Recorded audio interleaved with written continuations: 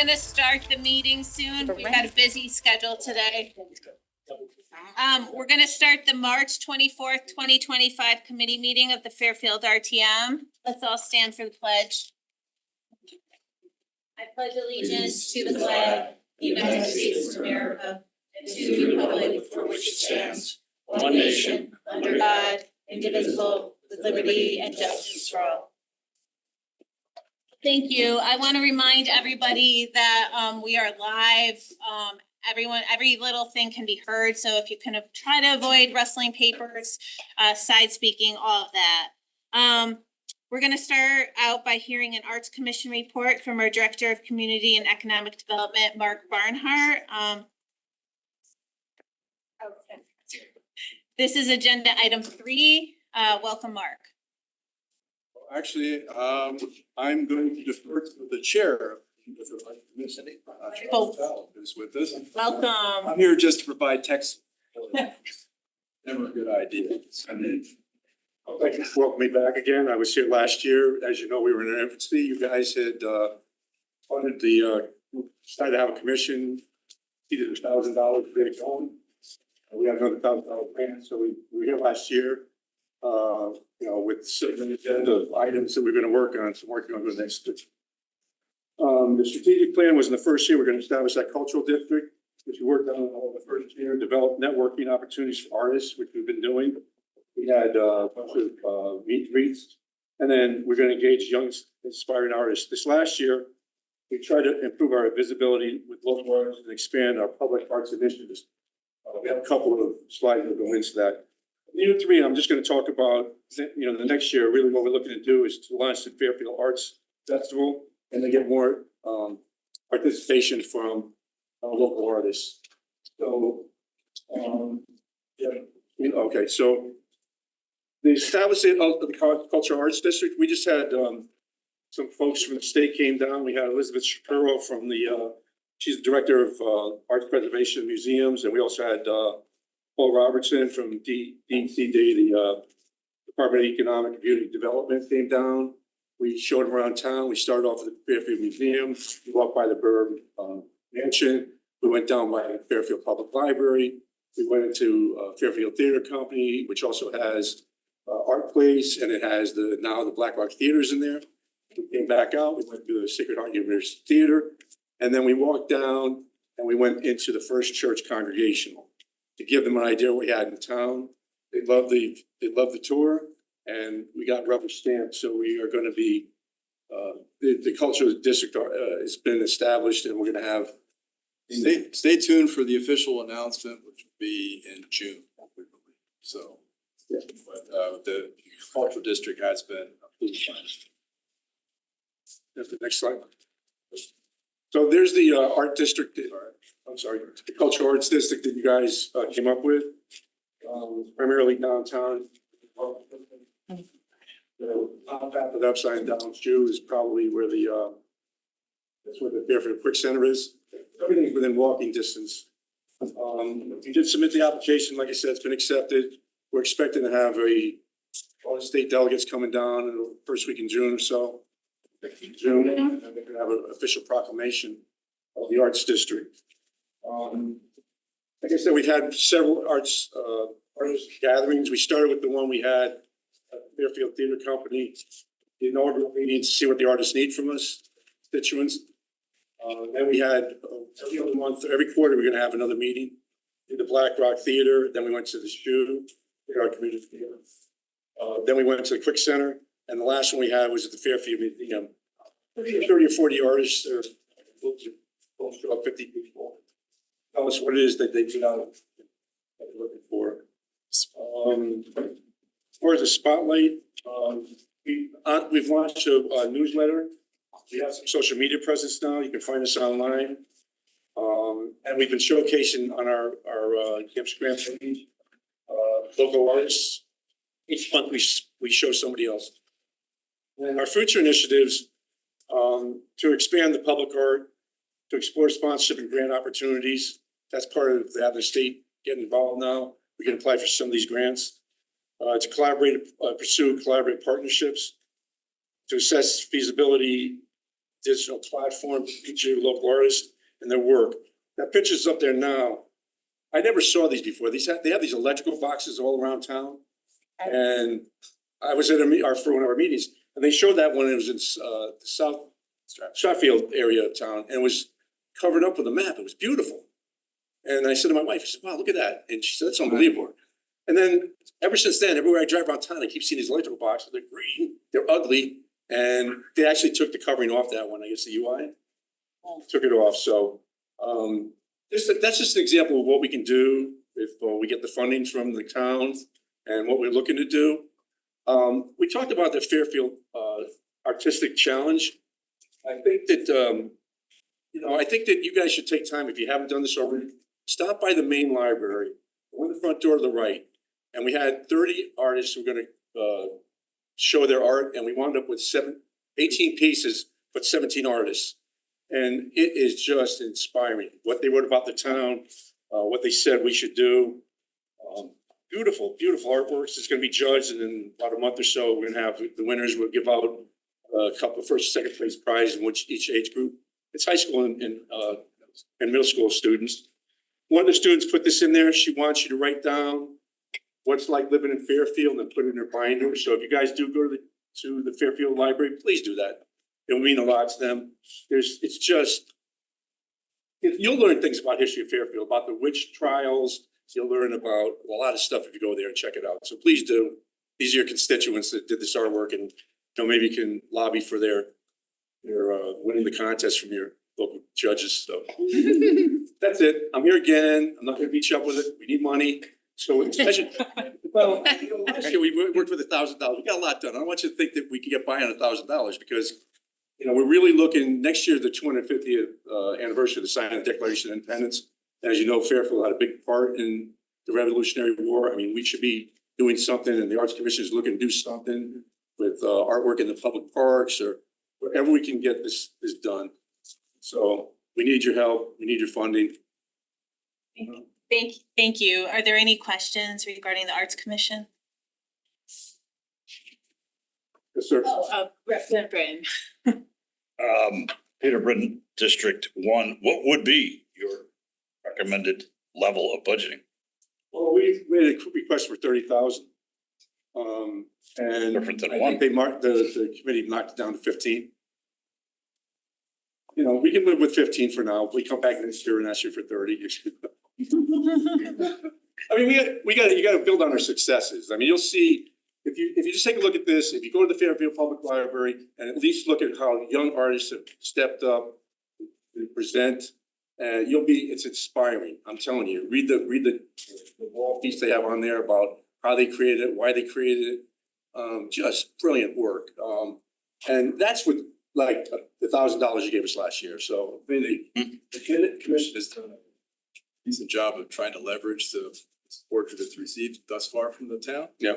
By receiving grants. I think the next step would be to try to also leverage whatever assistance we have from the town through foundational support or other philanthropic giving. We do think there's opportunities to do that. So, again, public art, if you were to make investment in public art, you could have one installation that would easily exceed $15,000. But clearly, one of the things that we're looking to do is try to use whatever funds that you provide from the town and leverage that with other sources. Hence the cause. I travel around the country to different cities. I see a lot of buildings that have artwork and murals painted on them. We have a lot of walls around Fairfield. If you have a business and want a mural painted on each wall, I mean, this is what we're looking to do in the future. That takes funding. Thank you, Representative. Yeah, thank you, Madam Moderator. Ken Asterita, District 1. Are there things you can do to monetize some of the events? Like, maybe you have a fair where you charge $5 admission or something like that, so you become somewhat self-sustaining? Is that possible? We're looking to do that. We're also looking to make merchandise and then sell merchandise. We're going to start looking for donations. We're going to reach out to the state because now that we have the cultural district, we have funding. But, Can you also, is it within your purview too, to bring in, I'll say, like, more well-known artists for events and things like that? Or does your focus have to be local? our focus is primarily on supporting the local art scene and Fairfield-based artists and art venues. But to the extent to which that can help, bring greater awareness around the local art scene, certainly brings up. I just want to, when we say arts, we're talking about everything. We're talking about not just painting and drawing. We're talking about dancing and, music. And the arts encompass so much. Sure. And this town's got rich supply of artists to professional artists who can step up and help us. If you know any of them, ask them to get in touch with us. We'll want to work with them. Any other questions regarding the Arts Commission? Oh, Representative McCabe. Michelle McCabe, District 4. I want to first congratulate you. It's a real honor for Fairfield to join the ranks of cultural districts. And I happen to know from people that were attending that tour how impressed they were with Fairfield and envious in all the best ways. The cultural districts is a great program. It's intended to be an economic driver for our downtowns and our main streets. And so even if, for example, there isn't, let's say, a monetized result of some of the things that the Arts Commission might receive, it's the small businesses that truly benefit from when towns like Fairfield decide to form a cultural district. It's an excellent marketing tool. It's an excellent way to bring tourists to our community. And it's a great way to build community, which is so important. So congratulations. It's really great news. I didn't mention one thing, that the state was really impressed when we did our walk around town, that we ended at the First Church Congregational, because they have the stage there, they have the organ. If you have it inside the First Church, you need to go. And they said we were the only Arts District Commission that ever came with a religious building, the first one ever. So they were moved. We came into the First Church. They couldn't believe that was part of our. Representative Zezma. Liz Esmond, District 4. I wanted to ask you about plein air, which is, artists who paint outdoors. There's one in town, I know, I think he has a studio. So I was thinking of a project where they are painting like some of our historical buildings or something that would then create an exhibit somewhere. Are you already ahead of me on that, Mark? Probably. No, one of the conversations we're having with a group that helps facilitate art is exactly that. It's a community engagement piece, so have professional artists that help guide the installation of the mural, but it's opportunities for either young people or just the community at large in that. So we think that has great promise. Thank you, Representative Steele. Hi, Jeff Steele, District 3. I just want to say also, echo some of the thoughts here. I think the Arts Commission is the original sponsor, I think I was, on this, and I think it's a crucial part of town and what you're doing. I think art, unlike many things, whether it's in the form of music or just that art, theater, dance, it can bring together community. So I think it really makes Fairfield stand out, as Representative McCabe said, brings people to town, gets us noticed. But I also think there's, again, nothing like, we already have an arts district. There's nothing like arts to bring people from all walks of life together. So thank you for that. Ultimately, want to promote tourism in Fairfield. That's our goal. So right by the train station, we come down here, walk around, see all the art, have some beverages and wherever they want to go. Thank you, Representative Brandon. Thank you, Lenny Brayman, District 8. Thanks for your hard work and your success. You have mentioned, and Representative Steele mentioned, music, the performing arts. Are there particular things that you'd like to do with the performing arts in Fairfield in the near future or the distant future? The thing that we're looking to do is build on existing programs and successes rather than create new, possible. There's already have some open air music festivals, smaller performances, but elsewhere as well. So looking at ways in which we could work with both of those groups in particular to see if we can expand on that. Parks and Rec Commission also does its job and opportunities to take our existing venues, partners that we already have, see if we can work, expand. We always have to boil down whatever, when we have these meet and greets, we boil down what it is they want. Like in our initial gathering, the one thing every artist in this town wants is space to create their art. And Fairfield doesn't have what like Bridgeport has right over the line. They have these huge warehouses that are empty that they can, or we don't have anything like that around here. So that'd be, if we're successful 10 years down the road, maybe have something like that. I don't know. We just don't have it in Fairfield. $50 a square foot, not gonna find much. Thank you. Any other questions? Thank you, Mr. McDonald. I'll make sure you get a copy of the slides. Great. Thank you so much for coming. Mr. Barnhart's gonna stick around for our next item, but thank you so much. I'm gonna stick around for that too, I think. Moving on, Mr. Barnhart is also here to give us some information on the ground lease and loan for the Fences Hill Road properties with Operation Hope. This is agenda item 4, but it's also found in our 20-year bonding item, number 14. Backup for this is found on pages 162 and also pages 175 to 184. Welcome again and welcome. Thank you, joined by Carla Miklos, Executive Director of Operation Hope. Who I'm sure you all know. So this has been a long time in the works.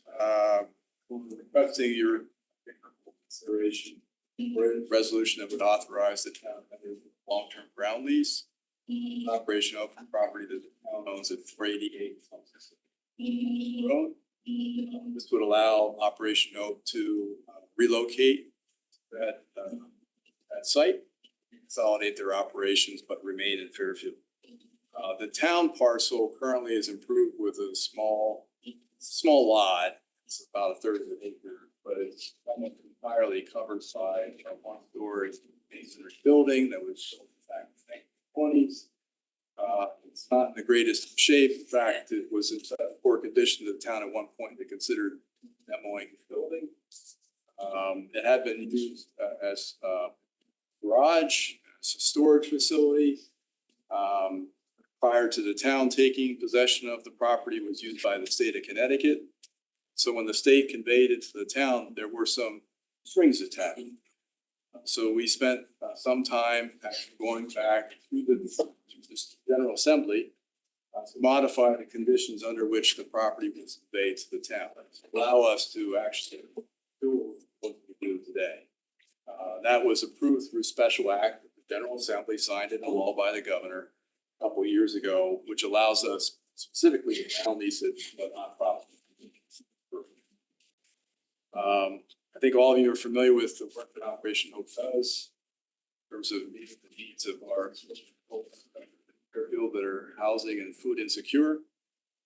So they would use the site primarily to administrative office to provide support for those functions. They also have the food pantry and soup kitchen, some of which is currently located in a town building at 50 Nichols Street, which I know the town has plans to incorporate that site into a public safety complex at some point. Unfortunately, the property that we were looking at, we've looked at, Carla and I spent the last 5 years looking at sites in Fairfield, and property that Operation Hope nonprofit could afford. And there's not much out there.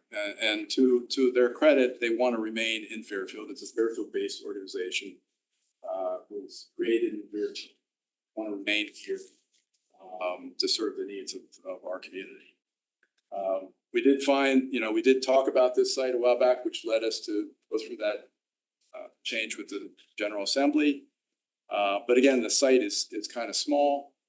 So, Operation Hope had approached the budding property owners and see if any were willing to sell. Pursued that a couple of different angles, and ultimately we came to an agreement to purchase the property to the rear, owned by the Missionary Society, the Episcopal Church, at 554. So this is a historic property. It's actually on our historic registry here locally.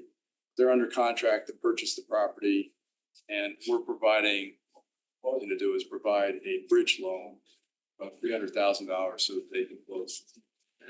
So the combined parcels would then allow Operation O through a capital campaign that is yet to be unveiled officially, but they'll have to embark on a capital campaign to raise the necessary funds to build the building. So what's before you is a request to authorize the town to go into a long-term ground lease for 75 years, provide bridge loan financing with a backed by a mortgage and a promissory note, which would be concurrent in terms of the term, 75 years, with the ground lease, and the town would retain a right of first dollar. Right, first refusal to purchase the property should it ever be access to Operation Hope's needs. That's what's before you. It was presented to the Board of Selectmen, unanimously approved. We did present this all to the Planning and Zoning Commission, acting his capacity under section Connecticut General Statute 8-24, and they unanimously referred it with a positive recommendation. I'm happy to take any questions at this time. No, there's just one thing I thought about while I was sitting here, which is that currently we're located at 636 Old Post Road, which is next door to First Church. And there is a plan to have the Great Irish Famine Museum move into that building, so that will actually add to your, cultural experience there because it's right in the middle of your new district. And so we would be happy to get out as quickly as we can, but we Thank you, Representative Garskoff. Thank you, Madam Moderator. Josh Garskoff, District 5. Just a clarification of what I just heard. So it's a 75-year ground lease and the town will retain the right to purchase? So the ground lease would be for 488 Tungus, the town property. The right to purchase the property would be 554, the one that we're providing the bridge financing. Got it. Thank you. Are there any, Representative Kuhn? John Kuhn, District 7, newly shorn. Did I hear that right? Thank you. Did I hear that right? That it's a 75-year bridge loan? So it's a loan that has a repayment of 75 years. No interest, and at 75 years, principal would have to be repaid. Like, unusual for a guy who's been a loan guy for a long time. Maybe something like that, but okay. We don't expect anyone to go anywhere anytime Right, soon, right, so. right. But we're The not idea like is getting that the excess town has an capital equity or interest something in like the that. property and would retain that. Thank you, Representative Wolf. Hey, Wolf, District 5. Hey, Mark. See you again. And I want to thank you very much for everything you've been doing with Operation Hope. It's been great for this town. Anyway, you're right, Mark. This has been going on a long time. Discussion about this building, this eyesore that's been on Tungus Hill. I know you tried to sell it off to other. So, it's great that it was gonna happen finally. So my question is, I think you mentioned it, but I just wanna go, we know Tungus Hill is not a safe road. So now taking the property, you're saying from the church or the back, that'll solve that issue from parking from coming to Operation Hope? That's the That's the intent, intent. yeah. No, in front of that building, there's nowhere to park. Correct. exactly, it's So a tight lot, but with the addition, we should be able to fit parking behind there. it's gonna look great. Thank you. I'm for it. Thank you, Representative Carroll.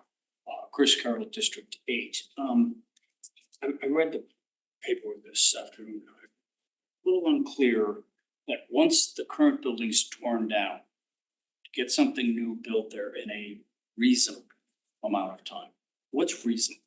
I mean, if 30 years from now, that's still a vacant lot collecting garbage, maybe it's not gonna happen. We all want it to happen, but what's a reasonable I period? think a realistic timeframe here is, correct me if I'm wrong, I'm thinking 5 to 6 years. I mean, we're aiming for 3 years, but that's really optimistic. We think it's 5 years.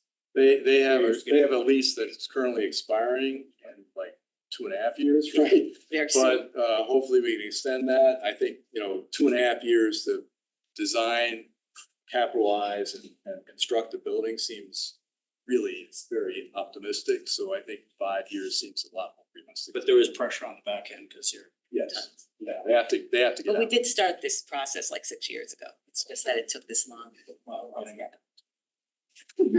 Thank you, Representative McCloud. Hi, thank you.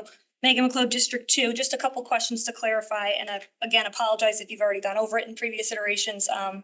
I'm the new kid on the block, so just a couple questions. And Carla, thank you for being here and thank you for everything you do in our community. It doesn't go unnoticed how you touch so many lives, so thank you.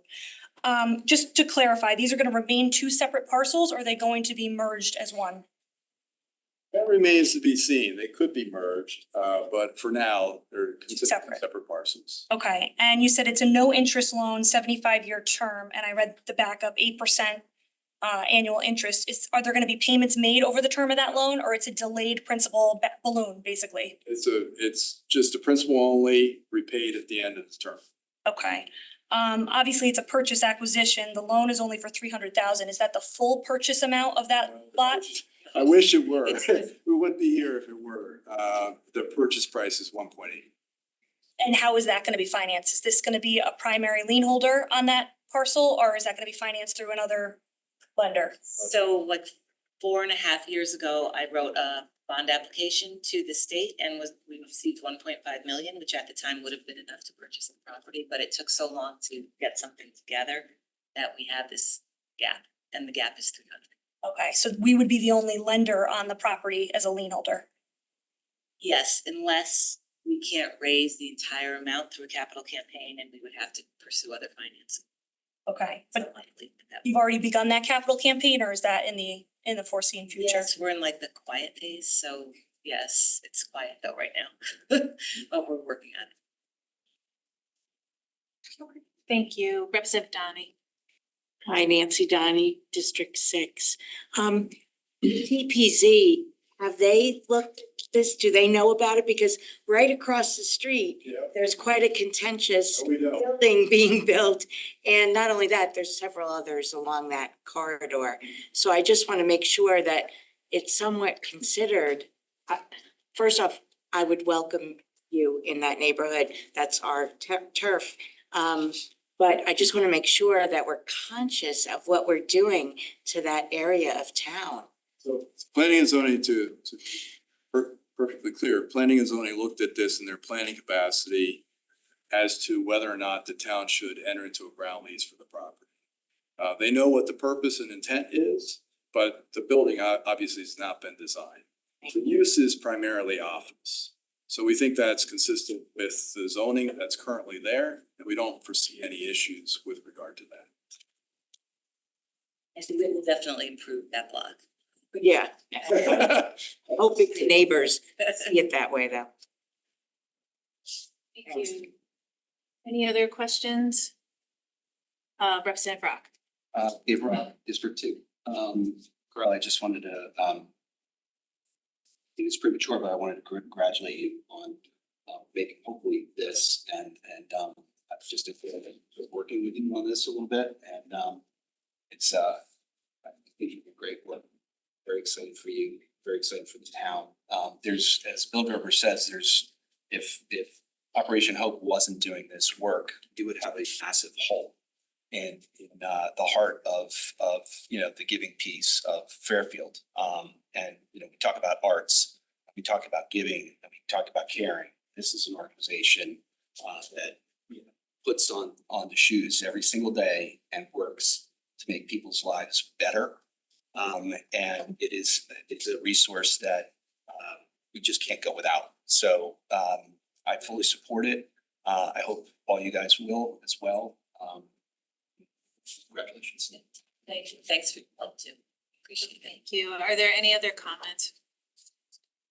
I see none. Thank you both so much. We appreciate it. We look forward to the partnership. Thank you. Yes, thank you.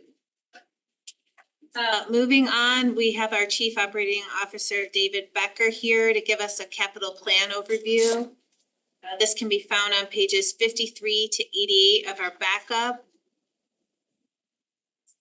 Welcome, Mr. Becker.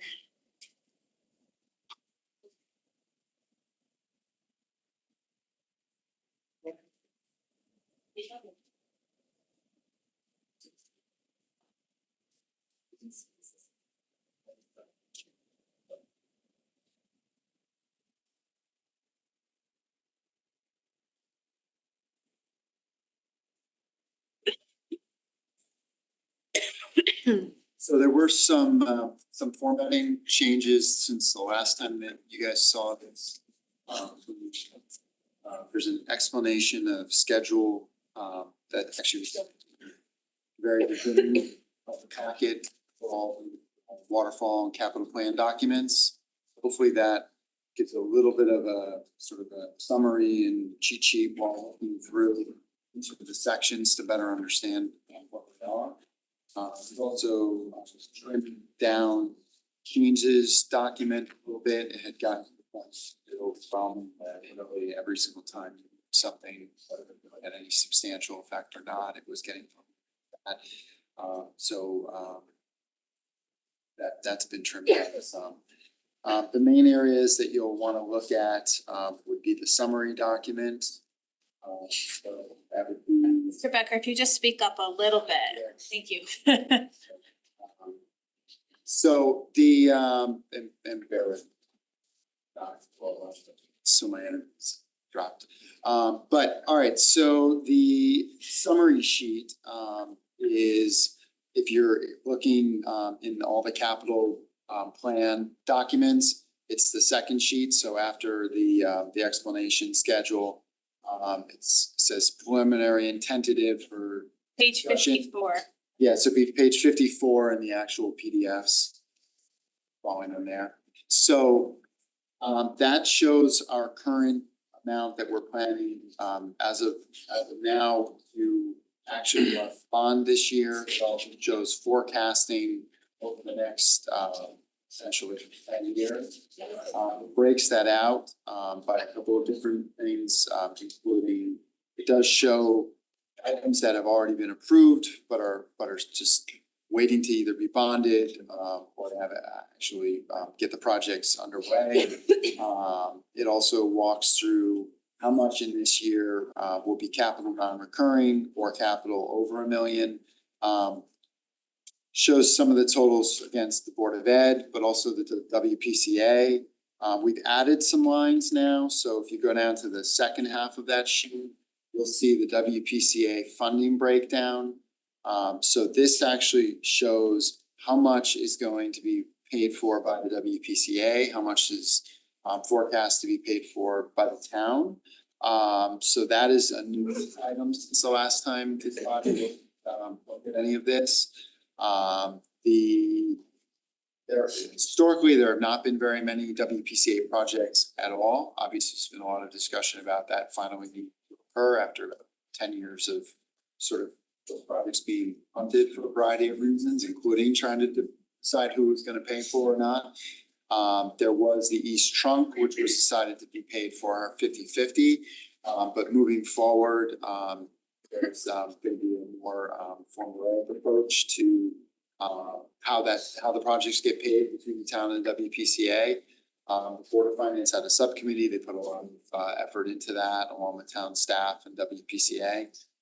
So I know that that's going to be discussed next in further detail, but the summary does show what the breakouts are projected to be. So if you continue on, starting at page 55, the next series of pages after that are the actual capital plan. So items that are up for approval this evening are highlighted. So you'll notice, as an example, item number 5 and item number 6. Those have votes for tonight, so they have big highlights all the way across the schedule to make it fine. There are, let's see, that set of schedules runs to page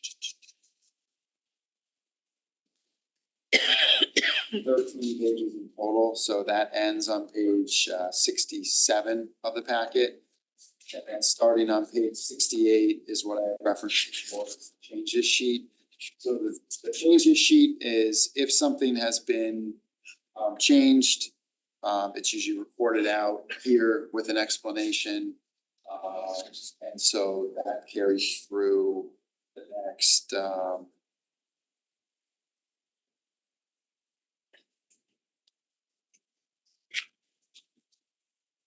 9 pages, and then there's an additional set after that, so.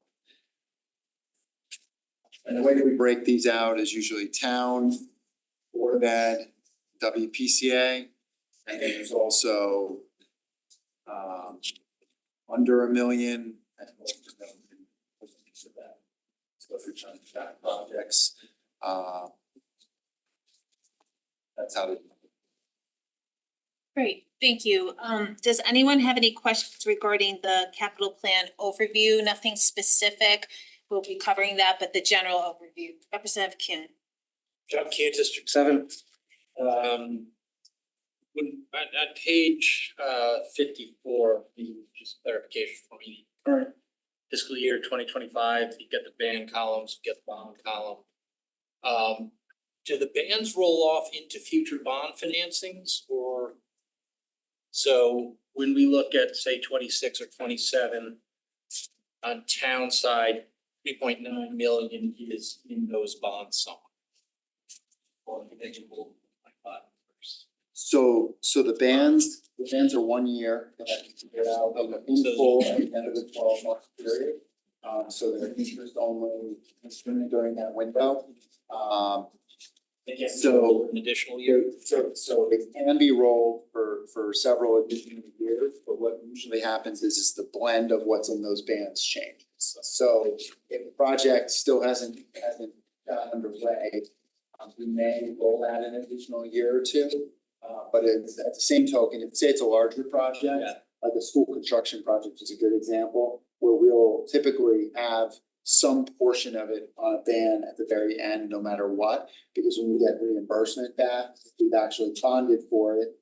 You can't, Right, you can't pay it really off. as easily pay it off. If you keep it in bands, Right. that gives you an instrument to be able to do that with that small factor towards the end. And the 8.86 subtotal, is that the capacity we have on bands? That is the amount last year that we actually banned. There's not a specific capacity, but we generally keep it. It depends on the markets and what we wanna do, maybe keeping the band, talking about for a school financing. Needs to keep how we finance. Typically, it's been in that 20, sort of max 25% range, but if you wanted to ban, 10% or 30%, there's no reason why. Expected rates to drop precipitously, like one off long term. Yeah, and the other factor is that typically the bands have been very inexpensive, almost at, near zero at times. Yeah, probably not anymore. And with the inversion, it's actually cost us, it's only there more, but it's cost us more to have the bands than just go out and bond. But if you were to look at the projects that were in the makeup of the band last year, you would find things that weren't necessarily certain about the timing of, or certain about the exact dollar amounts of. Some smaller projects will go in there, and then once we're 100% on what the exact amount is for that project. And we go to the bottom. Yeah, and I'll pick on only because there's 3 chiefs behind me, but I'll pick on, one of the others for the fireboat. But as an example, you would oftentimes, unless we locked in and knew 100% when we went out to bond that amount of that, that'd be an example of something that you might typically put into a ban. When you get that paid completely, or the final exact amount, then you would go and then you would bond it, right? That not to say we don't know the exact amount to penny by the time we do it this year that we don't roll it in, but if we're not sure, that's sort of an eligible ban activity. So when we look forward in the project, some component of that is bands TBD. Yeah, I would say roughly that 21% factor. Great. Thank you for that. Yes. Thank you. Are there any questions regarding this general? Okay, well, we have everything specific moving on, so Mr. Becker, you might want to stay there, I'm not sure. We're gonna move on, General Manager of the Water Pollution Control, Michelle Gore is online. Regarding agenda items 5 through 12, which include replacing the Center Street Pump Station force main, Mill River Pump Station force main, purchasing a flesher truck. These can all be found on pages 89 through 140 of our backup. And I'll let Ms. Gore decide if she wants to consider them all together or kind of break them up. Hi, good evening. It's very nice to meet you all, albeit virtually this evening. I'll look forward to an in-person greeting soon, I'm sure. So I think I'd like to go through these separately, if that's acceptable to this council. That's wonderful. Yeah. Okay, great. So I'll start with the Center Street Force Main.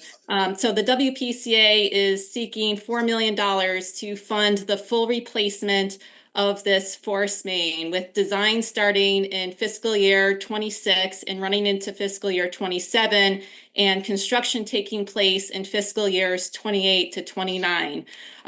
Consistent with the WPCA's new funding policy, we'll be looking at a 50-50 split between the town and the WPCA funding this $4 million. I'll start with what a force main is, just very briefly. A force main is a pressurized pipe. It takes wastewater from a low point where it's pumped to a higher elevation, at which point it is fed via gravity to the water pollution control facility. This particular force main is a 14-inch diameter pipe. It's a asbestos concrete pipe. It's about 3,000 feet in length, and it crosses 3 private properties here in Southport.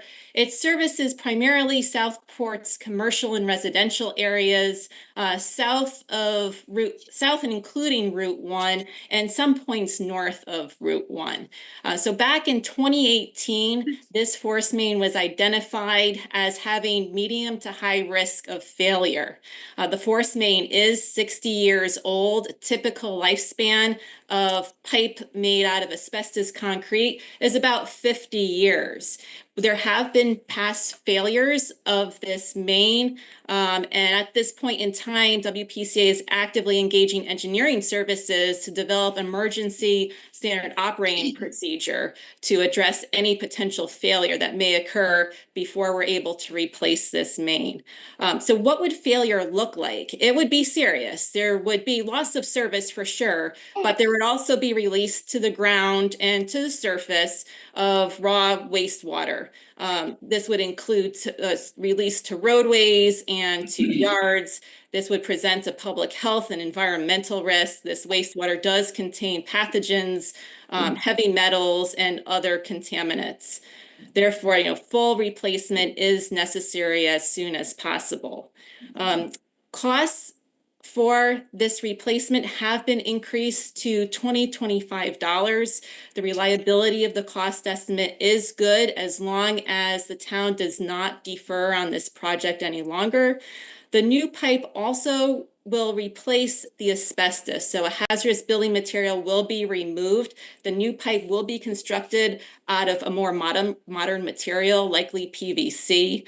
The lifespan of PVC could actually extend the lifespan of this infrastructure for up to 60 to 75 years. This would be considered a non-routine full replacement, not a rehab of this piping structure.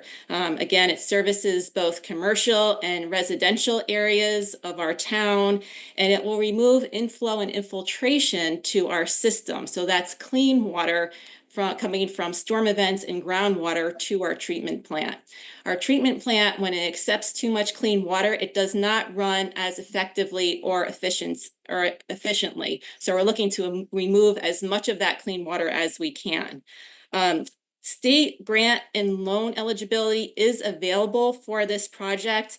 This project has been applied for to State of Connecticut Department of Energy and Environmental Protection to be considered for those funding mechanisms. The application is pending DEEP's review right now. This replacement has been approved by the WPCA during their February monthly meeting, and it was also most recently approved by the Board of Finance on March 4th, and I'm happy to take any questions in regards to this project. Thank you. Any questions regarding the Center Street Pump Station force main? Representative Kuhn. John Kuhn, District 7. I guess this question really more for David. Is this correct that there's I think I heard this is likely to have a 75-year life, this extension? That is correct, once Okay. the material is replaced with the PVC. And the bond that we're talking about is a 20-year? We usually don't go beyond 20. Wouldn't we maybe consider a 30-year for something that's 75-year life? We could go up to 30, the town's just historically not gone past. At least. I know, I haven't seen anything past 20. Several, yeah, I was gonna say, we'd have to date back. We've looked at projects at least, predating all of us into the early 2000s, and no one's ever gone past the 20-year mark. So. Forward, but we typically just. All right. So. Fair enough. Thank you. Representative Carroll? Yeah, Chris Campbell, District 8. Michelle, this might have, well, I know predated you. This is basically from the point, and I'm asking this question, maybe you address in future projects you talk about. But from the time you guys identified that this had the potential for a significant event, particularly the people that live in the area, it's 10 years before it'll be done. Is this standard? Why are we waiting when, and by the way, the money was a little cheaper 10 years ago. It sure was, and I would say that. What is in our process that within our purview, we can do anything about this? Because this sounds very inefficient. I appreciate the question as well as the concern being raised. And I would say in my professional experience, this would not be a typical route that a project of this priority would take. From the time that the condition was first identified in 2018 to it actually being addressed in 2025, 2026, that is not something that we would typically see in the world of water pollution control. I can't speak to why it has been deferred for this period of time, although just from my brief tenure here so far, I do have some assumptions. I know there were some additional studies that were performed since that time to confirm the cost estimates and to confirm the condition of this piece of the infrastructure as well as other pieces of WPCA's infrastructure, both at the facility and throughout its collection system.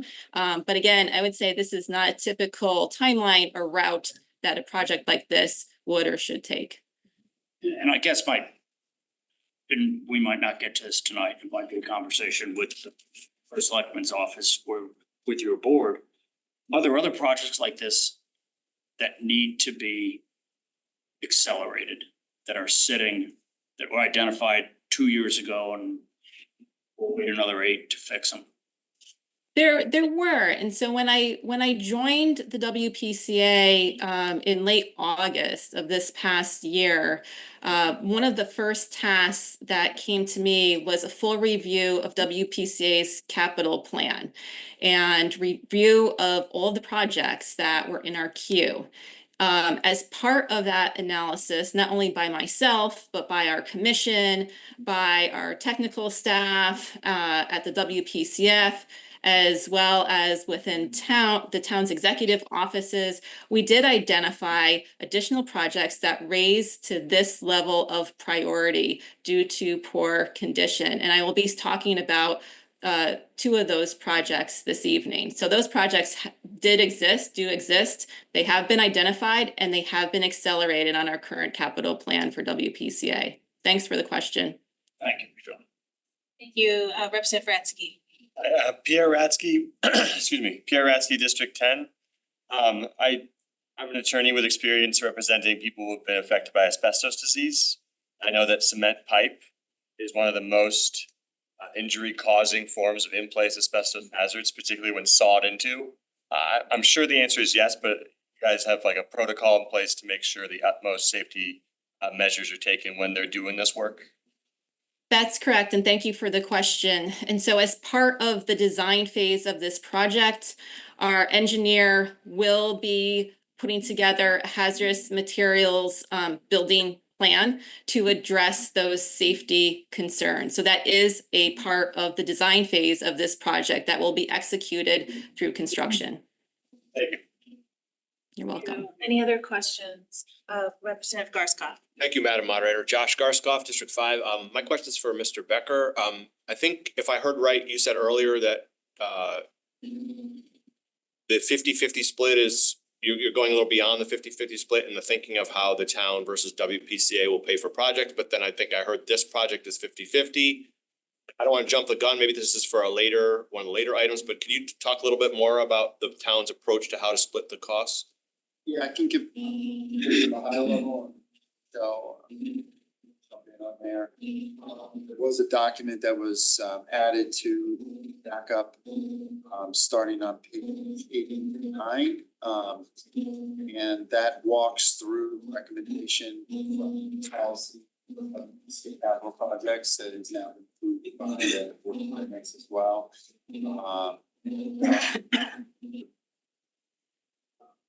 The current structure is set for plant upgrades and community impact assessments to have a WPCA cost share of 75% and a town cost share of 25%.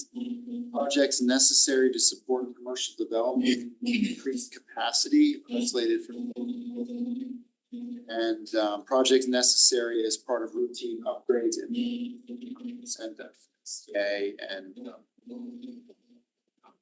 so those are sort of three buckets that think there's a number of different items written on that. Also walk through what guides you in one direction or another. So something like this where there is social element and increasing capacity in particular to address the needs would be a 50-50 project. Thank you, and I guess you could argue this is a routine upgrade, I suppose, or you could argue this is supporting commercial development, right? I mean, Yeah, so this is not a routine upgrade. It is a full replacement because we have that hazardous building material. And because this project has been delayed so long, this is requiring a full replacement. You know, an option to this, if it was caught earlier, we could potentially rehab this main by lining it versus a full replacement. But that is not the case here. So I would consider this to be non-routine. So it does meet that condition of the 50-50 split, but it also meets the condition about supporting future development and increasing capacity because it is removing that clean water, that inflow and infiltration that's entering the system through breaches in this pipe. Thank you. Are we increasing the size of the pipe? We are not increasing the size of the pipe. So increase in capacity will occur due to the removal of the additional excess water that should not be entering the system through the leaks in this pipe. And do you have any estimate of what kind of increased capacity that might provide? Off the top of my head, I don't have that. I didn't come prepared with that level of technical information, but I could provide that in follow-up to this meeting. I'm just looking for a ballpark, not like, you know, yeah. Overall, the plant's reduction of I&I to the system will increase capacity of the plant by greater than 50%. The whole town-wide, you're talking about? Right, if we, yep. Thank you. And I'd add to that, one of the things about I&I, we talked about that in the I&I work, but then also these elements of doing that. When you look at not having to do a full upgrade of the plant itself. Right. And just do the maintenance piece there, which really is actually dollars could get quite serious. These are ways of allowing the plant to ultimately produce a significant additional amount of capacity by just cutting this I&I factor out. So the I&I work, but also projects like this all stack up one by one and make it so that as the town grows, the plant doesn't need a massive upgrade. Yeah, that's great. But it is interesting. I mean, I'm not saying this is I'm just pointing out that the 50-50 split is supporting saving the WPCA from having to do a big expensive project on some level, because that's a 75-25 split, right? So I'm not saying there's anything wrong with that. I'm just pointing out that I think some of this is kind of could be interpreted in different ways, what goes where. So and I didn't cover it in sort of the opening on this policy, but a lot of effort has been a lot of effort over the last roughly 4 months was placed into the policy, the percentages, but also the WPCA's actual ability to pay. Part of how we're allowed to have the WPCA have, particularly in bonded capacity, and not have it affect our maximum amount that we can bond with to keep the ratings agencies in check, is that they actually have the ability, like, we could load them up with all the debt in the world, right? But if they can't actually pay it, then it's gonna creep back into our figures. So we stress tested the WPCA, and with that also focused on really dialing in their assumptions for the next 10 years, including their consumption numbers. So not just simply saying, okay, well, their rates are gonna go up. No, they're not actually, if they have additional users in the system, then that consumption number goes up. That actually offsets with the average, similar to commercial growth or brand list. So there was a lot of attention was placed on all those things. And one of the things that we did look at is just how much of a bonding capacity, even with all those other factors layered in, that they could take. I mean, they could not sustain $130 million. So I'm in the bucket personally and philosophically on it, that if they could take the whole amount, then you put the whole amount to them, minus maybe a small piece towards the plant at most. The reality is that doesn't matter. They can't.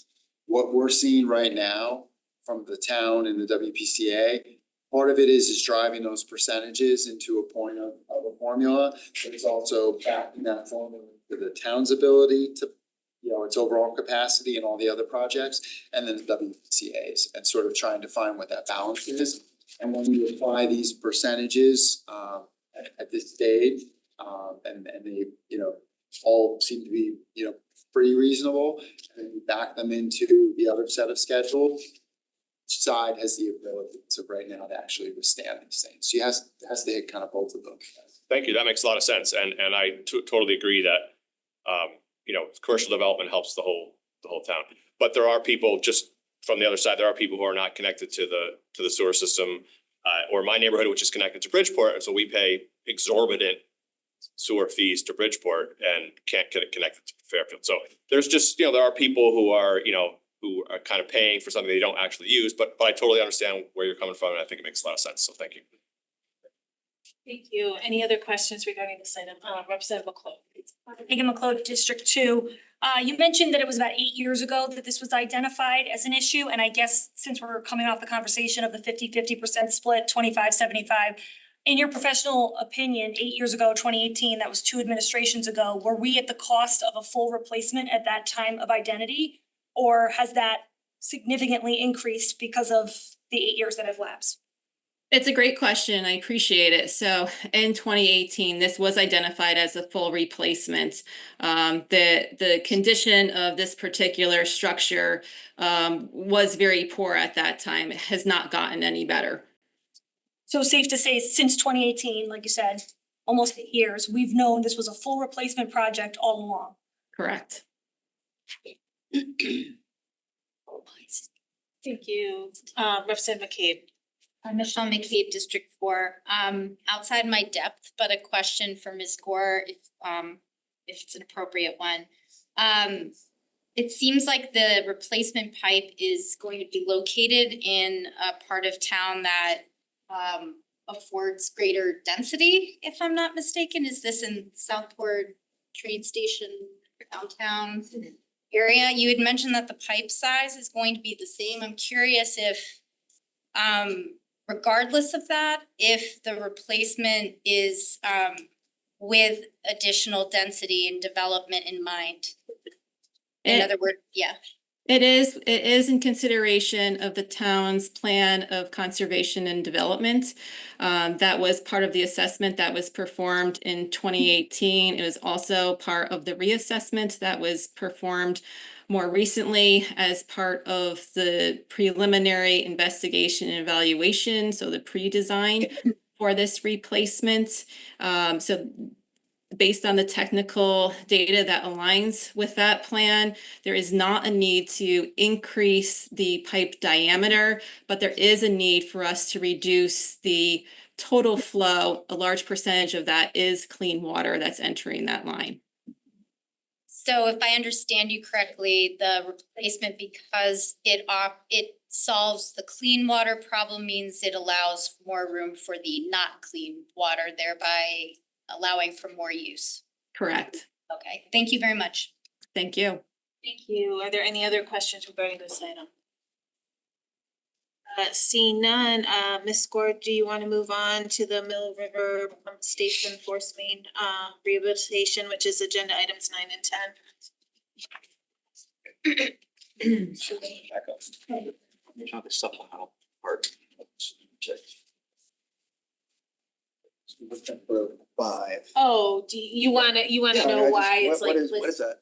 why it's listed twice? Is that, Yeah, what? Mr. Becker, can you like, Just the supplemental. That part has to do with the MOU agreement where the town does the actual bonding, but the WPCA ultimately enters into an agreement to pay back their portion.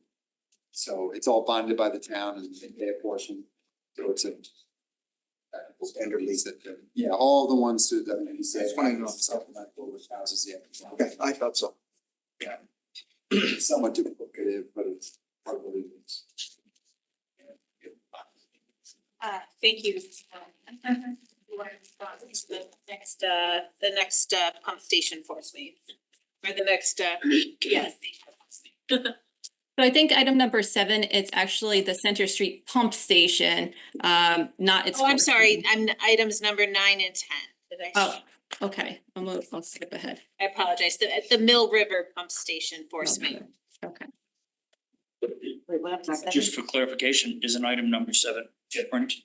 than Item number 7 Oh, I'm is sorry. different, it's Okay. the pump Yes, station, I'm we just spoke skipping. about the. I'm force sorry. main. I It is a apologize. little confusing. I apologize, yes, okay.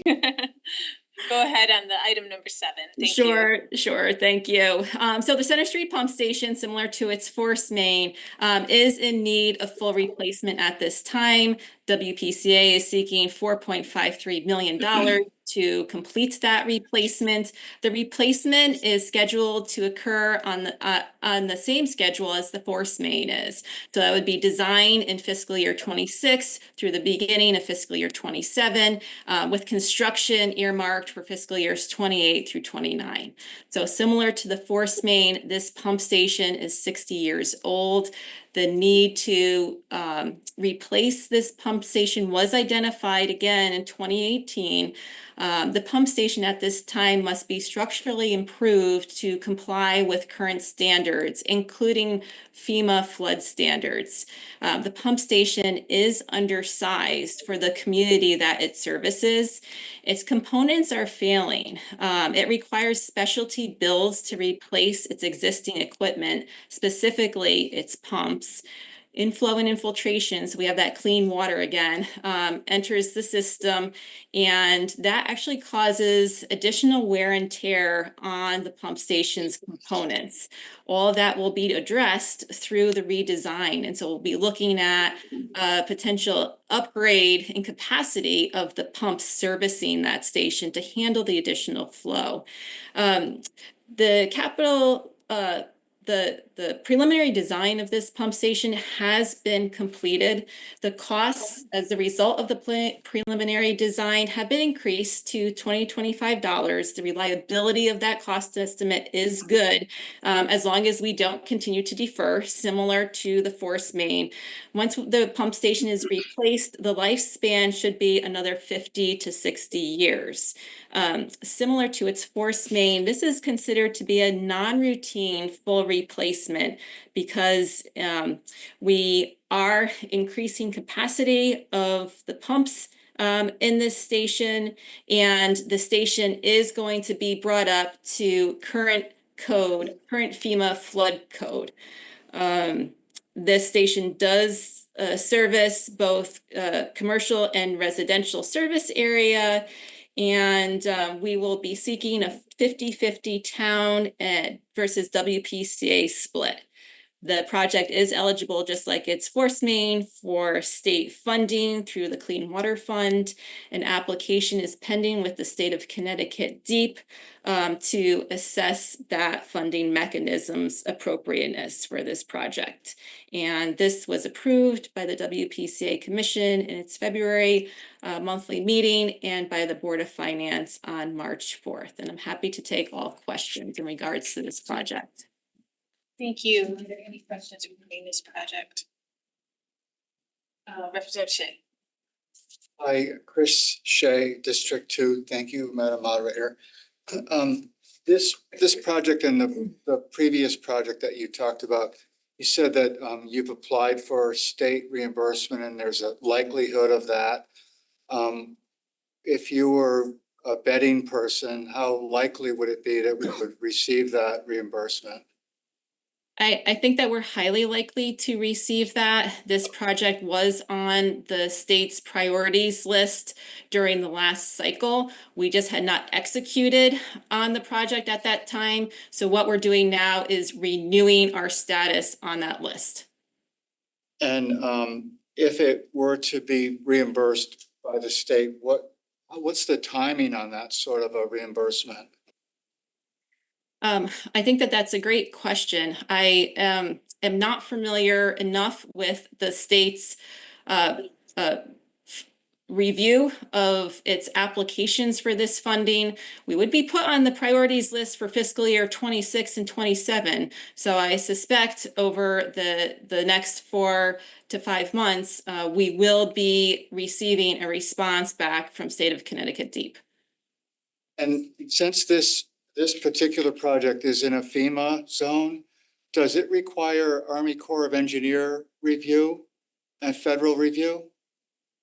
This will likely require federal review. And so would it be reasonable to assume that the design process would extend out past 26, 27?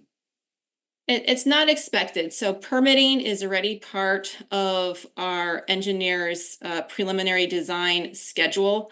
That process would fall within about a 14-month timeline for design. Thank you. You're welcome. Thank you. Representative McClung. Megan McClure, District 2. I know you mentioned it's in a FEMA flood zone. Would this particular project be eligible for any FEMA funding? I know previously in years past, in other FEMA impacted areas such as New Haven, back after Sandy, they were eligible for some FEMA grant funding to upgrade and replace substations and things like that. Would this be something we could consider for a FEMA application or no? I think it potentially can, and a WPCA should explore that eligibility more. And thank you for asking that question. You, Representative Carroll. David, this is for you. So the state comes back and says, we're gonna give you $1 million. How does that affect capital, future budgets? How does that all work in? So the way that we have been taking the grants is that the amount that actually gets bonded out ultimately, there's the band versus bond discussion a little bit. But in the instance of the way that we applied it towards the East Trunk project for the WPCA, we would take whatever portion of the percentage is supposed to be on whichever portion is WPCA and we apply it evenly. It reduces the amount that gets bonded. Reducing our bonding for us, we're not allocating those funds. Oh, here's something else we'd like to do. Reduces. Just want to be sure. It reduces the final, yeah. So you have the final, so when we know in advance we're gonna have grant funds, we always approve the total appropriation. And then we reduce it by whatever the amount is for any sort of grant or other types of funding. And then at the split, it's the net that goes towards the. Any other questions regarding this site? Seeing none, we can move on to the next one, Ms. Gore. For now, I think we're at the Mill River Force. Yes, thank you. Thank you. So at this time, WPCA is seeking $4.27 million in funding to remedy potential breaches in the Mill River force main. This project would follow suit on the same schedule as the previous two projects. This force main is about 40 years old. The force main itself is constructed of ductile iron. The highest flow in this main is just over 1 million gallons per day, making it the largest, it actually serves the largest area, the largest customer service area out of all of our force mains. It's our largest pump station as well.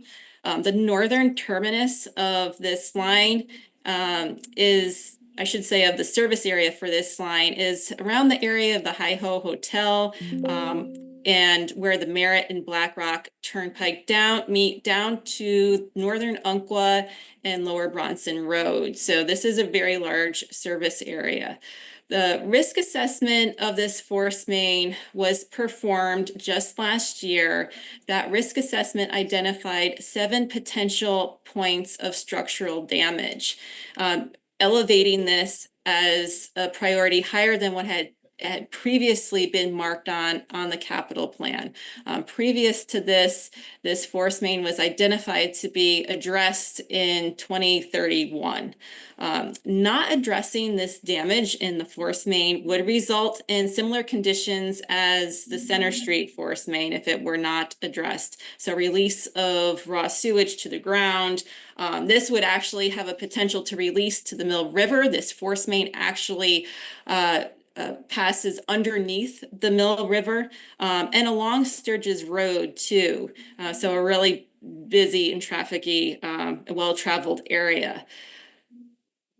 Rehabilitation of this main would add additional 30 to 50 years to this structure. So we're not looking at a full replacement here. We would be looking to line this main. Again, it's ductile iron, not the asbestos concrete pipe. Also, if we did not address this potential structural damage in this main, we would limit the sewer capacity in this service area. So again, there's breaches in this main. It is accepting that clean water flow. We're looking to eliminate that clean water flow to the system as much as we can. That will result in increasing capacity. We're not looking to increase the diameter of this main at all. We're really just looking to address the additional inflow in the main and repair all of the breaches. Similar to the previous two projects, we're seeking a 50-50 town versus WPCA split in funding. This project is also eligible for clean water funding through the state of Connecticut, and an application is pending with state of Connecticut Deep for consideration to be included on the priorities list for that funding. And I'm happy to take any questions at this time in regards to this project. It was approved by the WPCA in February and the Board of Finance on March 4th. Thank you. Are there any questions regarding this item? Representative Brock. Dave Brock, District 2, just trying to visualize where the top of the line is. You had mentioned Hi-Ho. Be more specific. Yeah, so that's not the line itself. That's the extent of the area that this line serves. And so the line itself is actually at the pump station at Mill River. But but do you know where that line is with the Hi-Ho? Just is it at Black Rock? You have any idea? It's around the area where the Merritt and the Black Rock Turnpike sort of converge there. I could provide a map and follow up to this meeting if that's something that would be helpful to you. That would be wonderful. I'd love to see the map. That'd be great. Sure. Thank you. You could just give that through me, the moderator, and I'll distribute to the body. Thank you. Are there any other questions? Seeing none, we'll move on to the last main item.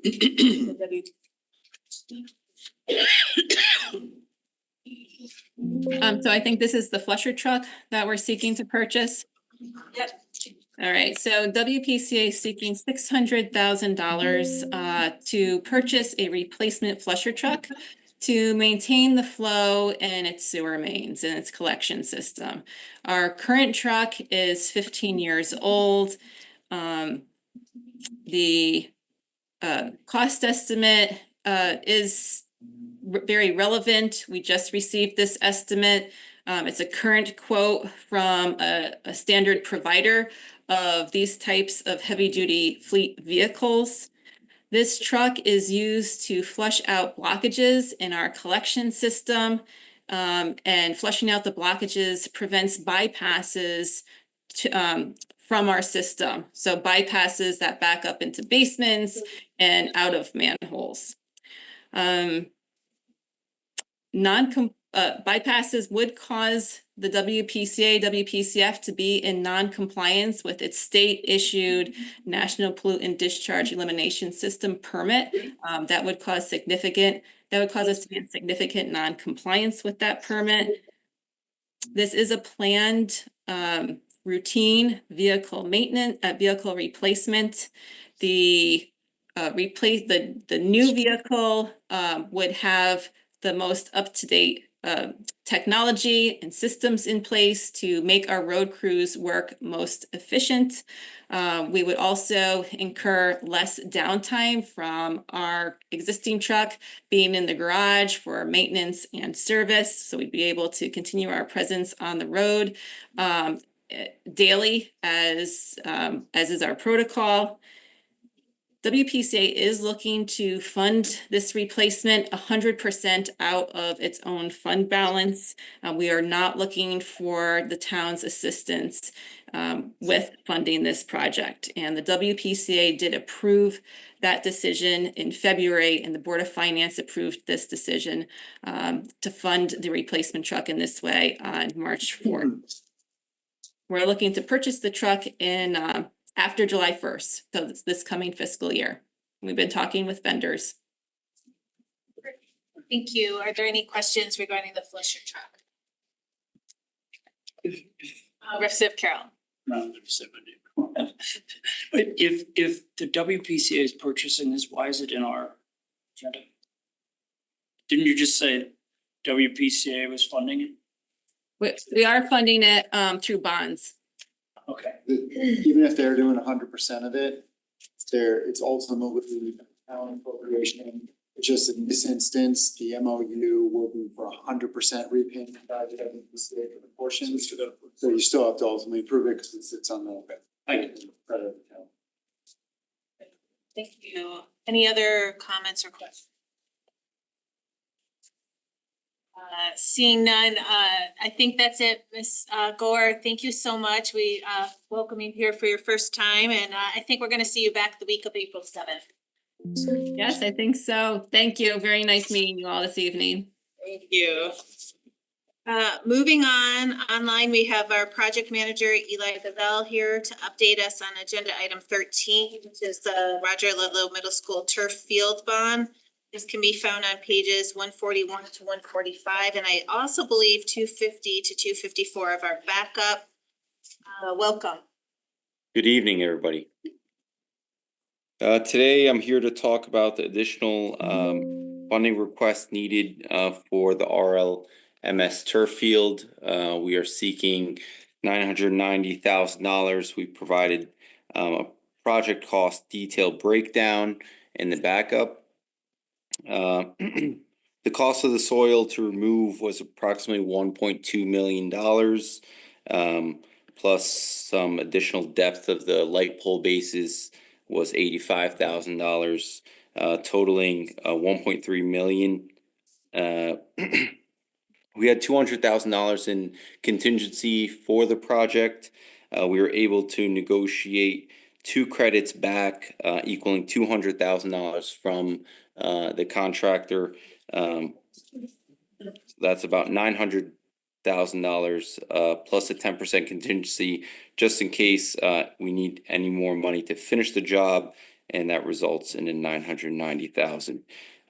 Just to touch base a little bit more, this is not contaminated soil. This is polluted soil, And so it is safe to remain on site.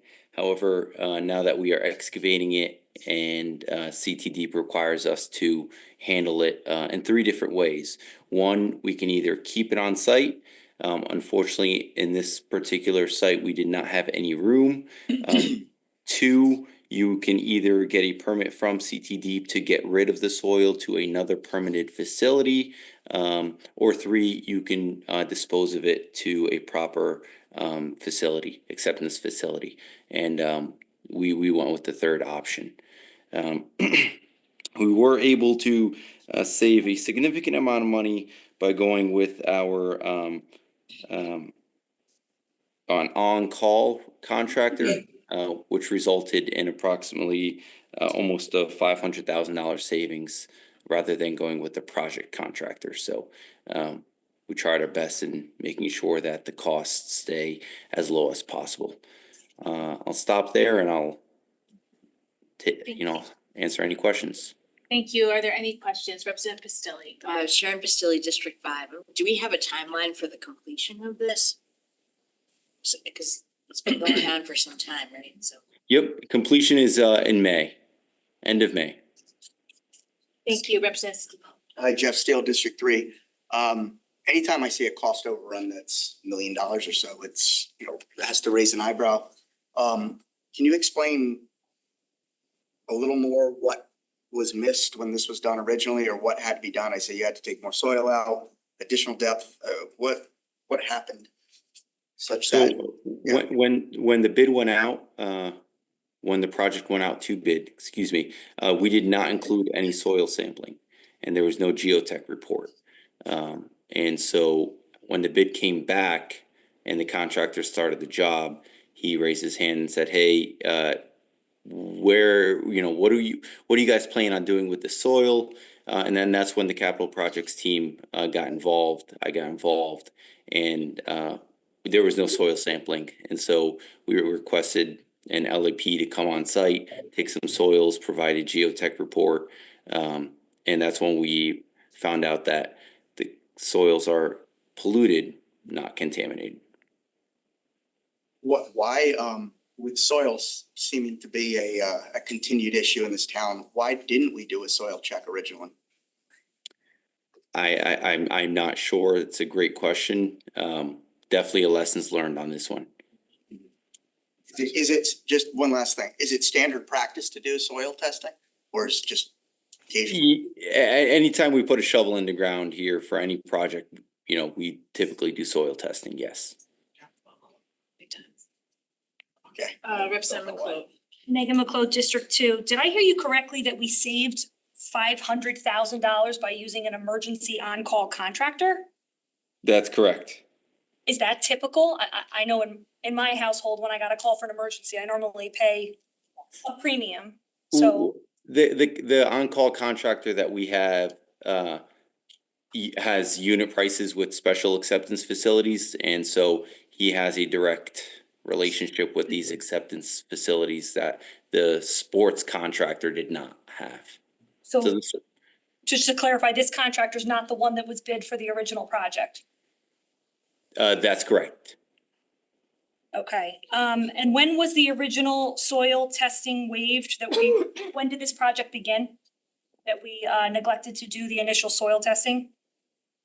I was not part of the initial bid opening or anything like that. I would want to say it was fall of 2024. I may be wrong, but. Thank you. Representative Carson. Laura Carson, District 4. I just have a question about process. What if, so you didn't do the soil sample, and I see the field is being worked on right now, am I correct? What if this number was really big and we didn't approve it? What would you do? You're kind of like left hoping we approve. We're kind of, now we feel like we have to, because we can't just leave it hanging. So it really seems irresponsible in the sense that this is come upon us to have to make up this big difference. And I'd hope that maybe going forward, cross your Ts and dot your Is before you start the actual project, thinking, and especially since we've had a fill pile scandal here, to have soil not tested, it just seems a little irresponsible. Not blaming you, I'm just saying, Completely agree. somewhere along the Yes. line, something went wrong here, and now we're forced to have to approve this because we have a field that's dug up. Completely get to agree, that. yes, definitely lessons learned, moving forward. Okay, thank you. Representative Britton? Peter Britton, District One. So Eli, just a question in terms of this project overall. Is this price of $5 million to replace this turf field in line with what you've seen or we've in other districts locally, or this to me overall, I don't mean to go backwards on this because I know we've already approved it, but $5 million for this new turf field, one school, seems to be completely outrageous to me in terms of a cost to do this. And I'm just wondering if this is in line with Westport or Wilton or Weston or wherever that other people that have done these fields. I don't think I'm the best person to answer your question. I think our Parks and Rec Director, Anthony Calabrese, would be best to I think he's answer. online if Mr. Calabrese wants to come online. Hi, Anthony. Hi, good evening, everybody. Anthony Calabrese, Director of Parks and Recreation. To Representative Britton's question, I would say that this is slightly over. For an area this size, you're normally in between $4.7 million to do this project. Why is the cost so high? Because of the soil removal. Which we're now incurring in this recent. That's right. This project was $3.7 million without the soil removal. So we actually had a really good price prior to the soil removal. If the soil could stay on site, we wouldn't be incurring these costs. Should have done the soil test. Right, the soil testing was done. Right, there was soil testing done on every field that we do have in town. So it didn't capture this because this field was rebuilt in 2000, I believe 17. I could be off a year, so I apologize if I am. So there was nothing suspected to be found at this. And again, we're talking about pollution, not contamination. That's really a big difference in this project. Maybe you can help me there. What is pollution then? I'm going to turn that back to Eli because he can speak to that better than I can.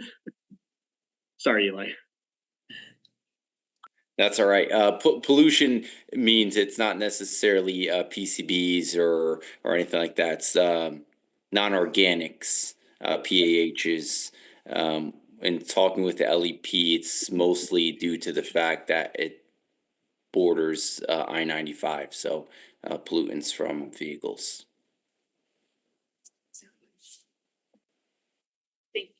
All set, Mr. Britton? Pollution is coming from 95? The air? Yeah, that's correct. Yeah, we can have the LEP expand on this a little bit more than I can for sure, but that is my understanding, correct. I can have him put together a quick summary and send it in if that'll help. Under the heading, you learn something new every day, right? Thank you. Representative Horton. Oh, I think that my question was Answered. answered, but for point of clarification, I think it was this body in July of 2022 is when we approved the original plan, and that it is for the whole town and not just for the use of school. Representative Carroll. Yeah, Anthony, Chris Carroll, District 8. Are there any other turf fields in your current plans for the town of Fairfield going forward? Thank you for the question. Not at this moment. There's nothing on our waterfall chart for turf fields in the town's inventory. And I haven't read a lot about this. I have a lot of children who do and have participated in sports. 50 some odd percent higher likelihood of ACL, all types of different injuries. But we're installing these kind of fields anyways. What is the rationale for $5 million and the risk of higher injury? Many municipalities are investing in turf fields, primarily due to the heavy use that our fields get and the lower maintenance costs. Turf field, let's do it year round. All set, Representative Carroll. Representative Walk is next. Jay Walk, District 5. Hey, David. So to correlate what Representative Britton said about why is it costing so much, just to give you a little background. Dogwood Green, about 10 years ago, we dredged our pond. It cost us $125,000 to dredge the pond. And the reason why it was low at that time is because the person dredging the dirt, which wasn't contaminated, went to Brooklawn Country Club. They took it, so it was for him to take the dirt over there. This time around, we just recently over the summer dredged again. That same dredging, so you know, either went up to almost $1 million, almost $800,000 because they found contamination in our pond. And Brookline wasn't going to take it, so now they had to haul that and take it all the way upstate, which cost them a lot of money to trucks coming in. So, you know, that's the issue. So I can understand why the cost of this went up. Contamination, soil, dirt. Oh, fair enough, yeah. Thank you, Representative Hardigan. Mike Hardigan, District 3. Question for Eli, did the LEP prepare any actual final reports, like a phase 2 or a soil management plan or anything like that? Yeah, we received the soil management plan from the LEP. Can you ballpark me how many soil samples were collected roughly? I would have to refer back, but roughly I want to say about 30. Okay, and the only things that they identified are gonna be stuff like PAHs, which are asphalt constituents, and did you say metals? Non-organic, some metals as well, yep. Okay, is it possible that we can review a copy of what? Sure, yeah, no provided? problem. Yep, I can provide that. You can just give that to me through the moderator. Thank you. Representative Estrada. Thank you, Madam Moderator, Ken Astorita, District 1. Yeah, just a question to kind of follow up on a couple things earlier. So if we had done the soil sampling at the beginning of the project, would the cost we're now incurring have been reduced? No. So this additional 900,000, we were gonna pay this no matter what. That is correct. Okay. Thank you. Does anyone, Representative Waldron? Cindy Waldron, District 3. Had we not replaced and gone to do this turf replacement or installment, can you say we test the lawns regularly, or would we had to have done something because they became unsafe? Or do we just leave them as is? In this particular I'm sorry, field- I just am not very knowledgeable in this area. That's okay, that's okay. In this particular field, even if we had sampled without having a project on our schedule, we would not have done anything with the soil because it's perfectly safe to remain. The issue comes is when you transport it. Oh, okay, that's what I didn't get. Okay, thank you for clarifying that. No problem. Thank you. Does anyone who hasn't asked a question have a question? Representative Shea. Thank you, Chris Shea, District 2. Just going back to that $500,000 cost to remove the material. Was that bid out, or you just chose one vendor, hired them to? We paid them $500,000 without bidding that out. Is that right? No, that was gone out to bid. They submitted their unit prices, and we went off of unit prices in their bid. How many bidders did you have? At the time, we had 4 or 5. 4 or 5 bidders, and they had the lowest unit prices? Correct. Thank you. Yep. Thank you. Any other questions for Julie not asked? Representative Steele? Thanks, Jeff Steele, District 3. Just to follow up on that, what company was the final winner or winning bidder? Cisco Environmental. Cisco, okay. And then just, I think we didn't have any backup on this stuff. It was just numbers, here's the cost. I think everything else, we've had some backup and write-up, so I think that's why we have questions tonight. So I think there were some questions that you were asking to be completed, and then Representative Britton in terms of pollution versus growth. I think this item is, it's a big cost. I think this should be a write-up on and answering some of our questions tonight. What is the difference between pollution and corrosion and everything you said you would put together for us? So that would be useful just as we go in to consider this and vote on it next week. So all the information that probably should have been provided to us before tonight, I think should still be provided to us. Thank you. Are you able to get us that, Eli? Yeah, that's no problem. Yep, I'll You put can just together. send that to me and I'll forward on to the body. You got it. As it's convenience. Thank you.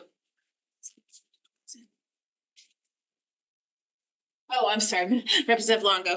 Melissa Longo, District 1. I just have a question. Can you also clarify for me why contaminated, or if you don't know this, if this can also be put in the report that Representative Steele requested, what is the difference and why does some need to be transported in one way and contamination is more dangerous than pollution, and why that costs so much money, and what the cost breakdown would be of contaminated soil as opposed to polluted soil?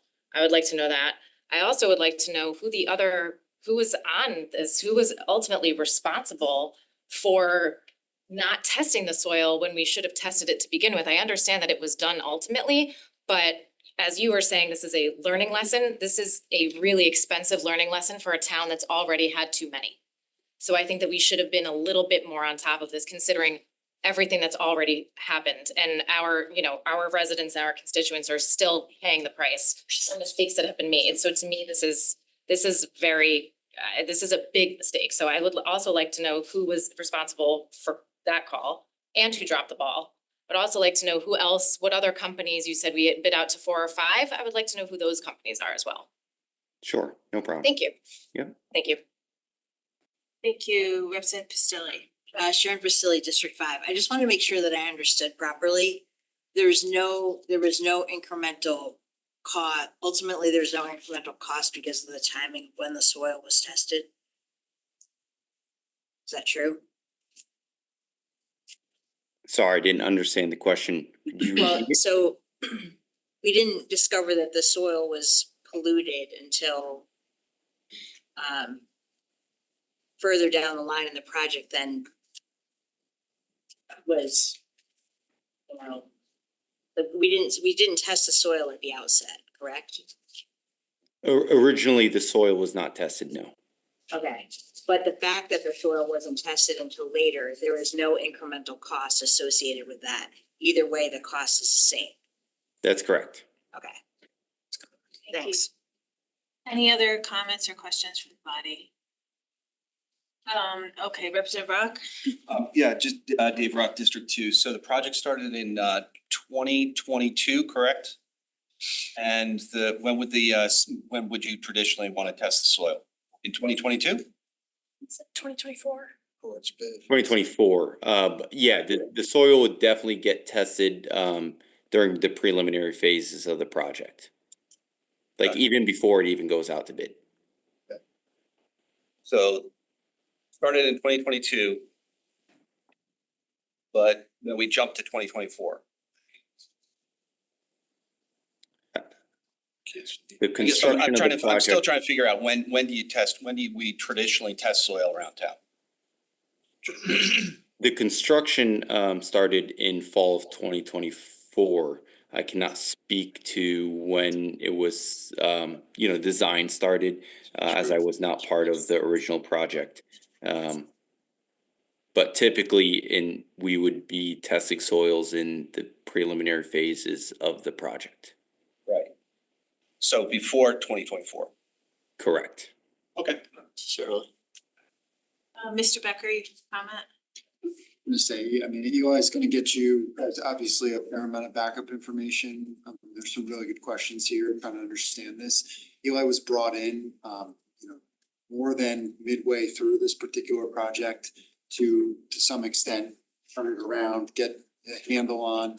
And some of the savings that, were, as much as it's expensive, it could have been exponentially more expensive. He's been dealing with, obviously, the Penfield project, a number of pieces of remediation throughout town, so was the right person to do that. So he doesn't necessarily have some of the historical piece, at the ready, and wasn't necessarily doing that, but has stepped up to try to bring this to a conclusion and a better conclusion. I would note this has now come up with the turf field project as an example, and probably any other turf field. Anywhere we're gonna be potentially even, whether we know yet or not, exposed to removing any sort of a soil that we're now sure that we've done whatever the testing may be in advance to have solid numbers to avoid a situation like this. It is partially a catch-22 because if you do test some of these and find out you have pollutants that are on there that are allowed to stay in place, you're fine. You test them and find out that all of a sudden you've got an area that you didn't test before or at some sort of threshold or by the way, a new standard, because that's part of what this is. When this was originally forecasted to be done, the pollutant standard in the town having to remove it, as we understand, it wasn't necessarily even what the environment is today on that. So it may not have been an issue a few years ago. It's an issue now. So if you do that and you do a test and you find out you've got something at a contaminant threshold, now you've got to go and build the project too. So this is somewhat uncharted and potentially very expensive territory for the town, but we're looking through what our best methods are to avoid coming back. What we don't like is when we have to come back like this. Thank you. So Mr. Becker, we'd work with Eli to get the numbers for us and everything that's been asked. Oh, there's about a half dozen items. Great, thank you. Representative Billy has another question. Representative over there, I don't think has asked a question. Megan McLeod, District 2. Eli, who did you assume this project from? I recognize and appreciate that you came on midstream. Who was managing this project before you were? Parks and Rec. Parks and Rec, okay. And did you do a review of the original bid out? Did it include a requirement for soil testing or was it absent in the original bid? It was absent in the original bid. Okay. I know Mr. Becker mentioned that there's gonna be additional considerations moving forward. I don't think it can be emphasized enough, as Representative Longo already emphasized. I don't think there's another town in this state that is more acutely aware of the hazards of the need to soil test. And I think going forward, I do hope it'll be something that's assumed by your office that is gonna take tremendous caution and should be a pretty easy prerequisite box that we add to any significant bidding out opportunity. But I do want to clarify, because I think there's still some miscommunication. There was a statement made that there was no incremental cost that was incurred as a result of not doing the soil testing. Is that your professional opinion? That the cost would have been exactly the same had we done the initial soil testing? Yeah, if we did the soil testing when we bid the job, this cost would have just been within the bid. So I can't tell you if it would have been more or not. But the soil's the soil and it was polluted. It would have been polluted a year ago or 2 years ago. Okay, so the difference just would have been that the initial bid would have been almost $1 million more, arguably 20% more of the original project and something this body would have considered. Okay, thank you. Correct, yep. Thank you. Sorry, Representative Pistilli. Sharon Pistilli, District 5. I have a question for Anthony. Could you let us know how long the project was delayed because of the lights and the high school baseball field? Approximately a year or so, right around 12 months. Okay, thanks. You're welcome. Representative Horton. Margaret Horton, District 10. Maybe a similar question and through you to Mr. Calabrese. Since I think a lot of members of the body have changed over since 2022 when this project was originally approved. Would you maybe be able to give just a very quick kind of timeline? And I don't know if you at this point are able to answer, because I don't remember off the top of my head why soil testing wasn't included in the original plan. Yeah, I can't really speak to why the soil testing wasn't included in the plan. We assume that there wasn't any issues with the soil as the field was just rebuilt in, like I said, 2017, 2018. I think the big takeaway for us here is, with the new capital planning projects group, they should be managing projects like this. We had an outside group that managed this for us, that did the bid. I don't want to throw the vendor under the bus, but I mean, this is not my expertise. So, I mean, I fully own it as the Parks and Rec director, but we did have a professional group outside that put all these documentations together for us. And it wasn't until, Eli's group got involved that, the soil came to light, and that was an issue. But yeah, we did I believe the funding, somebody said 2022. July 2022. Yeah, so that's absolutely, that sounds right to me. Then we went to the design phase, and then as Ms. Pastilli was just pointing out, it did get hung up with the high school baseball team in that community for a while. And we went back and forth with the design, trying to fit their full-size baseball field in there. There's a softball field that fits. There's a multi-purpose, football, lacrosse, boys, girls, soccer both ways, and there's lights included in this project. So it is ultimately, it is going to be a great asset for the town, and it's going to give hundreds of hours of additional playability for our community. So sorry to be long-winded. Thank you, Representative Carroll. Hi, Anthony, Chris Carroll, again, I'm just following up. So this field is on the middle school property, but Parks and Recs is managing the process. Is that true for all fields going in? That is true with the exception of Ward High School's property. The Board of Ed handles all the management of their fields up there. And the turf field and the front field at Ludlow High School. All other fields are operated and maintained by the town, Parks and Recreation.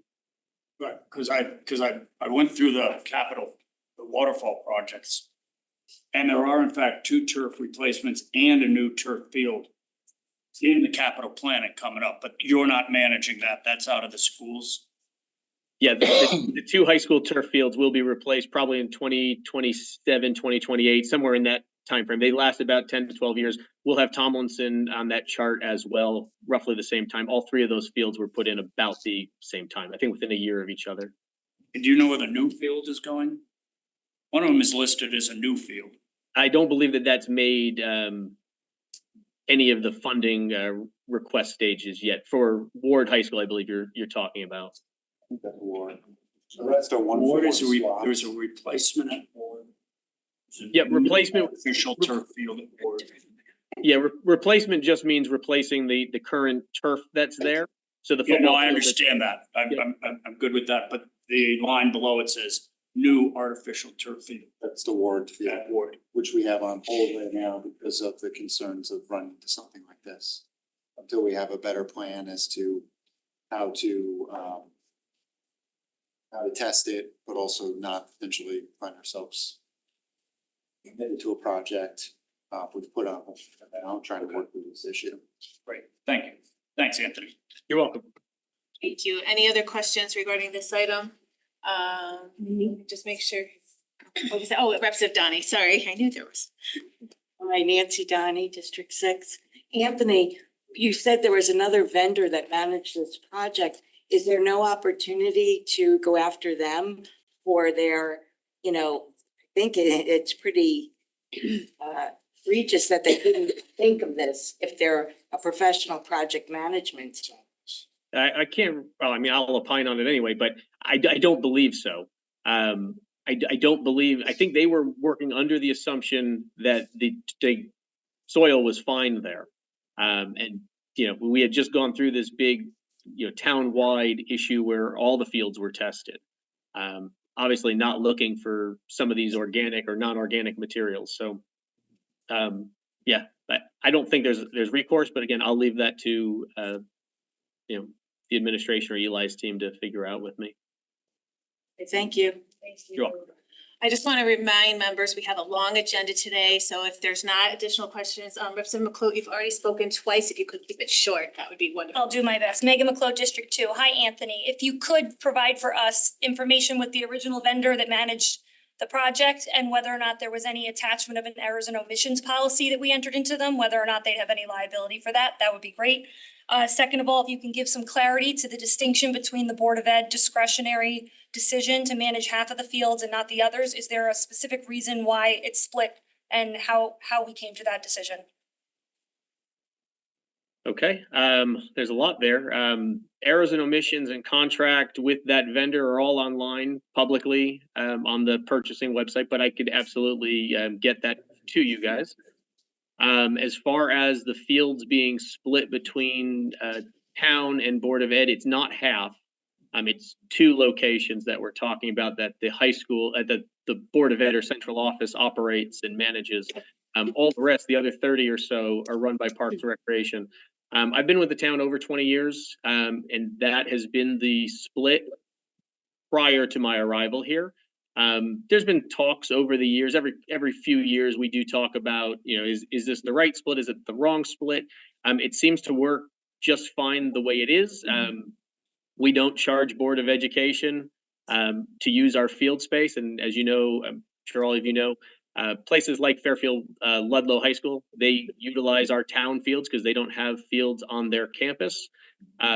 Sufficient enough fields for their fields. And same with Fairfield Ward, they'll sub-varsity will play down at Lower Tunxis, they'll play at Owen Fish. So they do use town parks as well. And the same thing goes, the other way when we need to use gym space for basketball leagues and things like that, they don't charge us. So that's just been the split. Great, thank you.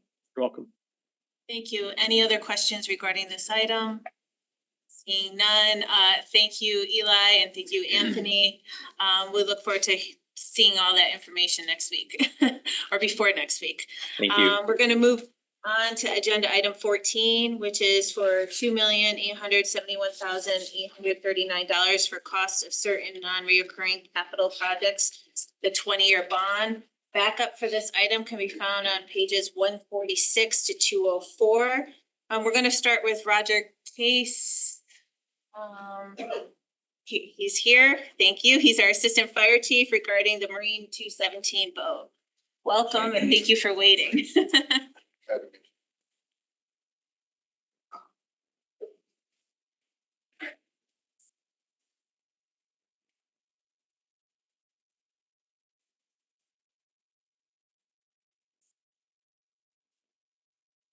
The project that we're looking to fund is the replacement of our 17-foot rigid hull Zodiac boat that resides in the yacht yard in Southport. That boat is 18 years old and it's been on the waterfall for replacement I believe for the last 4 years. I'm sorry. 40? Four. Okay. Wow. Pretty bad. Stewards are looking, I'm trying to speak up. Having that boat in Southport is a very important aspect to the operations for the Fairfield Fire Department. As many are aware, but some may not be, so I'll explain a little bit in greater detail of how the waters are in our response area. So Penfield Reef actually splits our town in half, and it splits our water response area in half, as recognized by the Coast Guard as well. New Haven takes the east side and Eaton's Neck, Long Island takes the west side. The Coast Guard relies on all of the municipal services, police departments, fire departments, harbor masters, to act as force multipliers for them in times of need or response, mostly in search and rescue cases. The reason that they do that is because they can't get to us in sufficient amount of time to be able to make a substantial impact on somebody who needs help with water. They're about an hour out. And if we need a helicopter to cover it, So it's very important that we're able to get into the water very quickly, if we're going to be able to effect a rescue. As beautiful as our Penfield Reef is, it is also very attractive for fishermen to come and visit our shores and fish. Unfortunately, some of those people run into problems when the tide comes in. They're unaware that that reef will wash over during when high tide comes in, and sections of it go under before others. We are called quite frequently for people stranded on that. The topography under the water there, everything west of the reef is generally very shallow at low tide. So it could be 1 to 3 feet in areas around Kenzie Point, around Sunken Island, and as you approach the reef. When high tide comes over, sure, there's a lot more water there.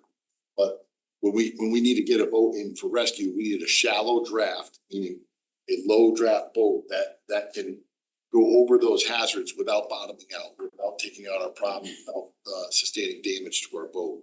So that shallow water, shallow draft on our 217 boat is very important to our mission there. So we're seeking to replace that boat, that 18-year vintage boat, with a new vessel that's gonna allow us to continue that service, to continue that our operations on that side of the reef very effectively and safely for our people. Thank you. Are there any questions regarding this item? Representative Wolk. Hey, Wolk, District 5, hi. Thanks for everything that you do for us.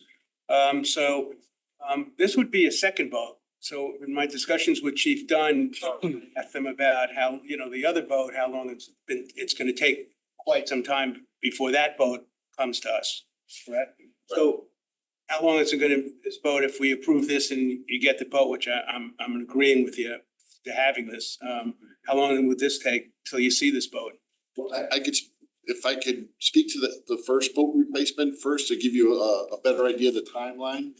That boat is expected to be delivered in May of 26. It's a 2-year build because of the type of vessel that it is. The manufacturer that we're looking at for 217 replacement is about a 1-year build time. Wow, that's great. It's not like you're going to buy a new truck or a car and they're mass produced, they're waiting on a lot. All of these boats are sitting in a CNC design machine waiting to be cut out of pieces of aluminum and welded together. So there is some wait time for those things to be constructed. It's like factory order a car. It takes about half a year now, so. Yeah, the boats for municipal services are typically purpose-built. People are very specific about what they need and what they require in their communities. So there's not a lot of off-the-shelf opportunities for us. We have explored. Thanks. Thank you. Representative Steele. Thanks. Jeff Steele, District 3. How many rescue missions do you go on in a given year for people who are stranded on that reef?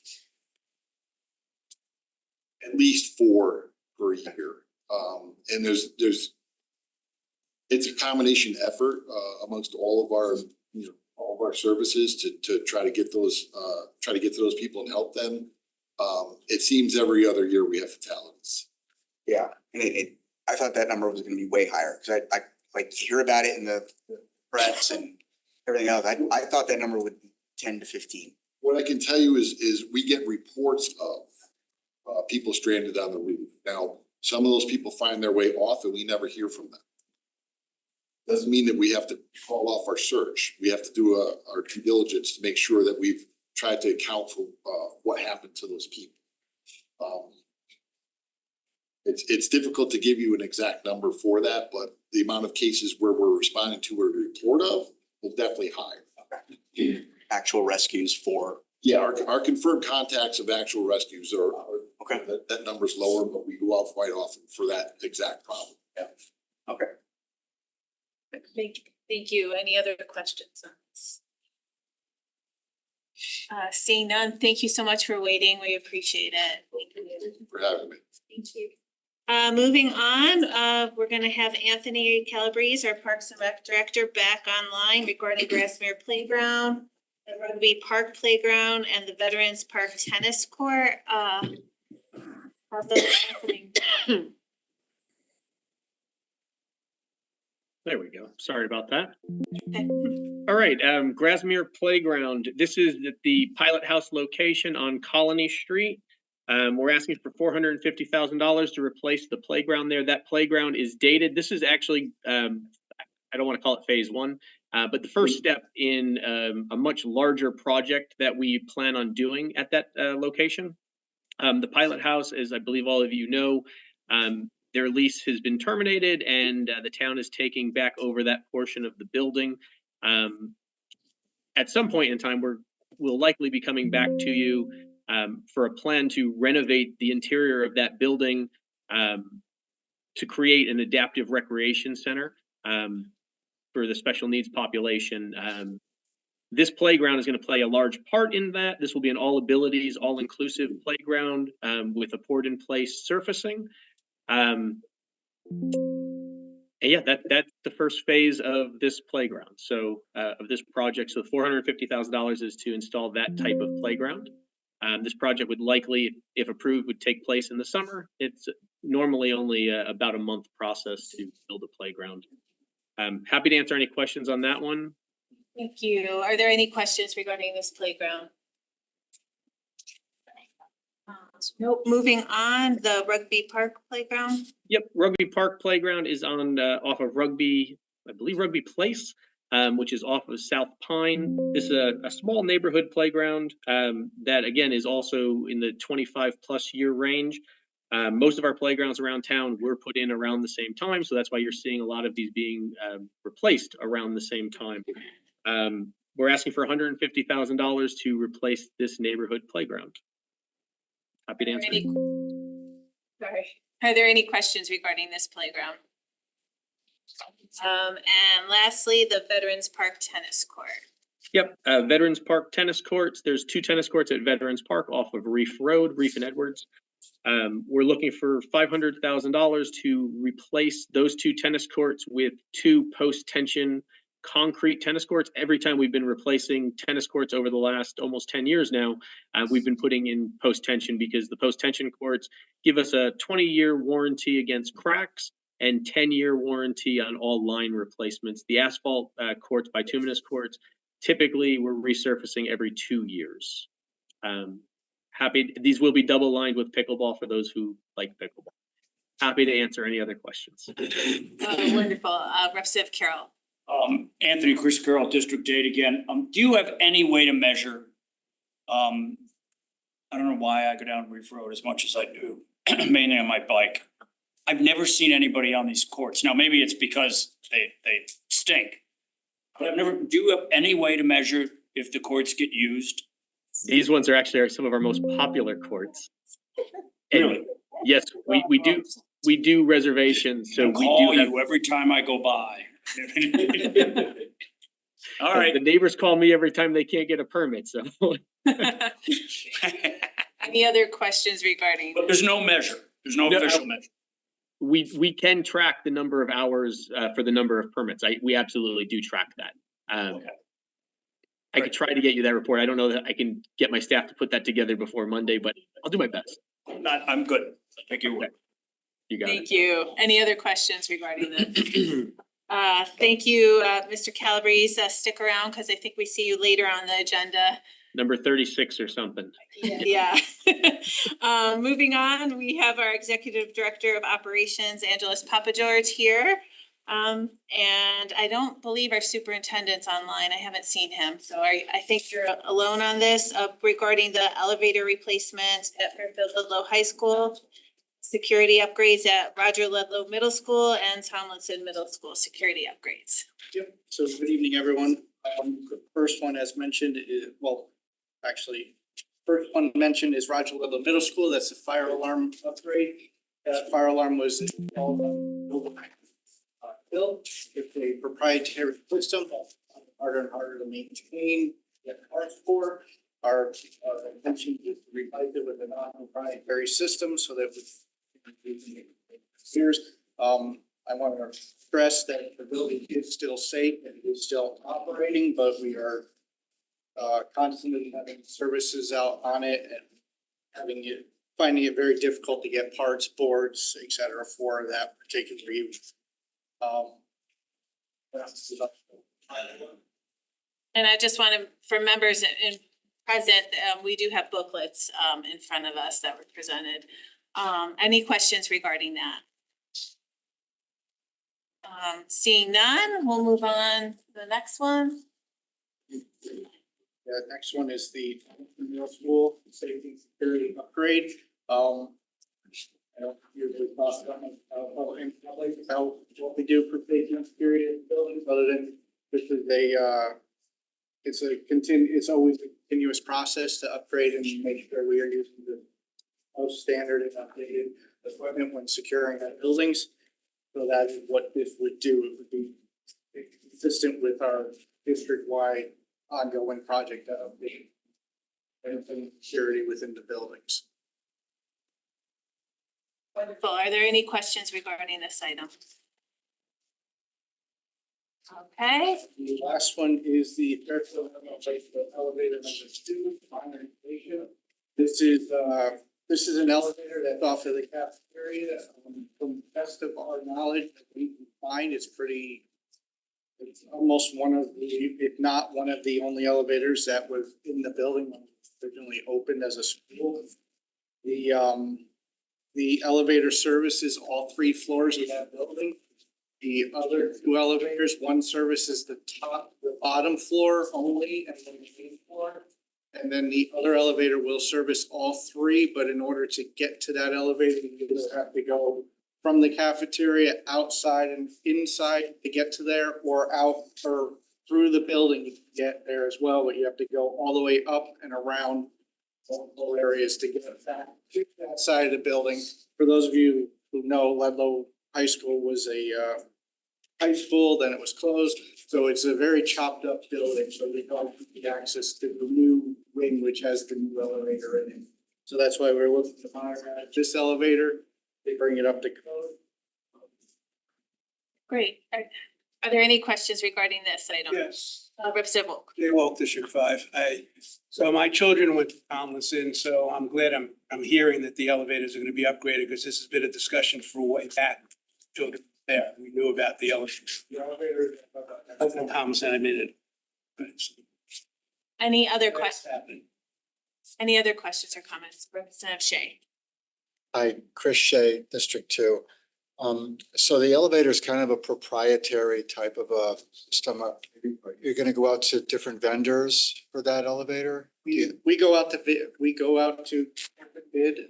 This will be the 3rd elevator we're doing in the last few years, and we have gone out to bid several times, and it seems like there's one company in the area that seems to all the elevator bids. They seem to get the best pricing, and we've enjoyed working with them. They've been very good, but we won't go out to bid. And do you typically get 2 or 3 bids from different vendors? For elevators, we do. It's because it's a general trade. Most of them are general contractors who sub out the elevators, either to Coleman Elevator or one of the local elevator companies. But they usually run it as a general trade, so they bid on it as a general trade. Okay, thank you. Thank you. Are there any other questions regarding this item?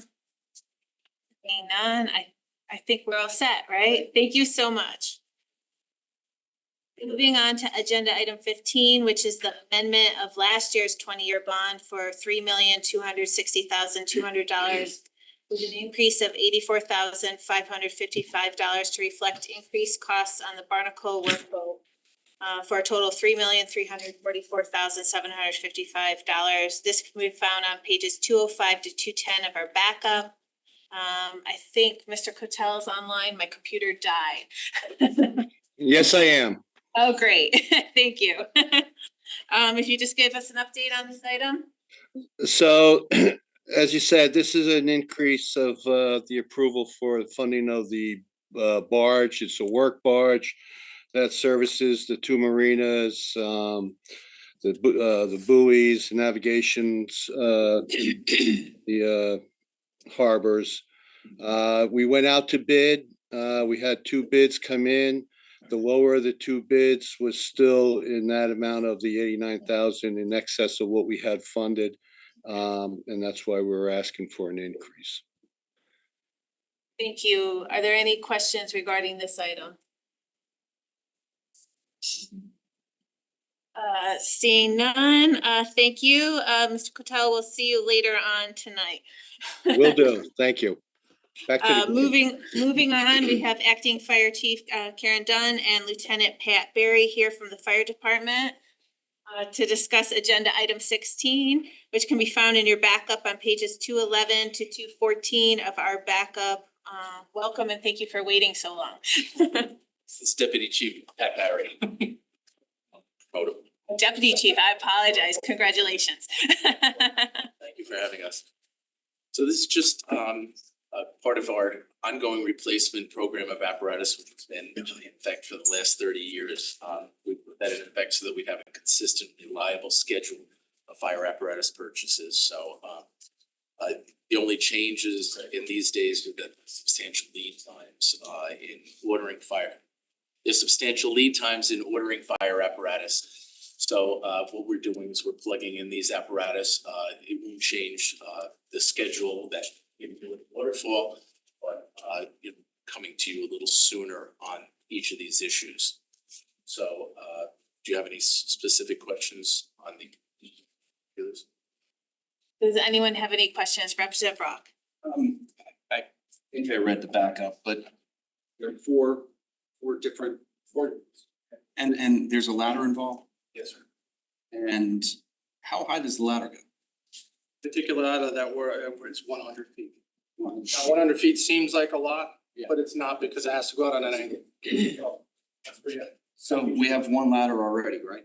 Currently, yeah. Is that in station 2? It is. Is that a replacement For that. or is it an additional ladder? So for a particular ladder, you have to keep one in backup. Okay. For service, for things, for breakdowns, anything like that. So we've always run one reserve. This is actually replacing the reserve. Thank you. If it breaks. Got it, okay. Thank you. Representative Kuhn. John Key, District 7. I don't know if you'll be able to answer this, David, maybe you could help. I know that private equity has bought up a lot of the suppliers of, so you guys are nodding, so you have seen a lot of. Why we're moving quick. Okay, you've seen a lot of inflation related to that and you're trying to get ahead of some of that. Has it impacted you at all? Great. Used to be able to order a fire apparatus and have it in 8 to 10 months for half the cost of what we're getting now in 3 times the length. So our last pumper was under 12 months. We're looking at 36 months for this one. And the cost is almost double. We're trying to get ahead of it. Get ahead of it, what, I mean, how much worse can it get? I don't know. Depends on how much more those guys buy up. The percentages that I've been told are 1 to 2% per quarter. So trying to get on top. 1 to 2% price increase per quarter? Per quarter. Wow. Thank you. Any Representative McClure? Megan McCloud, District 2. Hi, gentlemen. Thanks for being here.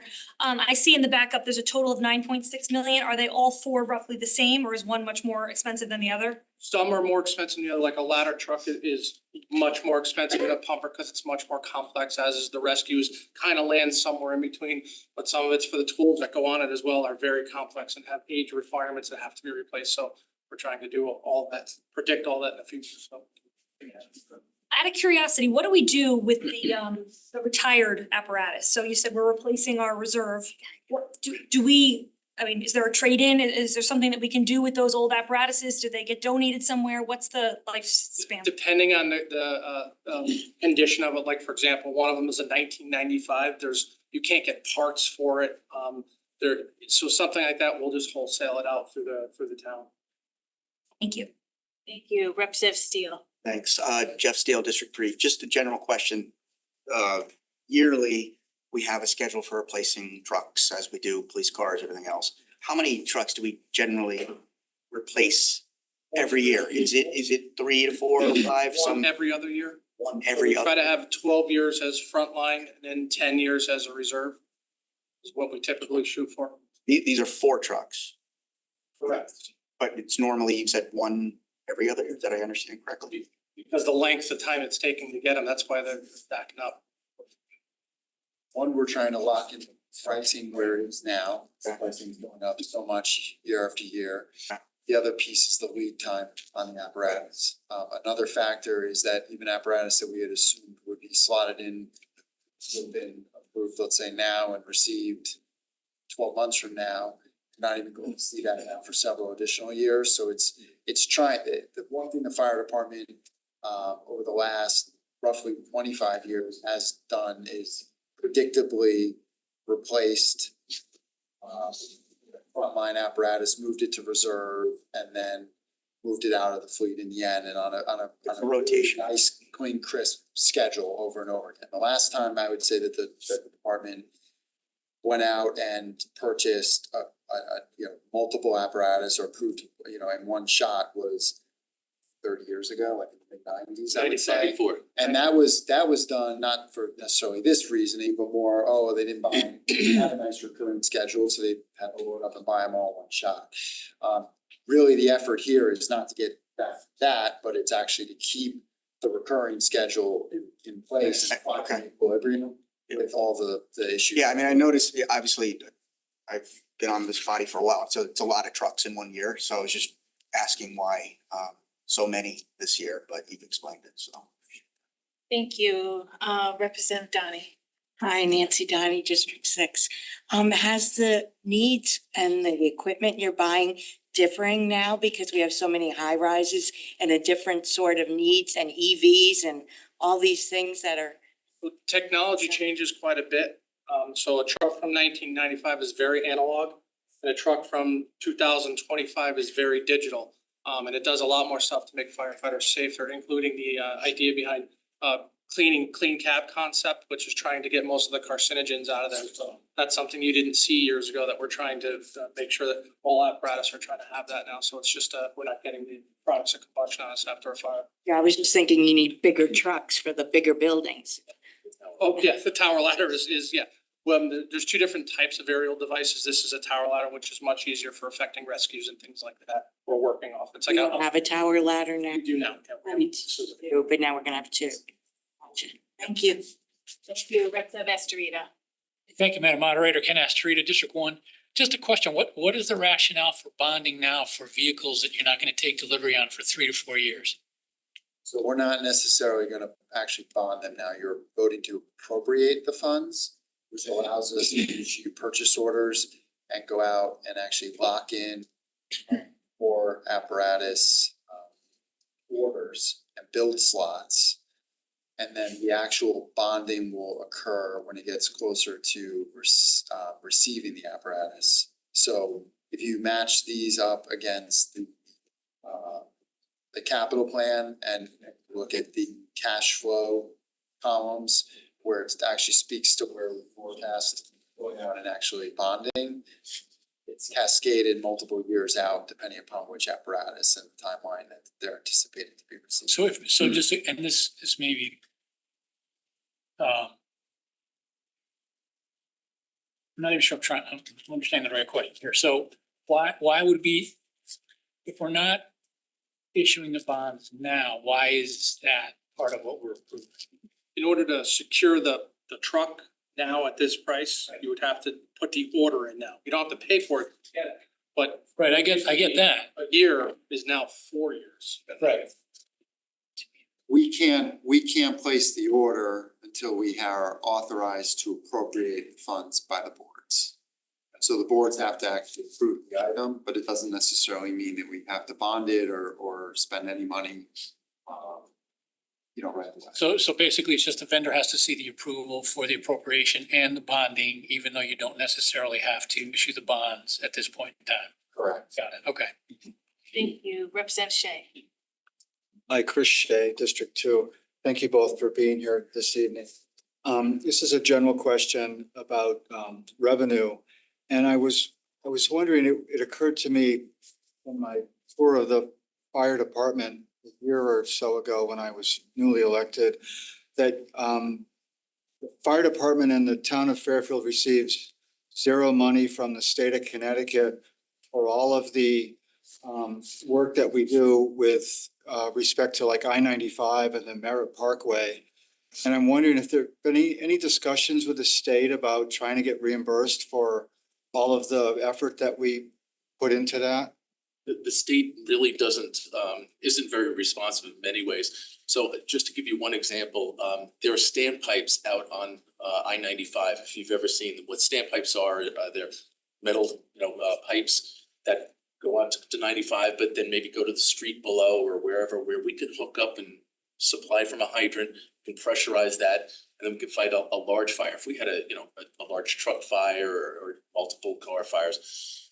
And these standpipes need to be tested, just like building standpipe that we have in this building right here. This is standpipe, so that you don't have to stretch hose up. You can just hook off of the floor outlet. So these standpipes have to be tested. So the state has refused to test them, and they've said, well, the local governments should test them. We said, well, we're going out. You don't have a fire department. We're a fire department. We're going out there. We're putting out fires on I-95 or the Merritt, and you wouldn't even test them. Well, you can do it, they tell us. So we would have to we would have to have our people down pressurizing this, but we couldn't actually pressurize it without running the risk of exploding a coupling if there was a problem with it and sending it across to a car that's going 60 miles an hour on I-95. So these are the types of things that we are frustrated with when we speak to the state. So that's just one example of their non-responsiveness to us. Big delegation. Thank you. Thank you, Representative Garskoff. Thank you, Josh Garskoff, District 5. Two things. First, a clarification. I think someone said you're replacing the reserve, but actually you're replacing the front line. And then the reserve moves out. Yeah, okay. Thank you. And then the other thing is, so this would go at, I don't know my station numbers. This is Jennings? 2, yes. Yeah. There's this combo ladder thing at downtown, right? What's up with that? Is that still in service? What is the status of that It vehicle? is, yeah, it's in service. As a ladder? It operates as engine one, so it has a multi-function unit. We can use it as an elevated platform, but it doesn't truly do the work of a truck company. Truck company is very specific work. Engine company is very specific work, so each truck does its own thing.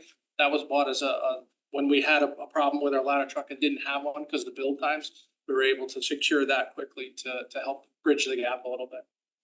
Thank you. Thank you, Representative Britton. Representative Britton, District 1. Quick question. So given these long lead times to get this new equipment, the current equipment will be fine over that period of time? There's no issue of safety or these. We've got a very good maintenance division and they're putting everything, trying to keep everything together for us. They'll do their best. That's all. Some of them are. Much choice, actually, right? I mean, okay. Nothing unsafe. And all fire departments across the United States are in the same. Okay, as long as we're safe. Thank you. Any other question? Thank you, chiefs. Appreciate it. Thank you. Moving on to agenda item 17, which is an amendment to 10-year bond from 2022 due to changes in emergency radio project costs. Backup for this item can be found on pages 215 to 220. We have Police Chief Calamaris here to update us. Welcome. Good evening, everyone. Oh, we get both. Public safety, so Chief Dunn's gonna join me. Awesome. Several years ago, the RTM approved a $7 million project to implement the Connecticut Land Mobile Radio Network in Fairfield, of which 3.5 million was subsidized through congressionally directed spending. Implementation of this interoperable communication system has significantly improved public safety and emergency response coordination across the town, both multi-jurisdictional and state. We're now looking to add the final phase of this project, which consists of the Board of Education, Department of Public Works, Parks and Recreation, and the Health Department. We've worked with our budget. We worked with our vendor to generate budgetary estimates for the additional equipment required. Final implementation will be subject to approval by the Connecticut Department of Emergency Services and Public Protection, and any new system users must be approved by the Connecticut Land Mobile Radio Network. Total estimated cost for this final phase is $3,637,040, and we respectfully request approval for the CLMR project. That will provide interoperability and reliability from all town departments. Great, thank you. Are there any questions or comments on this item? I don't see any. Thank you. Oh, Sorry. Zagarska. Could you give, thank you to both chiefs. Could you give an example of why these different departments would want to communicate on a single system? Sure. I'll use the example of Hurricane Sandy, or any incident where we have fire, police, DPW responding to, let's say, wires down all over town. We have make safe crews from UI. We have police officers following those make safe crews with fire department and DPW trucks to cut the trees, get the trees out of the way so that UI can then power the lines and put people back in service. That's just a quick example. Hurricane Sandy was a really even better example. If you wanna or look at the Board of Education, if an incident were to occur, God forbid a mass casualty incident, it would require many different departments involved in that situation, and it would just be very easy to go to an interoperability channel and all the department heads or that particular incident can discuss and communicate in critical incidents. Thank you. Another example is lifeguards. Lifeguards are on the stands, and if they try to get out on a cell phone, sometimes when we're beach goers, they're taking up the cell phone, all the, bandwidth of the cell phone towers, so they're not able to get through. A lifeguard could just talk directly to the ECC, the dispatch center, and get instant help. We could even hear some of these calls for help right away and start out. CERT, we use CERT at all our major town incidents and like the road race. CERT has people down in Southport watching the road race and keeping safe, from traffic and the riders safe. But they're also up here and they can't communicate with each other. With this system, they'd be able to be on the same network as us. Back in the 9/11 Commission, they said that interoperability amongst responders was one of the takeaways, that there was a serious lack of it. So this is something that's going to fill in some of those gaps and make us more robust and resilient. Thank you. Thank you, Representative Brock. Thanks, Chiefs. Just curious, I know you can go on your iPhone, you can download an app and you can listen to different, state police in Minnesota or whatever. Will you be able to do this if you're a general public listening on that kind of communication? No, not necessarily. If you have a trunked radio, you might be able to listen to some of this, which is a little more complicated to set up. It's not like the olden days. I don't think they're going to be able to have our frequencies on Broadcastify or one of those things that you're referring to. Yes. Most of the channels that we have are encrypted, so they're specific to that user group. Thank you, Representative Carroll. Two quick questions. Is the cost of maintenance or replacement, is that built into this number? Yeah, for the most part. Just always wondering when you're coming back from. Yeah, there's warranty. Well, the last radios we had were from 1986. We just replaced them last year. I can say that the reliability of our old radios were completely inadequate and unsafe for our officers to use. These are more dependable than cell phones. There are areas in town that we've already worked critical incidents where cell phones could not get out and our radios can get out. So it's been very effective so far. The second part of that is, obviously the police and fire department, you guys do this for a living, train. Who's responsible for training the lifeguard on how to operate this, what the protocols are? You have these radios? Yeah. Well, we're going to Don't have forget that. the radio, We'll have here's to how have you training. use the radio, don't order a pizza on the radio, who does that? So every year we train the lifeguards. We do a critical incident response with Parks and Recreation and all the lifeguards and the director. Usually we get our dive team, we get our marine unit, and we go and we train the lifeguards for how to respond to a critical. And that includes you, the use of the radio. That's correct. Specific. Okay, thank you. Sure. Thank you. Any other questions regarding this item? Thank you, all. Moving on to agenda item 18, which is a bond for the cost of roadway accessibility upgrades project. We have our Director of Public Works, John Cattell, back to update us regarding this item. Backup found between pages 221 and 228. Hi again. Oh, sorry. Hello again. Yep, hello. So this is bonding for the next 3 years of the beta paving program, which is in addition to what's in the actual operating budget also. Basically, it's been a catch up to improve the roads that had been, kind of deteriorated over the, past several years. And that's kind of where we're at for continuing. I'd expect after these 3-year period, then we could just resort back to the regular 2 million that you've been putting in the operating budget. And I'll answer any questions that you may have. Great. Are there any questions regarding this item? Representative Havey. Representative Havey. Thank you, Madam Moderator.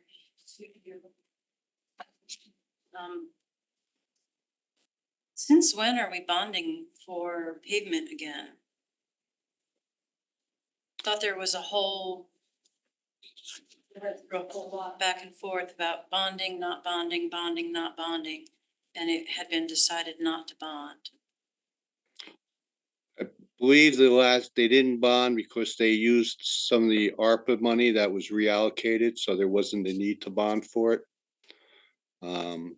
Even before that, going back 10 years.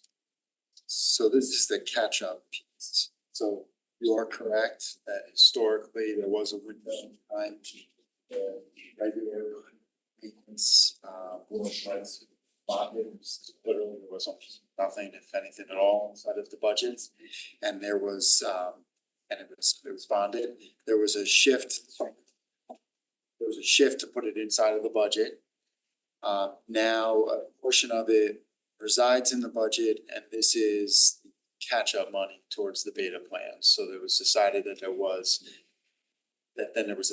too many deficiencies, and to catch up to get to kind of a point of equilibrium where the 2 million in the budget would be enough, that you had to go through these series of catch-up.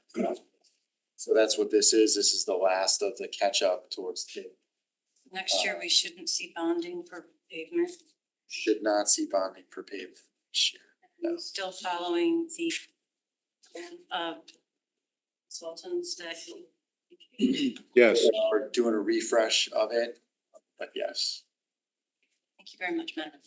I had the same question on. So you've been, I was on them, yeah. Thank you. Representative Steele. Yeah, Jeff Steele, District 3. John, just following up on Representative Havey's questions. When's the last time we've done, and maybe you just answered this, the catch-up bonding, like the catch-up paving like this? Like in a big sum like this? Well, I've only been here a little over 3 years. So this, is when you started this beta program 3 years ago, in which we've been now doing this catch up on it. So if you're talking about previous histories, I'm not unaware of that. So you're asking for 4.9 million for bonding because we don't do enough through the regular operating budget. And we're seeing some deficiencies that,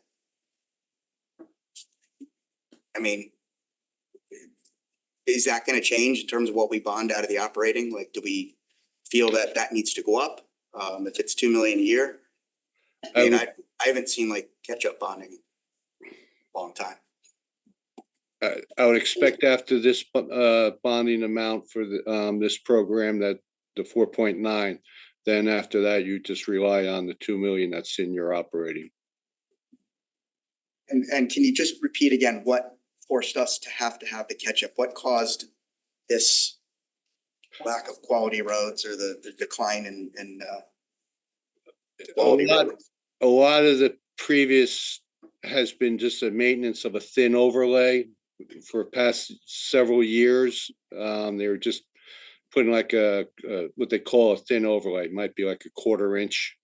And if you drive around some of the roads, you'll see some of that, scaling off.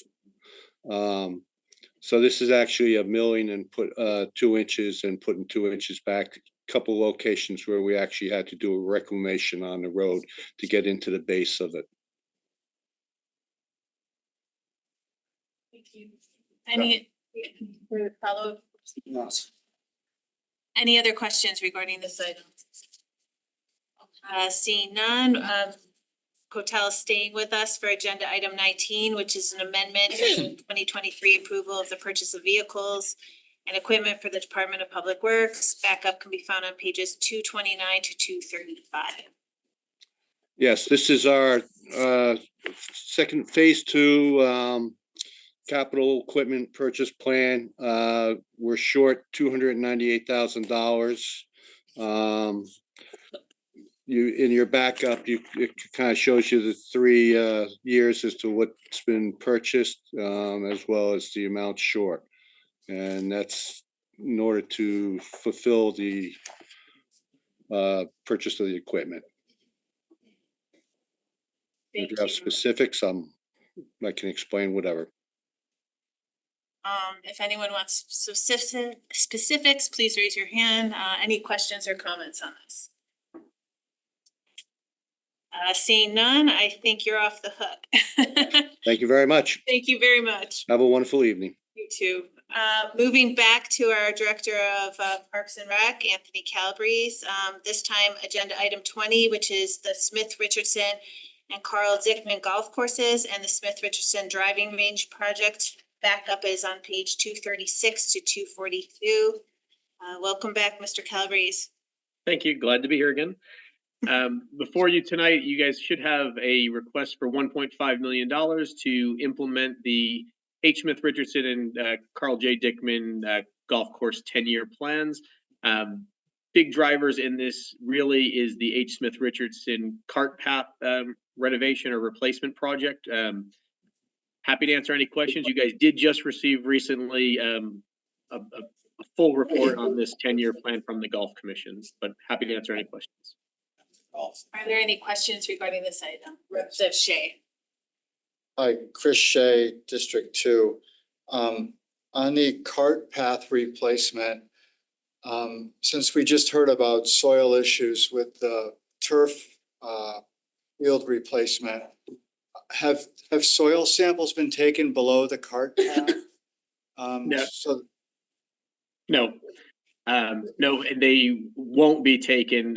These would just be reclaimed and replaced in place. Aren't the cart paths going to be widened?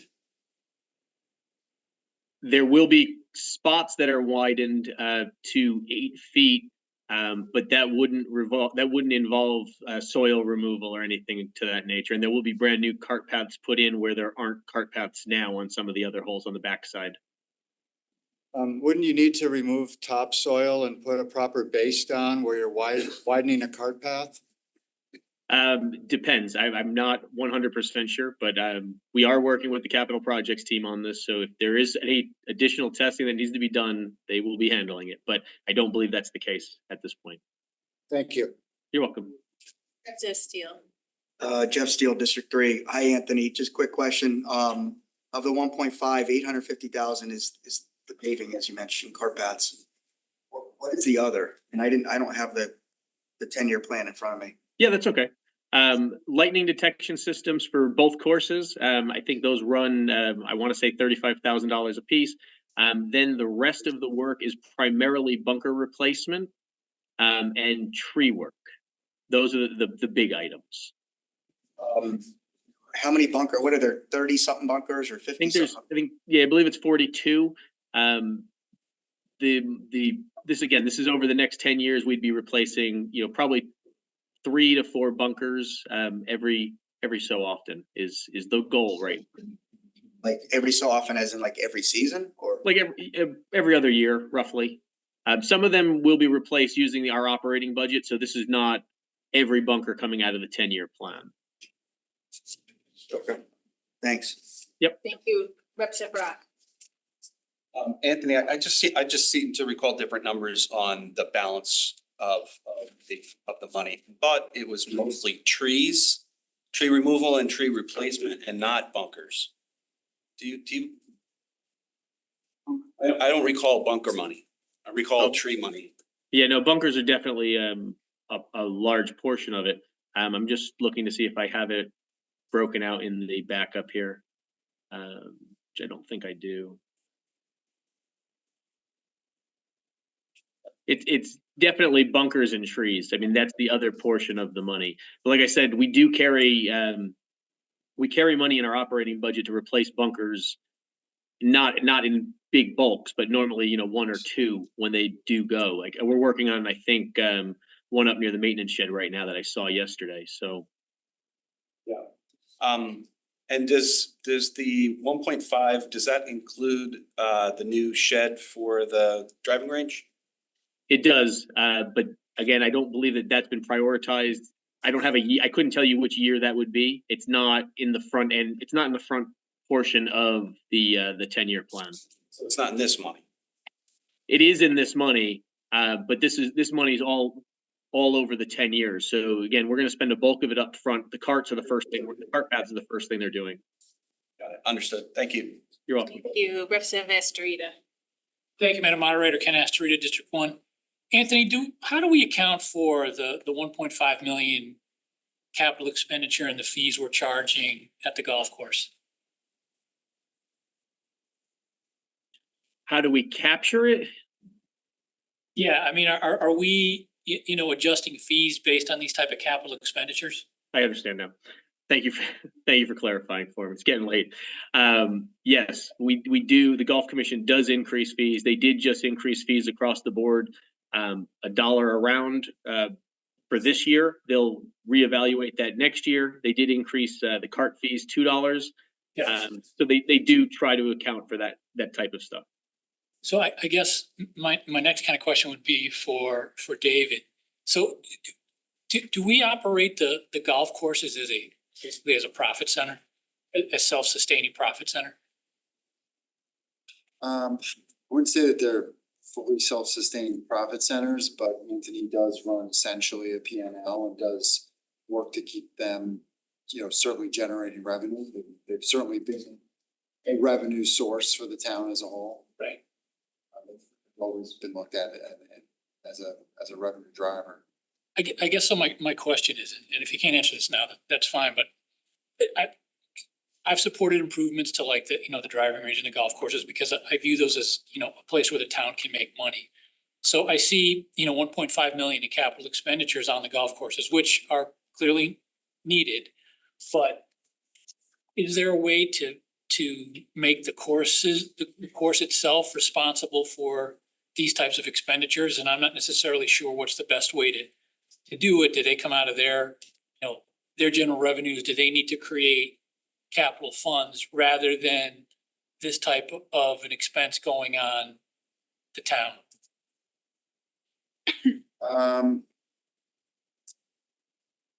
So the only thing I would say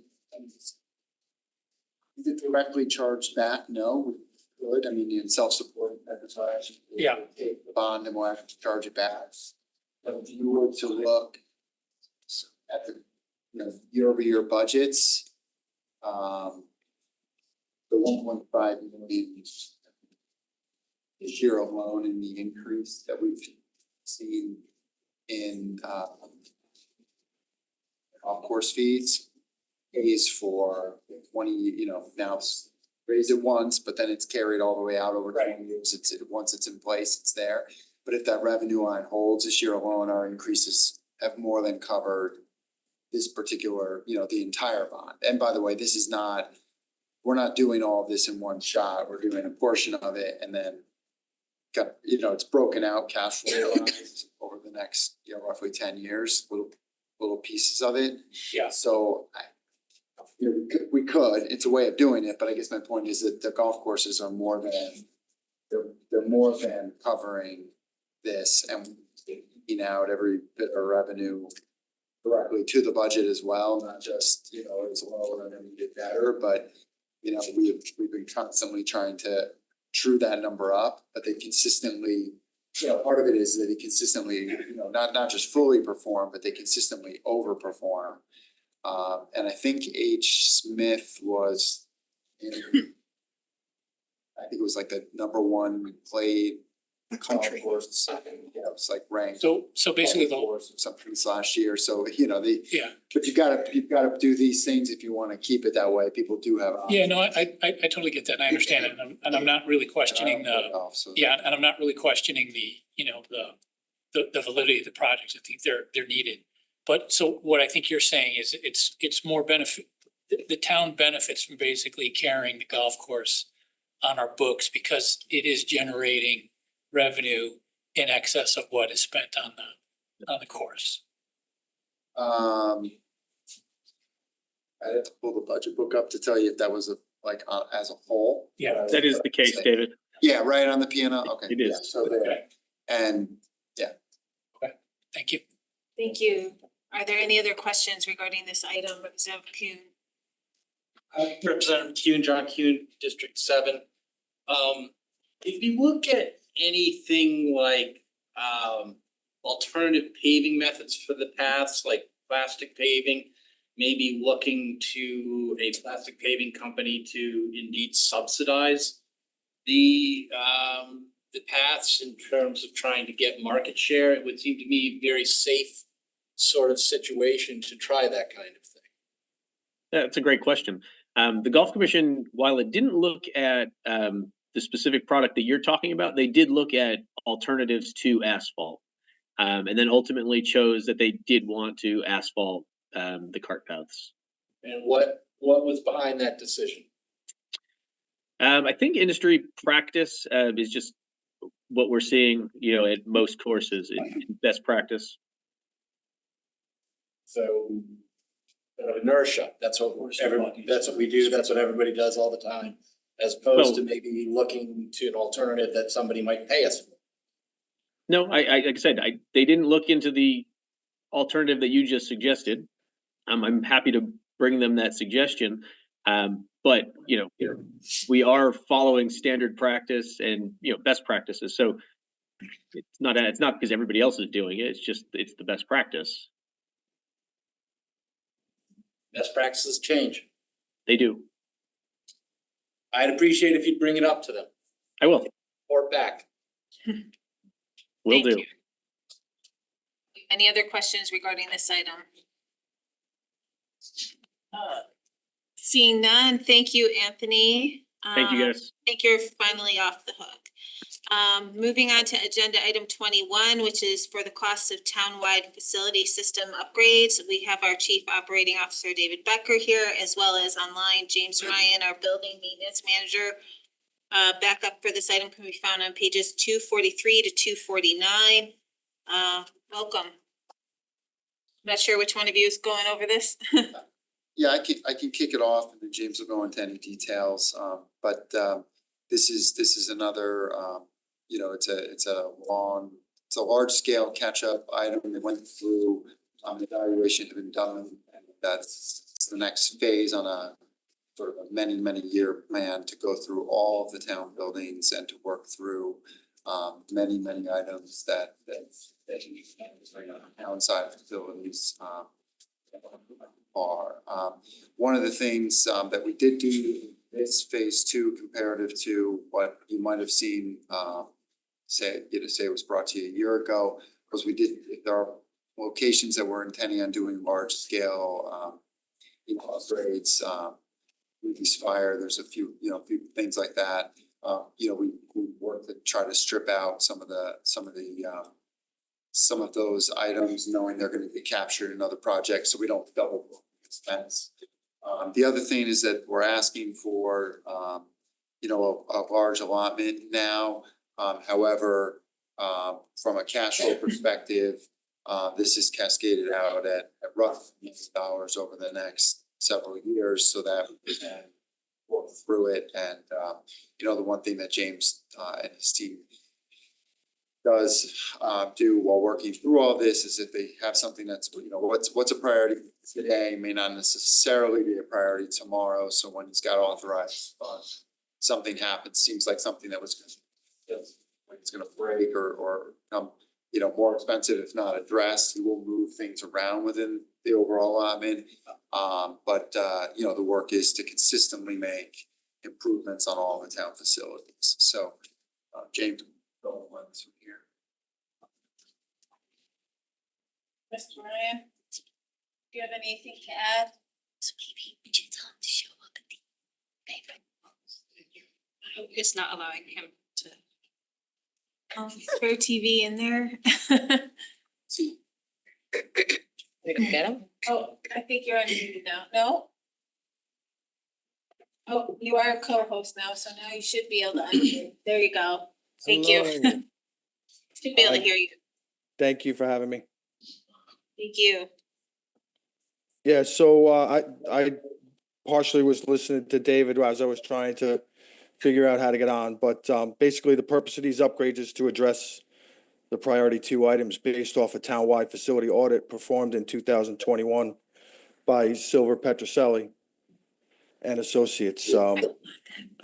The projects will involve engaging an architect and engineering firm through a request for proposal to design more bid specifications for multiple types of upgrades needed and or replacement of mechanical assets. The bid specifications would then be used to go out to public bid for construction. Some of the primary systems that will be included in the priority 2 upgrades are heating, ventilation, and air conditioning, roofing, electrical, bathroom upgrades, windows. And we're gonna try to touch, with the majority of the 17 large buildings that the town has. And any other questions I can probably answer? Thank you. Are there any questions for Representative Garskoff? Thank you. Josh Garskoff, District 5. Mr. Becker, a few of the items on the agenda tonight have been appropriations now that will be spent over time. And forgive me if it's in the backup. I didn't see it. Is that set in stone how much is spent over in a particular year, or is there flexibility? How are you handling that across the board, across these various items? So it's not set, but it's we disclose it in the capital plan. So for instance, this is $1 million, 6, 7, 9, 30, 1.415, 180. Decent. Obviously that includes some, but part of that is going to be about balance the just our actual debt load as a whole too. And so what is the process for making those shifts over time? Like the RTM will be done, right? We've appropriated. Does the Board of Finance have a say in that? How does that get determined over time? Like this year we better hold off on this, or let's move this forward. How are those decisions made in the future?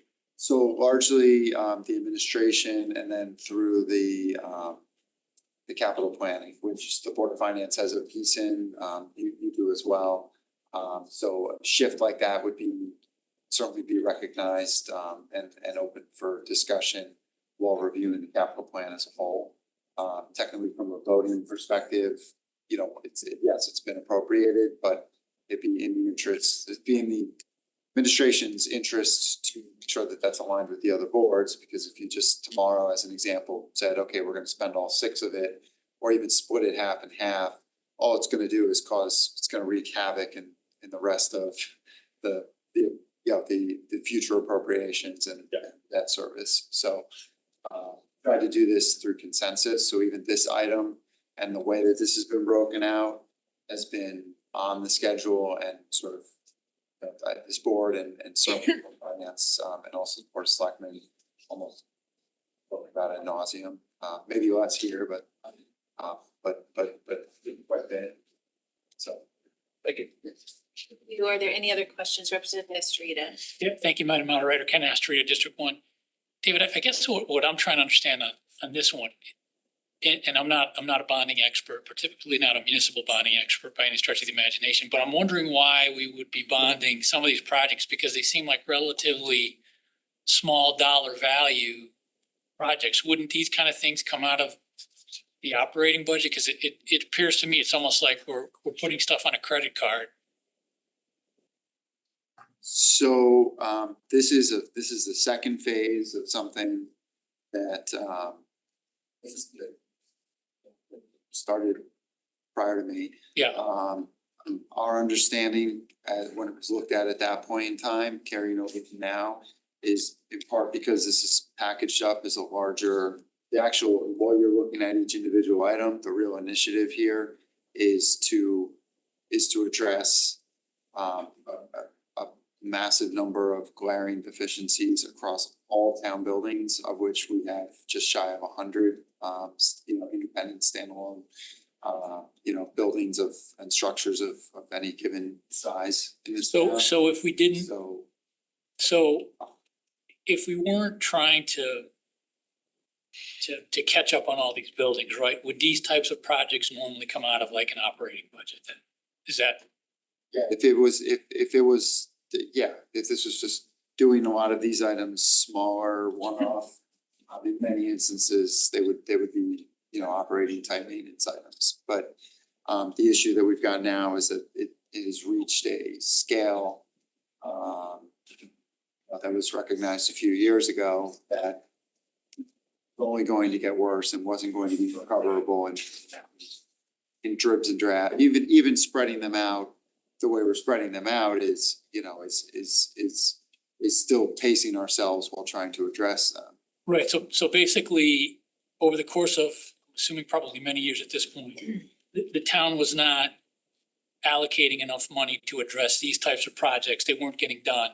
Now, as a result, we're faced with biting the bullet and we have to do lots of these projects all at once or fairly quickly. And the only way to pay for it is basically by bonding all this stuff. Thank you. Any other questions regarding this item? Representative McCloud. Thank you, Madam Moderator. Megan McCloud, District 2.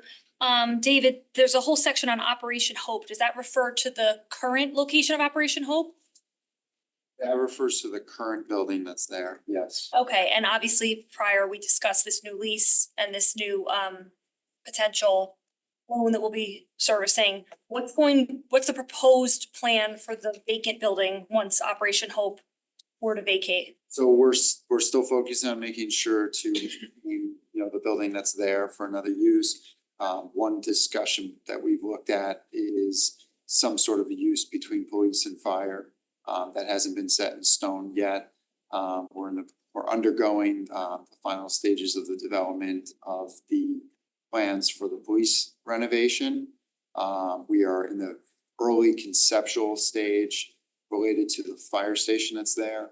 About 10 years ago, there was a plan that was drafted to make that essentially a public safety campus and close that in. And you do that, that building is sort of living on an island in the center of it at that point. So Operation Hope being there is certainly one of the things that has made that not necessarily possible. Operation Hope exiting would give a greater chance of being able to capture that fire use. So for now, that's not something that we're necessarily pulling out of this, but that would shift if it became part of that larger plan. Gotcha. So I guess my only hesitation is obviously not knowing what that's gonna be yet. I understand ADA compliance is ADA compliance, right? But generally when a new department or even a new tenant were to come in, they're gonna make changes. I just hate for us to expend almost $300,000 on someone we know is a vacating tenant, like, from a landlord perspective, that's generally not the best investment at this time. I think it's on this schedule because of the unknowns that haven't been locked in place, but it is not something that we're planning to do on day one of this. Obviously, obviously we're gonna spend $1 million a year from the next 5 years before we hit, all of that amount. So even if those are done on year two, you're still getting closer to figuring out, and then figuring out it's possible that some of those items can be done and then actually fit into the big plan. Because we may not necessarily get to utilizing that for police or fire for another, 3 or 4 years afterwards. So I think there's sort of a balance here, so I understand. I agree with where you're going, is my point. There's a reason why it's still in here and it's. At this point. But we're not looking to either ultimately double book it expense wise or to do something and have to take it out. We're very conscious. Timing is critical, which I guess the next question is there gonna be any maintenance incurred as a result of this new tenancy we're gonna enter into, this new Tungus Hill property that hasn't been allocated for here? I know everybody talked about the status of that building now. Has there been any calculation as to the maintenance needs that we're gonna need to incur should that lease go forward? Maintenance. In terms of the building, making it habitable for our new tenant, which would be Operation Hope. At the Tungus location? Correct. Is that factored into here at all? No, the Tungus building's gonna have to get ripped down To be that's a garage with. Right, but we're not incurring any immediate maintenance needs for our tenant with this budget. Okay. Thank you. Representative Wolk. Jay Wolk, just a quick question, Dave. Wasn't it where Operation Hope is now, was that the police department had that a long time ago? Was that part of the police and fire It was department? the old police station. Okay, they lived in it. Okay, thanks. Thank you. Any other questions or comments regarding this item? See nothing. Thank you. Thank you, Mr. Ryan. Thank you. Moving on to agenda item 22, we have our assessor Ross Murray here to update us regarding the motor vehicle depreciation schedule and the disabled veteran exception. Backup for this item can be found on 255 to 256. Welcome. Welcome, thank you. So what we're looking for tonight is to change the depreciation schedule on the motor vehicles. Just to give you a little bit of history. In the past, motor vehicles have been assessed on the clean retail value. And for this year, grand list year, the 2024 grand list, the legislature changed that to be a depreciation schedule from MSRP. And that was to bring in some predictability to the change in assessment on everyone's vehicles.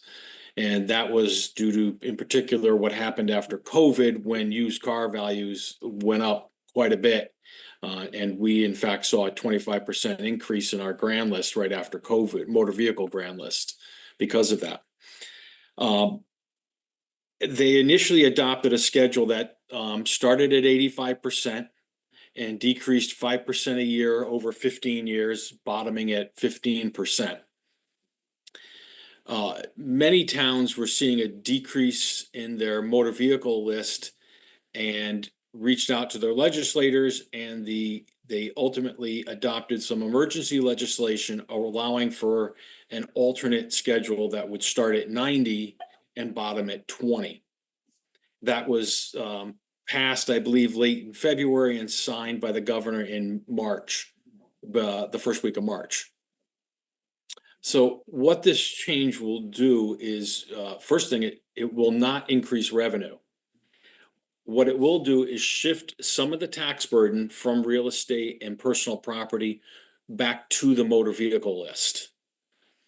We will still have a majority of the vehicles see a decrease in their value from last year. Exact numbers are a little hard to pin down, but it's probably in the neighborhood of, with the 90% schedule, just over 24,000.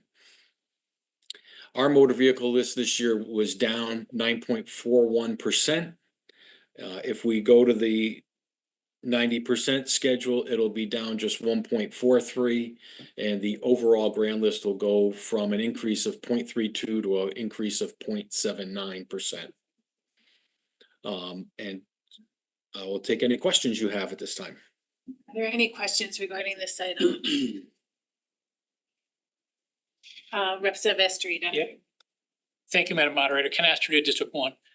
I guess what I'm trying to understand is, so are the assessments for people who own vehicles going up?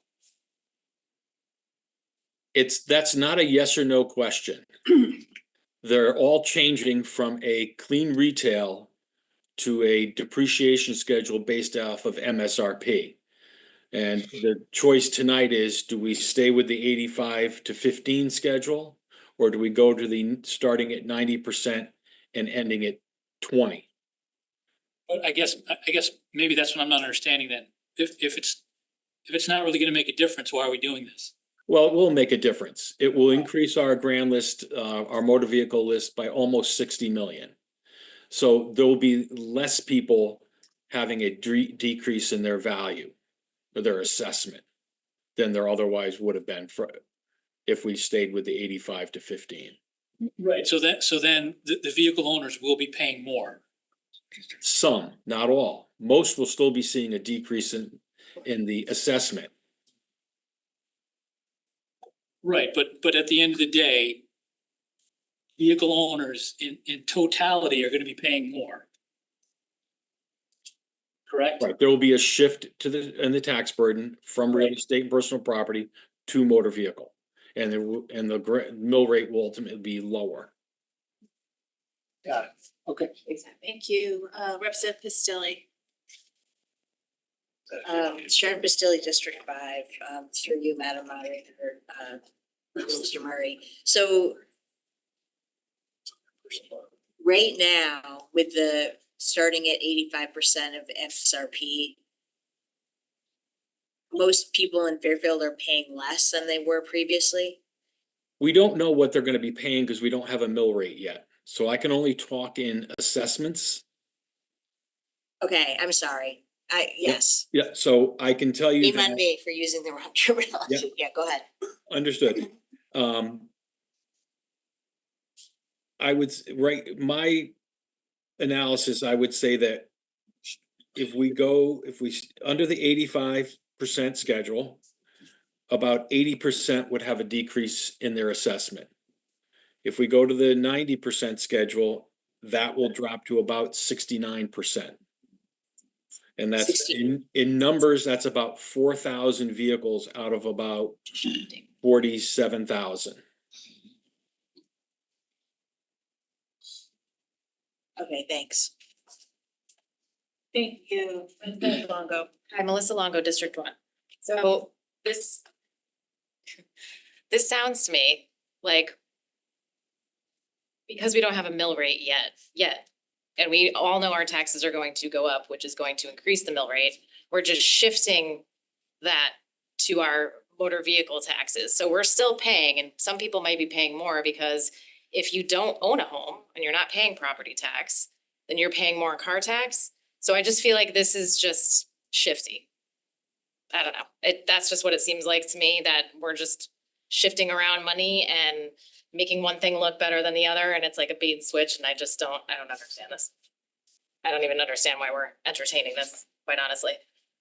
Thank you. Any other questions or comments? I was waiting for a response. I didn't hear your question. My question was, why are we doing this? I don't understand. It just seems like we are shifting money around from one thing to another. But go ahead if you'd like to answer something different, Mr. Murray. I didn't quite catch the last part, but yes, this does shift the tax burden from the real estate and personal property bills to the motor vehicles a little bit. But why? That's my question is why, I guess, and that hasn't been answered because I've heard you say that several times, but it's not answering the question as to why.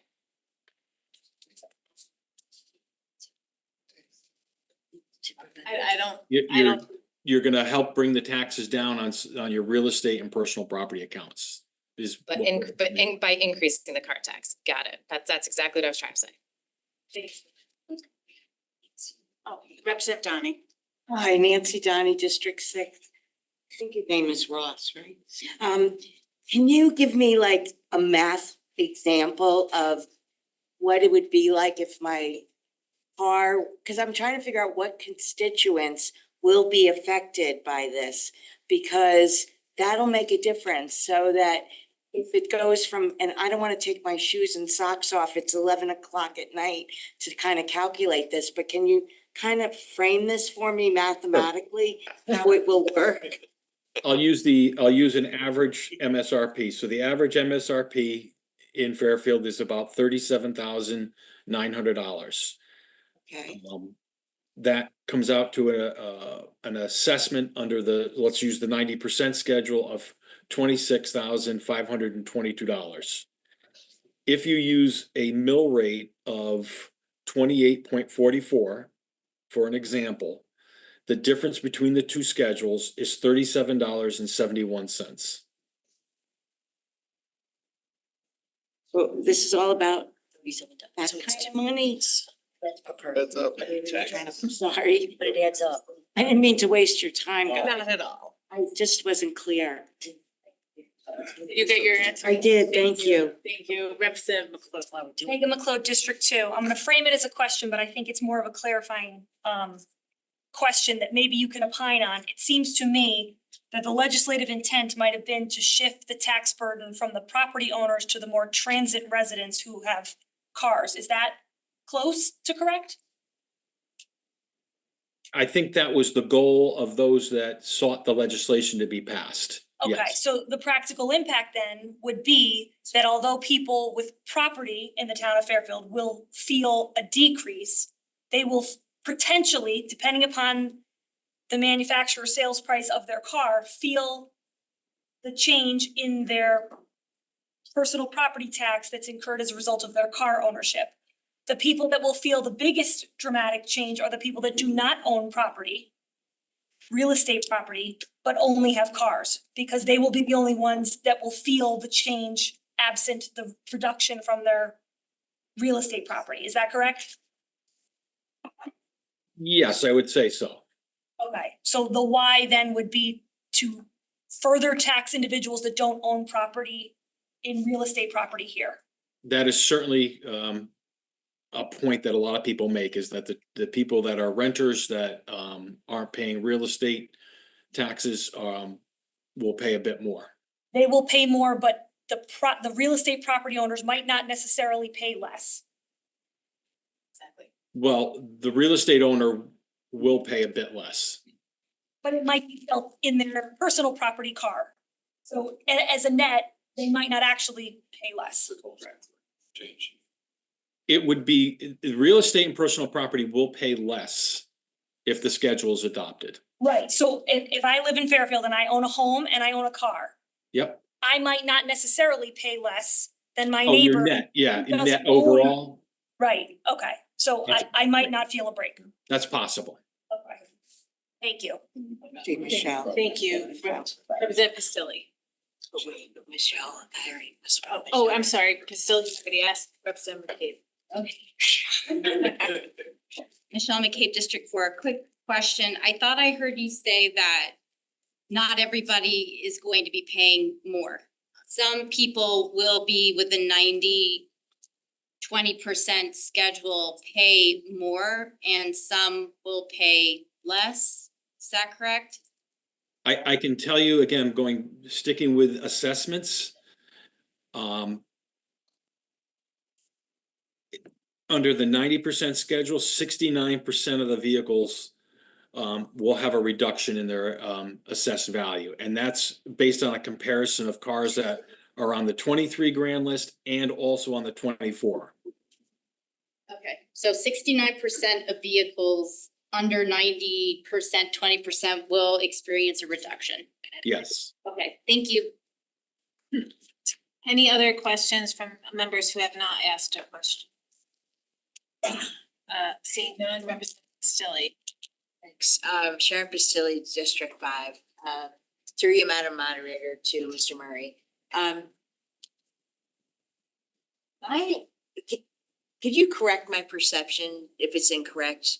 So I thought that the reason for this change in the approach to motor vehicle taxation was to kind of equalize the tax, like the personal the motor vehicle tax from town to town, because obviously there are vast swings in how much you'd be paying to own the same car, like if you move to a different town. Was that the original impetus behind this? That was part of what they were seeking to do with some legislative changes. That's not actually what got passed. So the only way to do that, we all used clean retail, all the town. So we were all pretty much valuing cars the same way. It's the difference in mill rates that causes the discrepancy between towns. They've started to try to fix that by having a cap on the mill rate. So I think the cap is currently at 32.46. So if you're over, your mill rate is over 32.46, your cars are capped at that. You know, we're under that, so it doesn't apply to Fairfield. Any other questions regarding this item, Representative Ratsky? Yeah, Ratsky, District 10. You just said, which I think was the critical point, 69% of people are gonna be paying less under this new 90-20 schedule. Is that 69% concentrated in one end or the other in terms of the values of their vehicle, i.e. are people who own less valuable vehicles more likely to get a reduction under this new schedule, or is it the other way around? I would say it's fairly equal.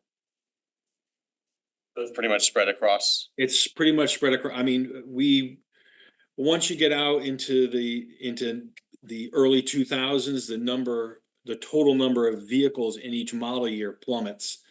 You know, after you get past 99, there's under 500 vehicles in each model year category. So I kind of cut off my review at that point.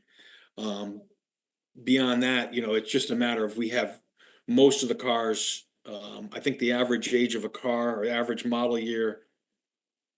Yeah, the average age is 8 years old.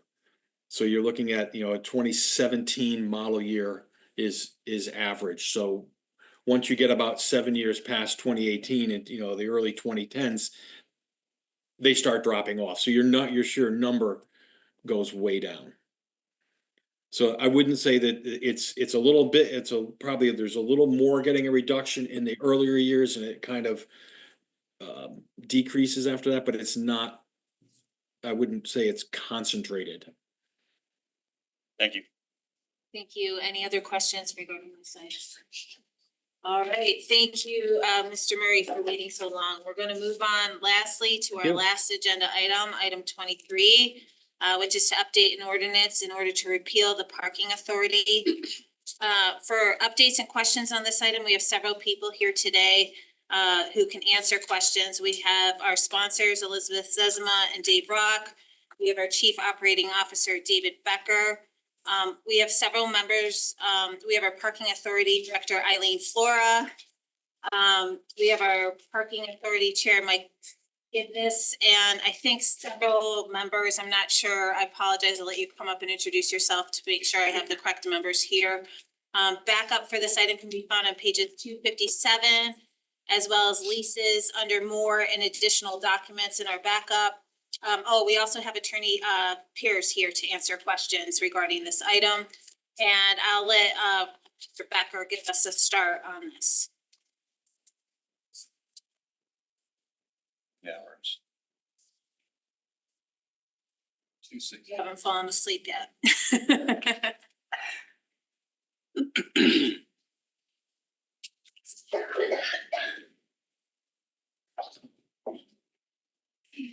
Point of order, Madam Moderator, Yes. and this is just a question. Is this a topic we really want to be starting at almost 11 o'clock at night? I feel that we have to start it today. I've asked our town attorney, I've asked all our members to be here. They've been here late. They're here for this. Also, it's been known to us that it might be a matter of some urgency that we might want to consider waiving Rule 32 for next week. So I do think that it's important to get this information to us this week so that we have an opportunity to ask appropriate questions. And if members feel the need to waive Rule 32 next week, we don't miss out on that. Are you ready, Mr. Becker? Thank you. Go through a couple quick slides, but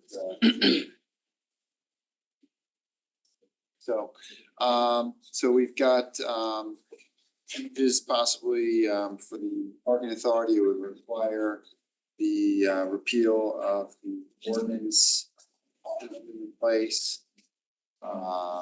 Just walk you through a couple of things, an overview on that, our future sort of thoughts on the parking authority.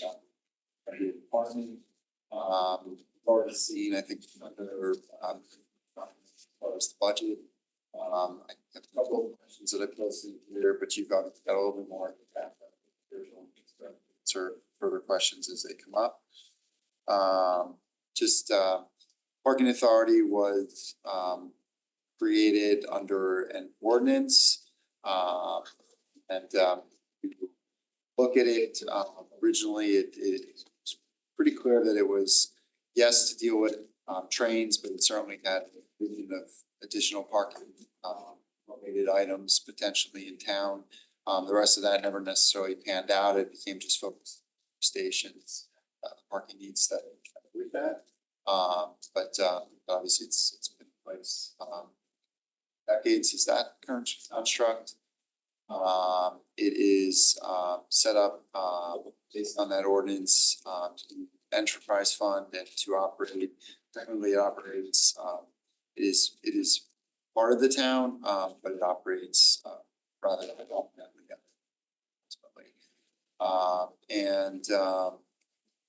it does under the current construct. It does make payments back to the town for services.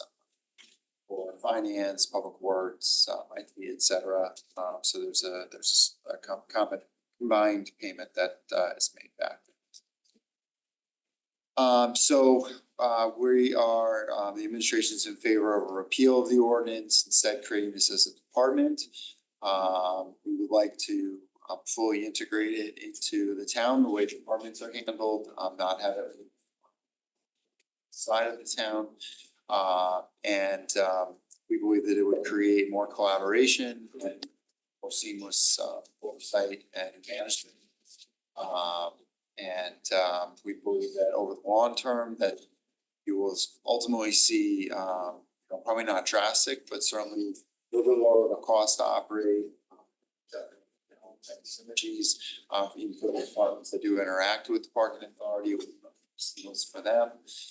So there is an opportunity cost piece that's important.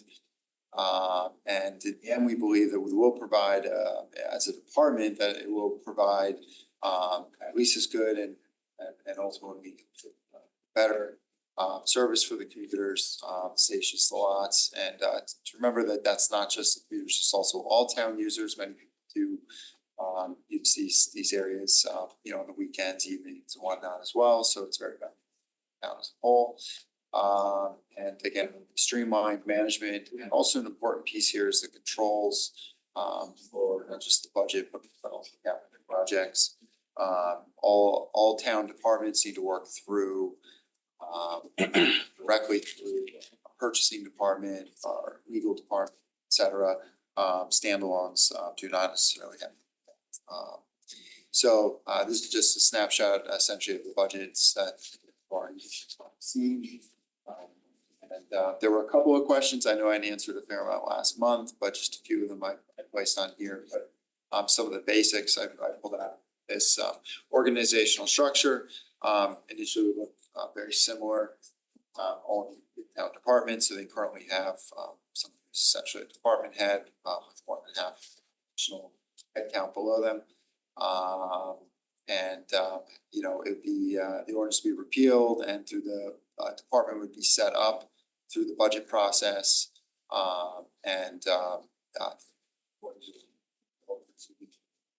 officially town employees. So they're essentially they're not directly treated like town employees right now, but it's on our end. And the start date that we're looking for would be July 1. So that's all I got. Thank you. I'm losing my voice. Yes, I know you've been sick, thank you. Ms. Flora and Mr. Goodmiss, I don't know if you have presentations or that you want to make, or any statements you want to make ahead of time, or if you just want to be available for questions.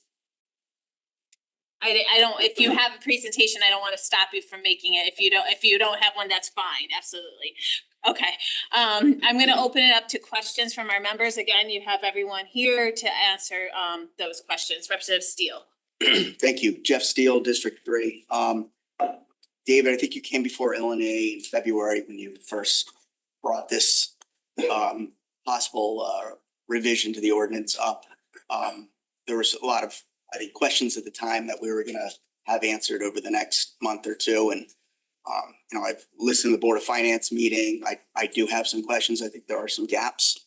I think one of the biggest gap is that in all of the discussions since February, including Board of Finance, everything, we have not heard from the Parking Authority. We have not heard one word from the Parking Authority, the Board of Commissioners, to hear their side of what's happening. And honestly, I liken this to the US and Russia negotiating for Ukraine's ceasefire. How do you not involve the Parking Authority in any of this discussion? Anyways, that's my commentary. I do have some questions. I think it would be worth hearing from the Parking Authority. I'd say two things that I've heard recurring is that there's been a delinquency on payments. They haven't paid. They've been difficult. I've heard garbage issues, and I'd like to hear what they have to say now. I think it's important to hear what they have to say because I've heard one side of the story. In fact, this whole town has heard one side of the story. So I'd like to bring the Parking Authority up to maybe address a little history over the last 5 to 7 years of how payment has been made, how that's been agreed to, and then what has happened up to today. I think we all need to know this. If one of you who has the best answers for that could come on up, Ms. Flora or Mr. Goodness.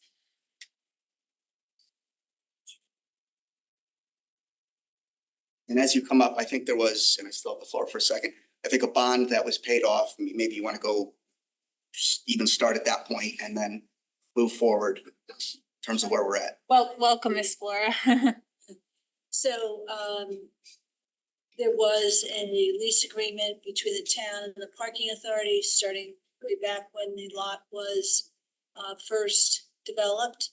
And the town floated a bond for that, and then they made a lease agreement with the parking authority to pay back that bond plus bond interest and an opportunity cost. And that went over 20 years. An additional 10-year agreement was made where the parking authority paid basically half of that previous amount for 10 years. Then that brings us up to 2018.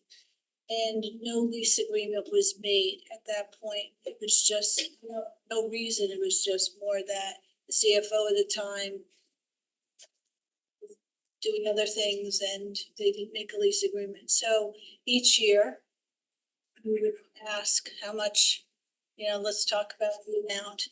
And that went along very smooth and, cooperatively until COVID hit.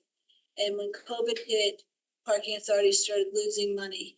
We had already received the money on the permits, but our day parking went down. We used to have to do counts for the state. I can remember going out there and there was 13 cars, about 6 months in 2020, where nobody was traveling.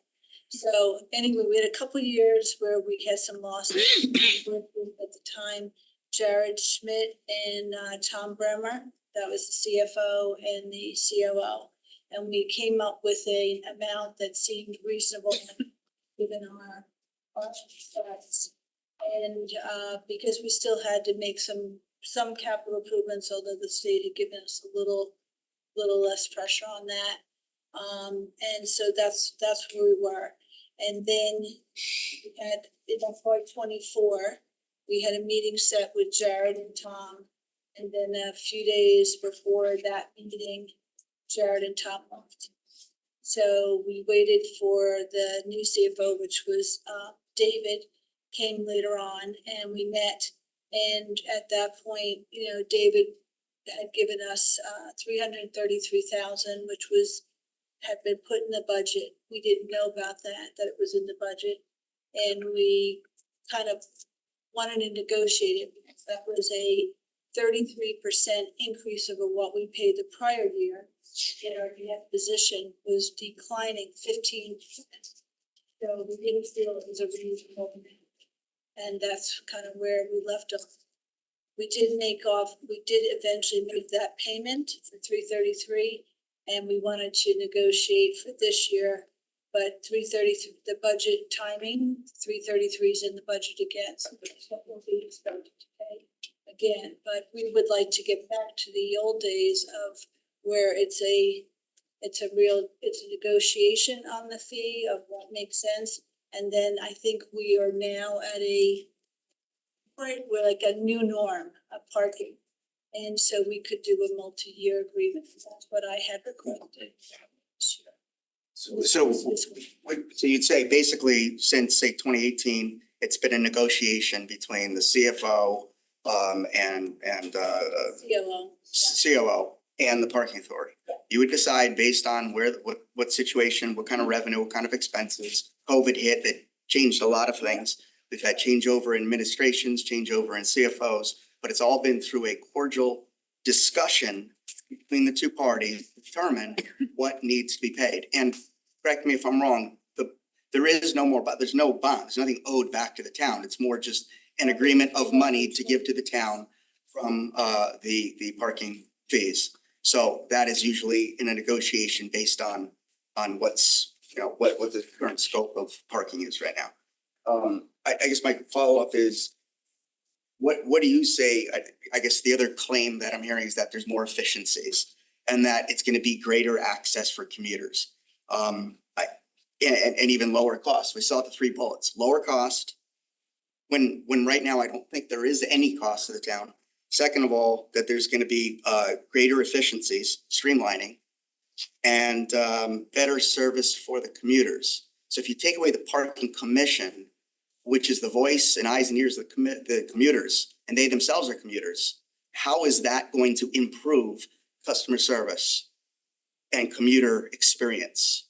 So I guess those 3-pronged, and that's all I have right now. I have not heard the details on how this will be. We've talked high level. So I've not heard any details about how this would be absorbed into the town as a department to be able to answer those questions.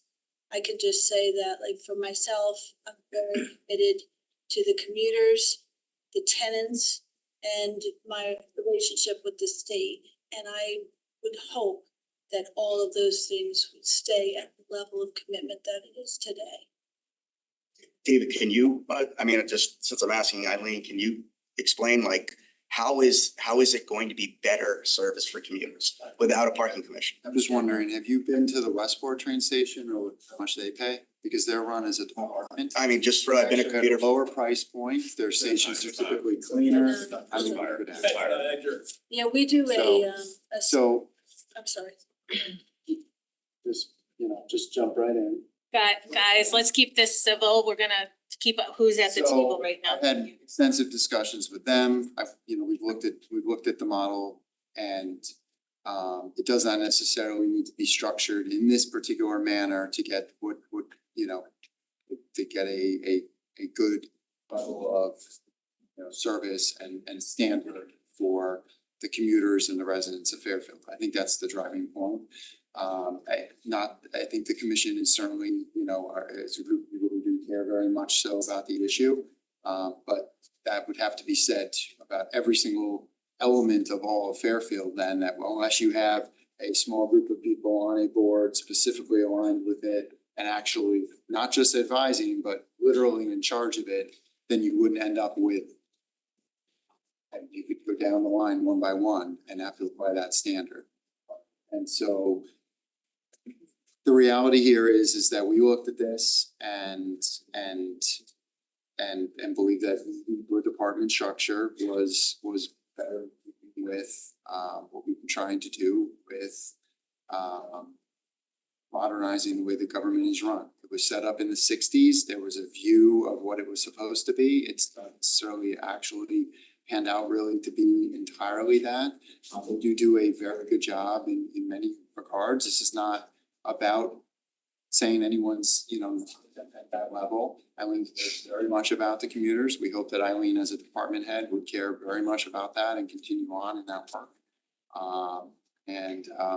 I also, just to refer back to some of the earlier comments, it's not that this is not coming in and annexing or something along those lines, but the reference to Russia. Had many meetings with them. I would appreciate not portraying it in that manner, as that is completely inaccurate.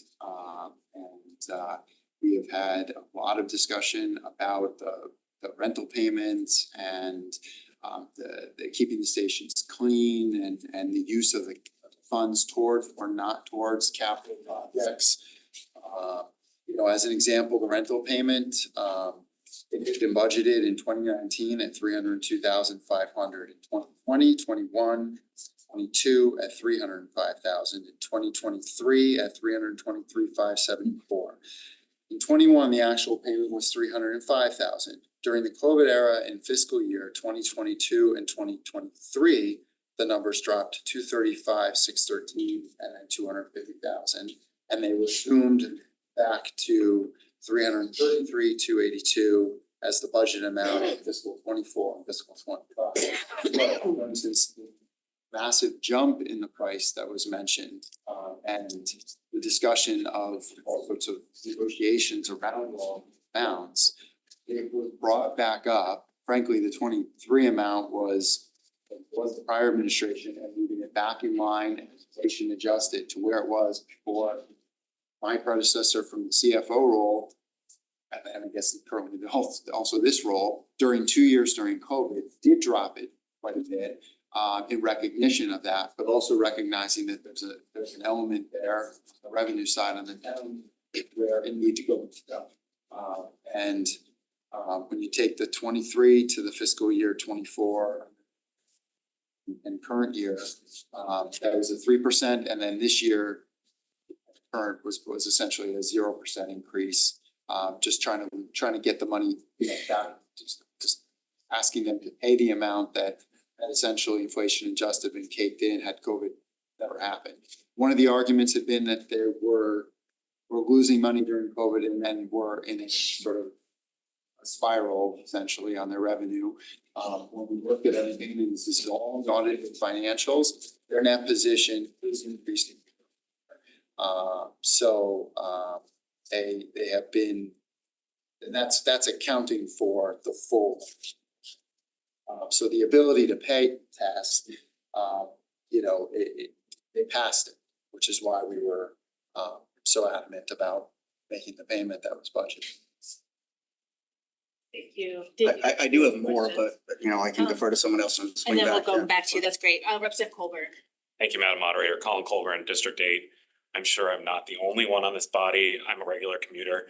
I have no complaints about the parking authority.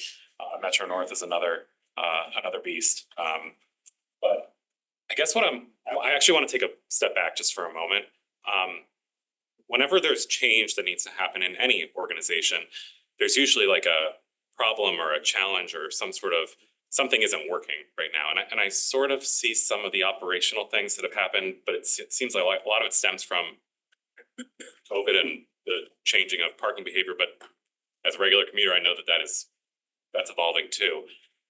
So just taking that step back, what is the problem? What is the core thing that is not working, specifically from the commuter perspective? Because I don't see it, but I'd like to get a sense for survey commuters, is there something that has come up with what they are telling us that experience as it relates to parking and being at the station is subpar at the moment?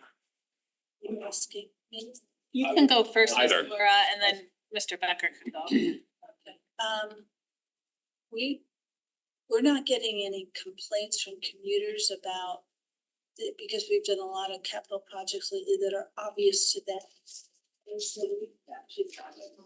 Laura, can you just speak up a little bit? We've done a lot of capital projects in the last couple of years and that are visible to the commuter. So sometimes we'll do things that aren't seen. We have the HVAC system we just put in.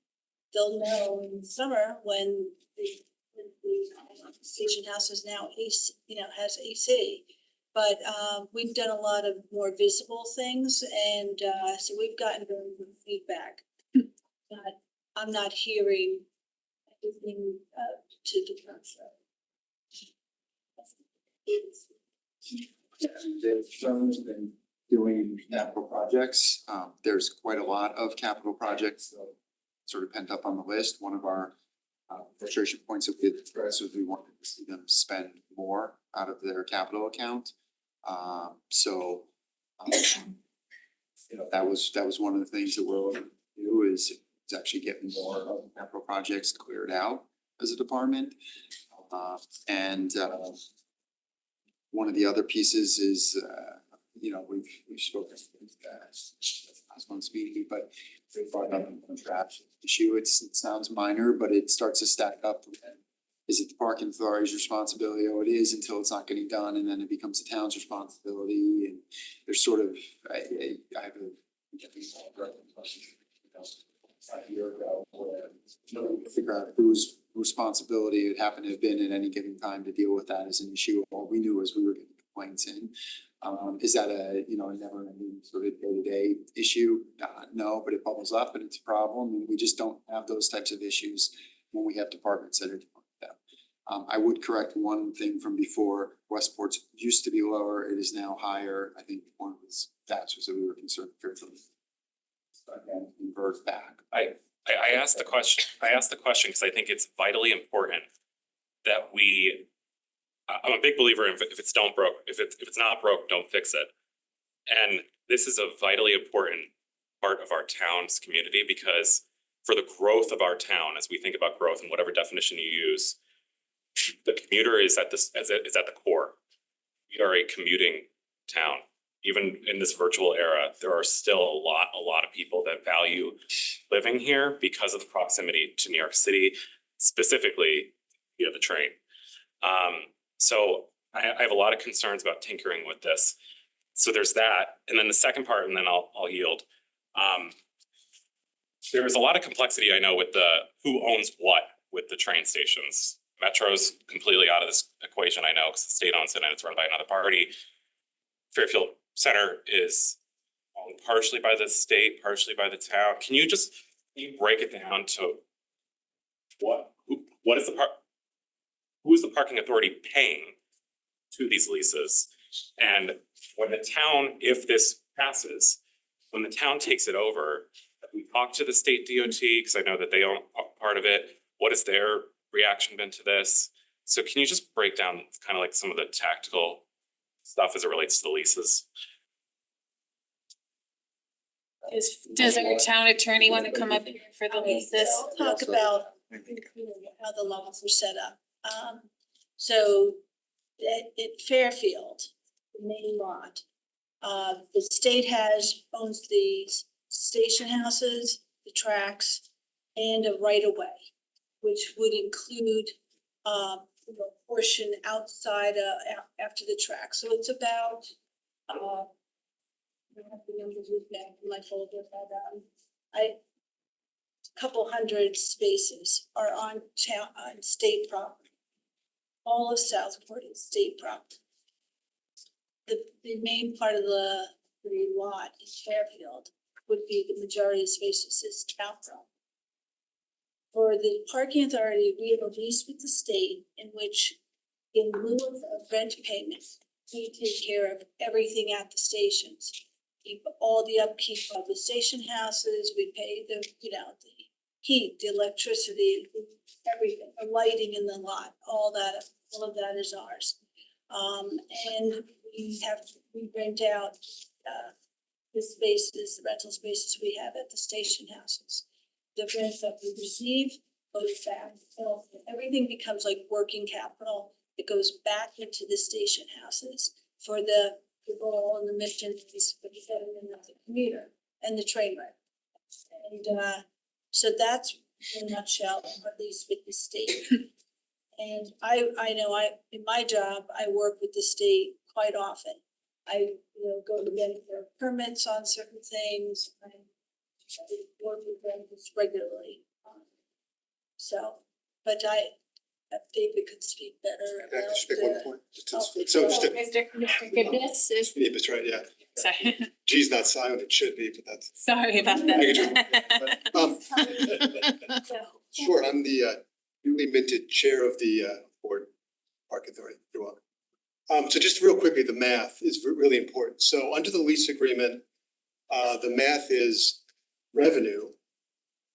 So that's for the passes and the decals and day parks and so on, minus operating expenses equals whatever the surplus, what's left over. And then by law, under the lease agreement, we have to reinvest that money into what we're renting, station houses and et cetera. So that's binding under the lease agreement.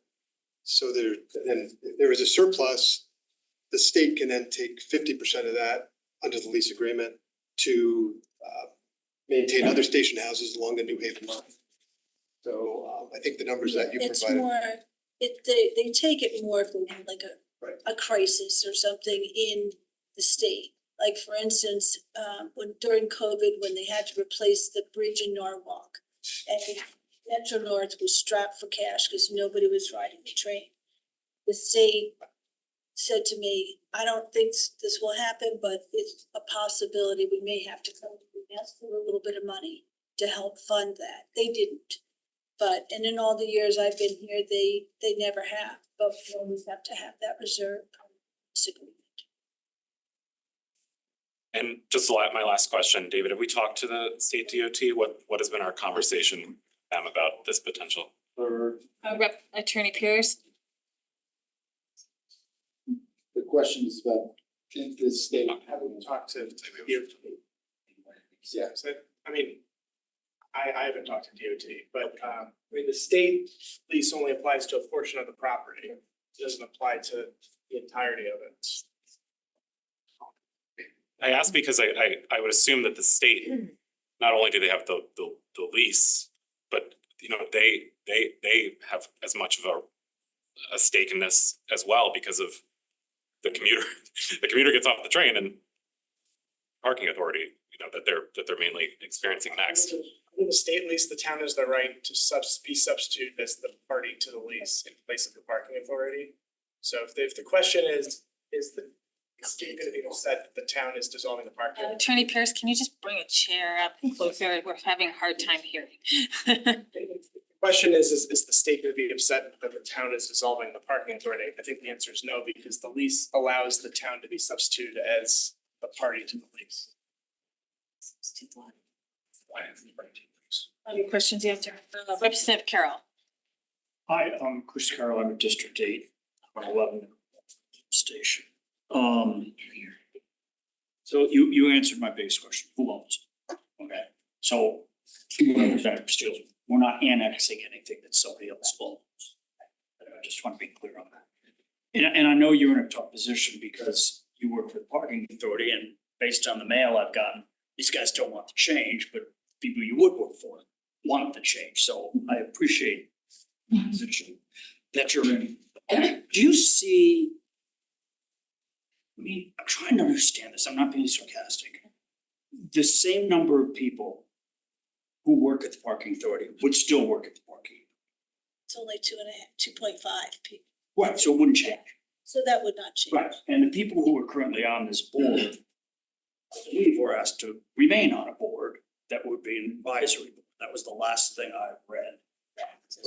Somebody, it may or may not be true, the way we have other types of boards for the departments that are part of the town. The first selectman can appoint advisory boards, so we were doing that. Right, so we're not gonna change the size of the spots. Okay, so nothing's really changing here.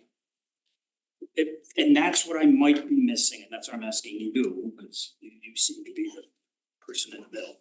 Well, like I said, I don't have all the details about how this. But how would it affect, how would it affect the commuters? How, what I'm not sure about, and is, because I don't think we're moved along that much, but it's my daily interactions with, because of the state lease, and how would that change? Because one of the things is on those, it's local capital. But if it goes into the general fund, I'd like to know, does that mean that it's still earmarked for the parking authority to spend on the commuters? Or is it now, you gotta get in line for that money? My understanding was those state funds, the state property, the revenue out of that has to continue to go in. So that doesn't change. The town assumes that the town could always opt not to do this, when you sit down to make a little bit different arrangement with the state. But that's, we just haven't gotten to those kind of conversations yet. So I don't know entirely how my daily interactions will change. If we There's nothing there. I'm just trying to understand. It seems like a bigger deal. That's what I'm trying to understand. Okay, thank you, Representative Zezima. Liz Esma, District 4. I just want to thank Eileen and the Parking Authority for their service. For Mr. Becker and Attorney Pierce, two quick questions. One is, what other towns or cities, either in Fairfield County or in Connecticut, have a structure like this in place? Parking Authority that operates as this one does?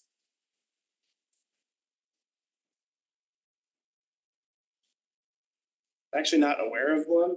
Okay. Usually with Ask Eileen. there's larger infrastructure. As Derby did away with theirs, they had a much smaller parking authority. A lot of towns have parking divisions or parking departments. They're departments of the town. Departments, right? And the other thing. There may be one, I'm not aware. Yeah. Yeah, I did a little research and I couldn't find any, but you might know. And the other is, in the current setup, would you be able to apply the usual financial controls that you would for a department? So that would be audits, other ways in which, the town is able to manage a department fully, vertically, whichever way you're doing it financially. Can you do that with this current structure? Our understanding is that they're not fully utilizing purchasing department. They're not doing the same for legal review on items. Those are areas of concern, right? So departments have to do that. They're open to our internal audit. However, it is the way that this authority is structured, they still end up, on our town financials. They are technically a part of the town. So, by moving to a department, you have to follow those. There's no way around it. It's not right now, everyone said, oh, yeah, we're gonna do that in the future. The department has to do that. So that's a problem.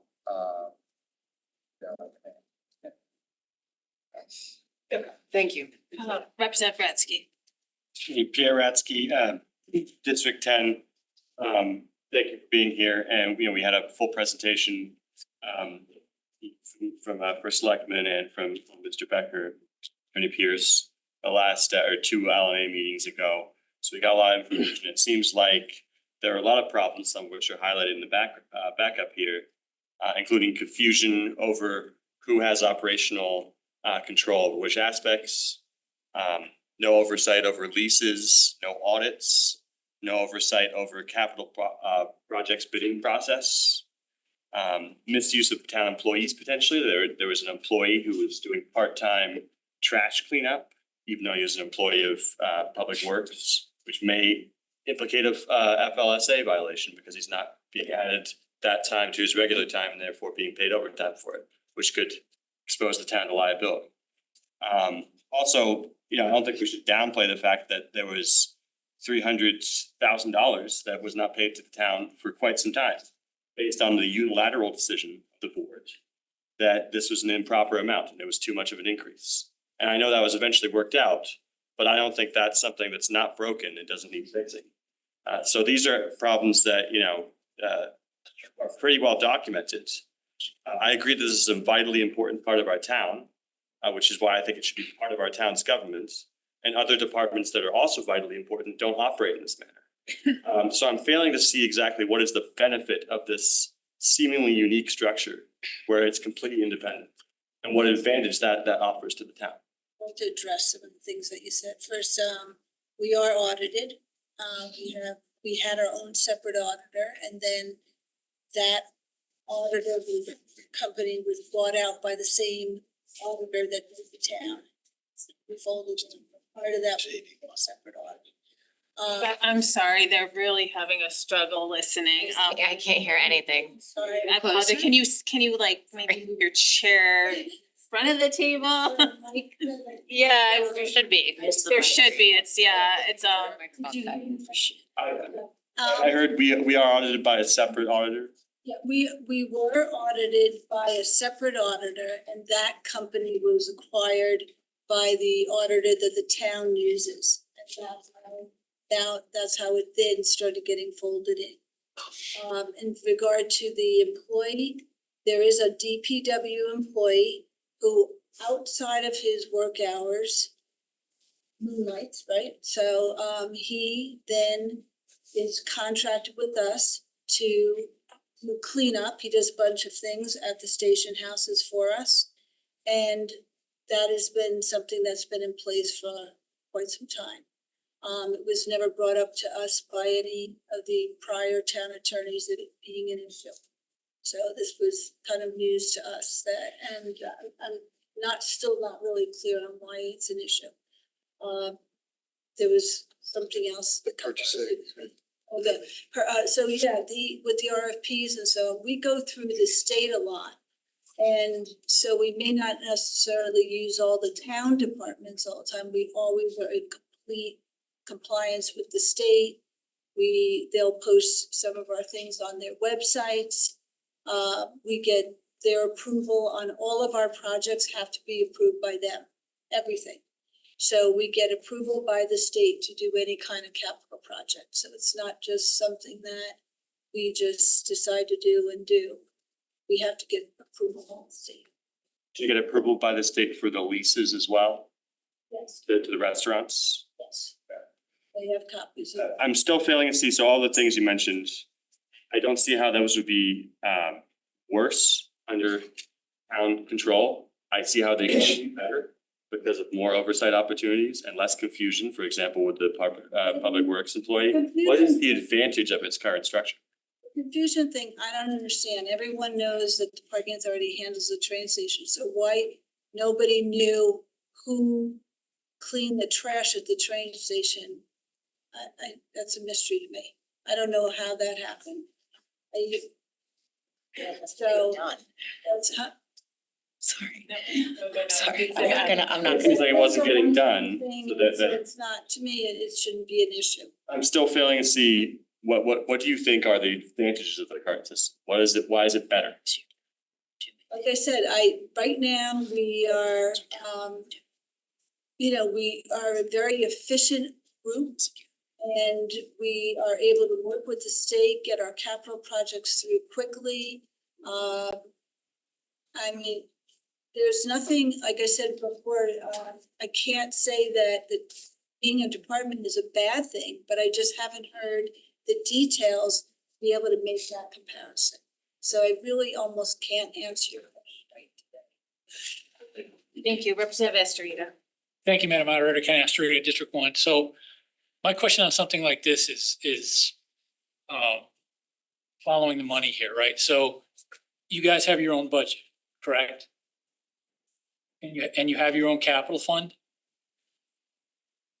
So are there any state, federal requirements with respect to how that money is spent? Because Eileen, I think one of the things you said, if the town takes that on its books, then it goes into the town's general fund, then does that mean it's no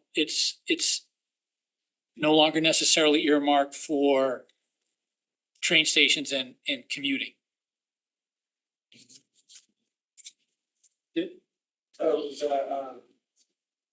Covered this last month. So the money that's been received to date for parking fees the town will have to maintain that as a separate, and use it for park.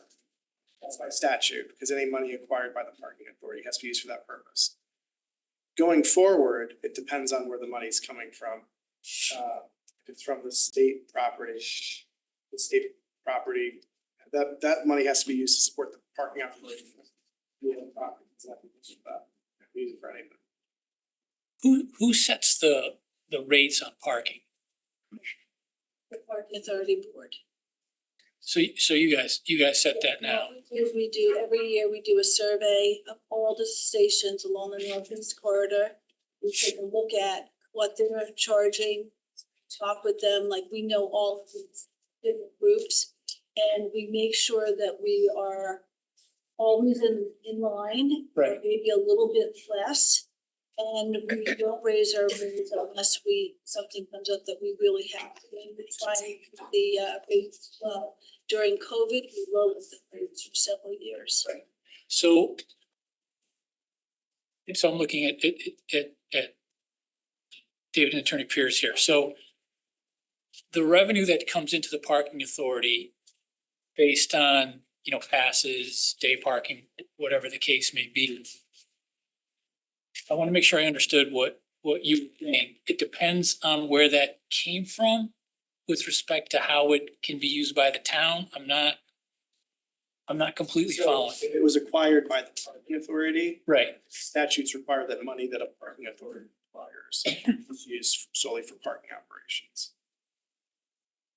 So what about like leases in the buildings? So you're talking about currently? Yeah.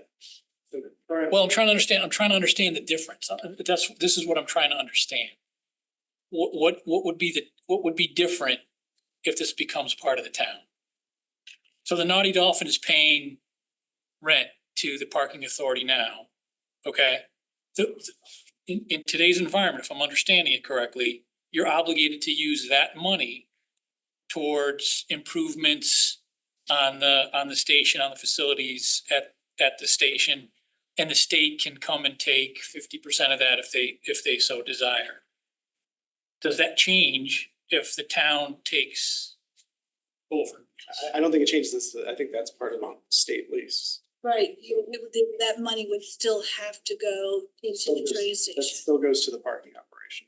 Okay, now what about like fees for, parking passes? That's gonna be the difficult part. How do you determine if you sell somebody a permit? One day they park in a day space and the next day they park further out. How are you ever gonna split that money up? You'd probably have to do percentages. I mean, it would be quite sticky. And Yeah. it'd have to be an agreement with the state on how you were gonna do that, and that's an assumption that the state will agree. So today though, all that money goes into the parking authority budget to be used to maintain and improve the station facilities. Now, what would be the town's obligation if you guys took it over? What would happen to that money? The money from the Naughty Dolphin lease, for example? No, everything, right? So the money from like the parking spaces, parking passes, day passes.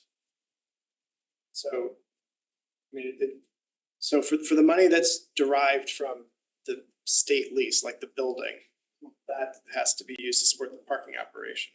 If it's from the lot that the town owns, the town's obligated to maintain that anyway, it owns it. Right, so in today's environment though, that money is definitely gonna be spent to maintain those facilities.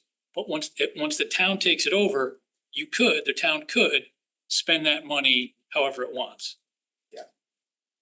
That's a big difference. What's that? Representative McCabe. Shell McCabe, District 4. Thank you for being here. I have a few questions that hopefully will go by pretty quickly. I'm under the impression that employees are processed, their salaries, et cetera, processed through the town's payroll system. Is that correct? Okay.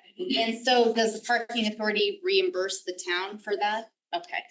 And I know that the parking authority staff use town offices, is that correct? And do you use town IT? Yes. Does the parking authority reimburse the town for that? Okay. We have a thing called in-kind services, which covers a lot of those items. We also, every few months, we will get a bill for all the AP, basically any of the bills that they paid out for on our behalf. They will bill us for that and then they move the cash back to the town account from the parking authority account. Thank you. You had mentioned that in the past you had a separate auditor, but now you're using the auditor for the town. Yeah, it was safe. Okay, and then, sorry, a couple other quick questions in this regard, and then I'm gonna shift a little bit. Do you go through the town for purchasing and stuff? We have. Okay, so some. Past, but not always. Sometimes we go through the state. Okay, and you're able to, I'm sure there are other services, like if it's something larger like paving or something, I know that we talked about that ends that up would being be- bonded and. And then if it's a really large item, it would go for RFP. But if we're gonna spend $5,000 on a water heater, then it's not gonna go through an RFP. So this is like sort of one chunk of my questions, and I mean, I think everyone is doing a great job. It's less about that and more, in my mind anyway, about efficiencies. It seems like right now, it's like the town's doing stuff and you guys are reimbursing the town. To me, it just feels like it'd be a lot simpler if it just was sort of taken on by the town, since a lot of sort of transactions have to take place for things to run. Just, it just seems less efficient. The second question I had, and I want to say thank you so much. You sent 10 years of your revenue and expenses, which I really appreciated. It was so helpful. I was looking through and, first it's great that most years, it seems like, I'm not necessarily a spreadsheet expert, but it seems like most years the parking authority has been operating with surplus, which, as we learned tonight, is actually kind of dangerous, because when you have if you had nothing, if the state was like, oh, we need money, we're like, sorry, we spent it all on our capital projects. I mean, it seems like carrying too much of a surplus is a bit of a challenge. So I'm curious, looking at this, do you have, similar to the town, like a capital project waterfall or something? Cause I didn't see like where in your sort of schedule you have set aside money and it's for something particular, whether it's That is the reinvestment fund. So our profits each year go into a reinvestment fund with the stiff account. And then we fund it out of there. Sometimes we have some cash that we didn't move over yet. We do that project in 3 weeks, so it's no point voting and move it back out. But for the most part, the money in the investment account funds the capital projects, and that's where that money is.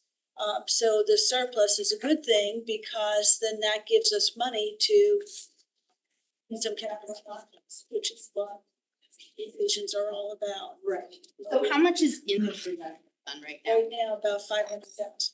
Okay, and just going back to another just quick question, and then I'll stop. Do you have like a list? Do you have a certain amount of money that you plan to spend year over year? Like every year we're going to spend 75% of our surplus, and we have a list of projects that we're gonna work our way through. Right, we have a capital list, we run it by the state, they give us approval on it, and then we start chipping away at them.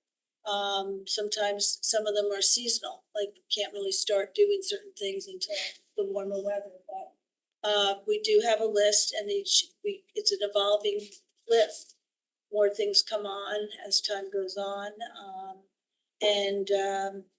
so we have that, as it. Right now for this year, we probably have identified almost $500,000 in projects. And then there's a number of things on the list that we haven't gone out to bid yet, so we don't really know what the project is. Those are like some big items. If you wouldn't mind, through the moderator, it would be great to have a similar sort of chart like you sent us over 10 years, especially I asked for 10 in part because I know COVID was such an outlier and I wanted to give an opportunity to like really understand trend wise what things look like. Even if it's just a bulleted list of, you know, these were the projects and each year, this is where our surplus went to pay for. I mean, that would be extraordinary. Oh, yeah, I'm not sure how, before I can get 10 years ago, I was not here. So I don't have it in my head what we did. But I know it's been thinking for eight years, so I know everything that's gone on at that time. That would be great. Thank you very much. Thank you. Representative Kuhn, do you still have a question? No, it was. Okay. Representative Waldron. New Waldron, District 3. Michelle, thank you. That was actually my question. Thank you for everything you all do. Appreciate it. But I just was confused, not confused, but I didn't know you keep mentioning capital projects. But what are they? What has been done? And I'm sorry if, I'm not aware. I apologize. So thank you. I would appreciate that. My husband is. He has been for years. And I have received some interesting emails where people are concerned that some of what the parking authority does to make their commute better will be gone. So I'm just curious, what could that possibly be? Is it the capital projects? And like in my mind, when I first read it, because yes, I personally am not a commuter, my husband is. I do drop him off at the train a lot. I don't know what it could be, so you give me an example of what, our constituents are looking for. I think this was about 5-6 years ago, but one of the big things that we did that was a major improvement for commuters, is still talk about it today, is the station house in Fairfield on the New York bound side is at the lowest point from sea level. And that was always flooding out. It's like a foot of water sometimes, the first few rows. And we put in, when we redid the whole lot, we put in this permeable pavement and extra catch basins and all sorts of things. And to this day, like when it rains and talk about no more flooding, and we still to this day get respond on that. But more recent things are, we renovated the whole coffee shop. We have a great coffee shop there now. We renovated both station houses. I don't have my list in front of me. The plexiglass. Oh, yeah, the plexiglass which was a big, Huge. a big difference. It's the plexiglass on the upward stairs going over from one side of the track to the other. We replaced all of that, and the police were very supportive of it because people come home and come around and anything. What else? Security.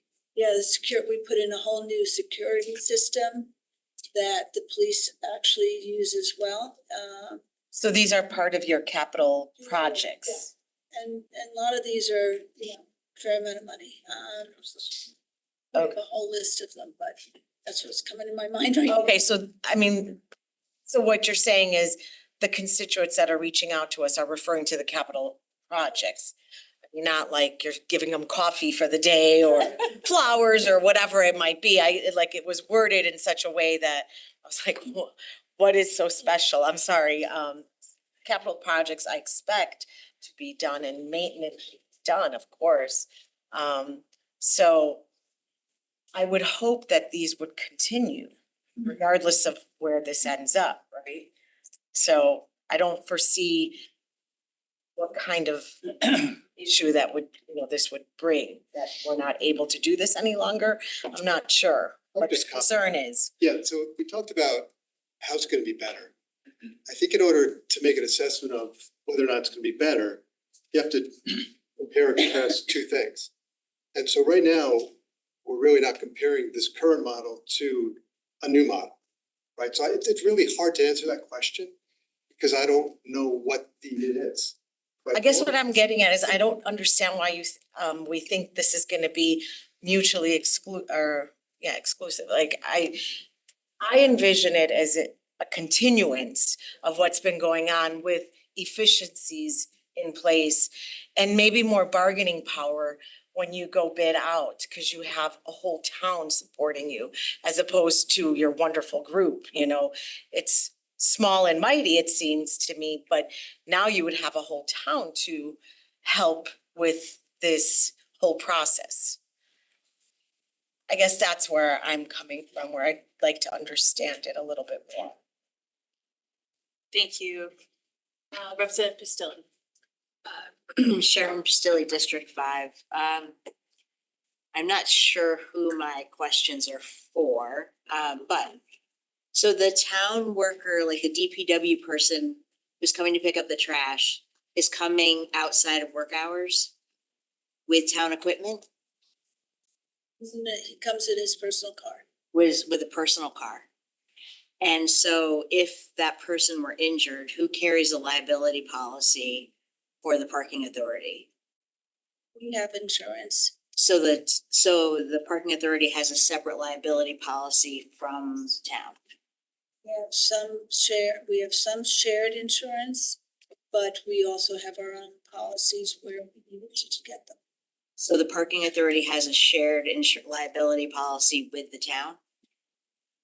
And, okay.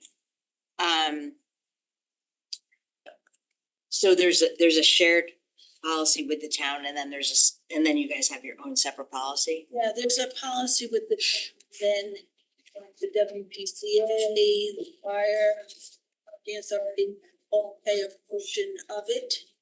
But we also had to get our own policies, separate policies, so we have them as well.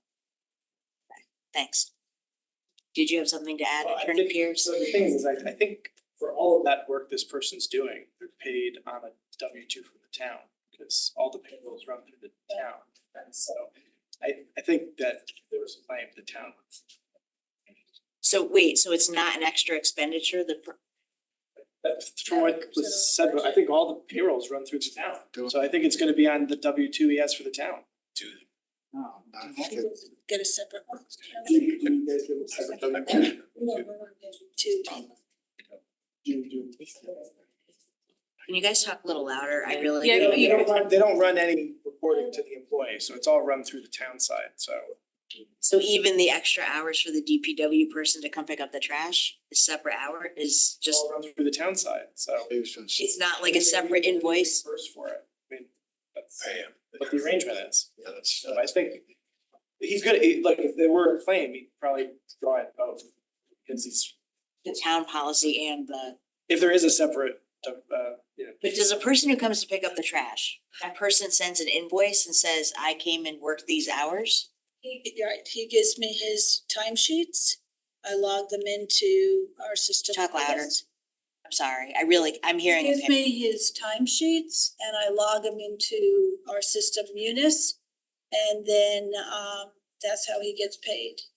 so that's the town's payroll system, though, that's. But he's being paid on the town payroll, he's not being paid, it's not like an independent contractor submitting an invoice to you. Does, yes. He's being paid by the town. As the town pays all of our bills and then He reimburses him. Reimbursing or not, or enterprise fund or not, at the end of the day, this is all being done on the town's tax ID, the town's full faith and credit, ultimately the town's insurance. I mean, that's sort of lost. Some of the, and attorney had mentioned, some of these other towns that have parking authorities that are completely separate entities, they have their own EIN, all that, that's not the way this is structured here. At the end of the day, this is all the town. And essentially. But he could invoice, it was just, that was the way it was sort of happening. No, that's the way it is now. But we could always treat him as an invoice. So it's kind of like a bank and a holding company of a bank. Okay, thanks. Thank you. I just want everyone to know I have 4 people on the list. I have Representative Rock, Longo, McCloat, and Dudiak. So That's what I've got. Rock.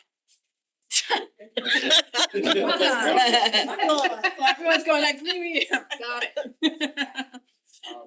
I'm trying to recall in all the discussions I've had, there's a person who drives around in a car and monitors the lot and apparently pays, does this daily tickets and checks the car that the person drives around. What was that?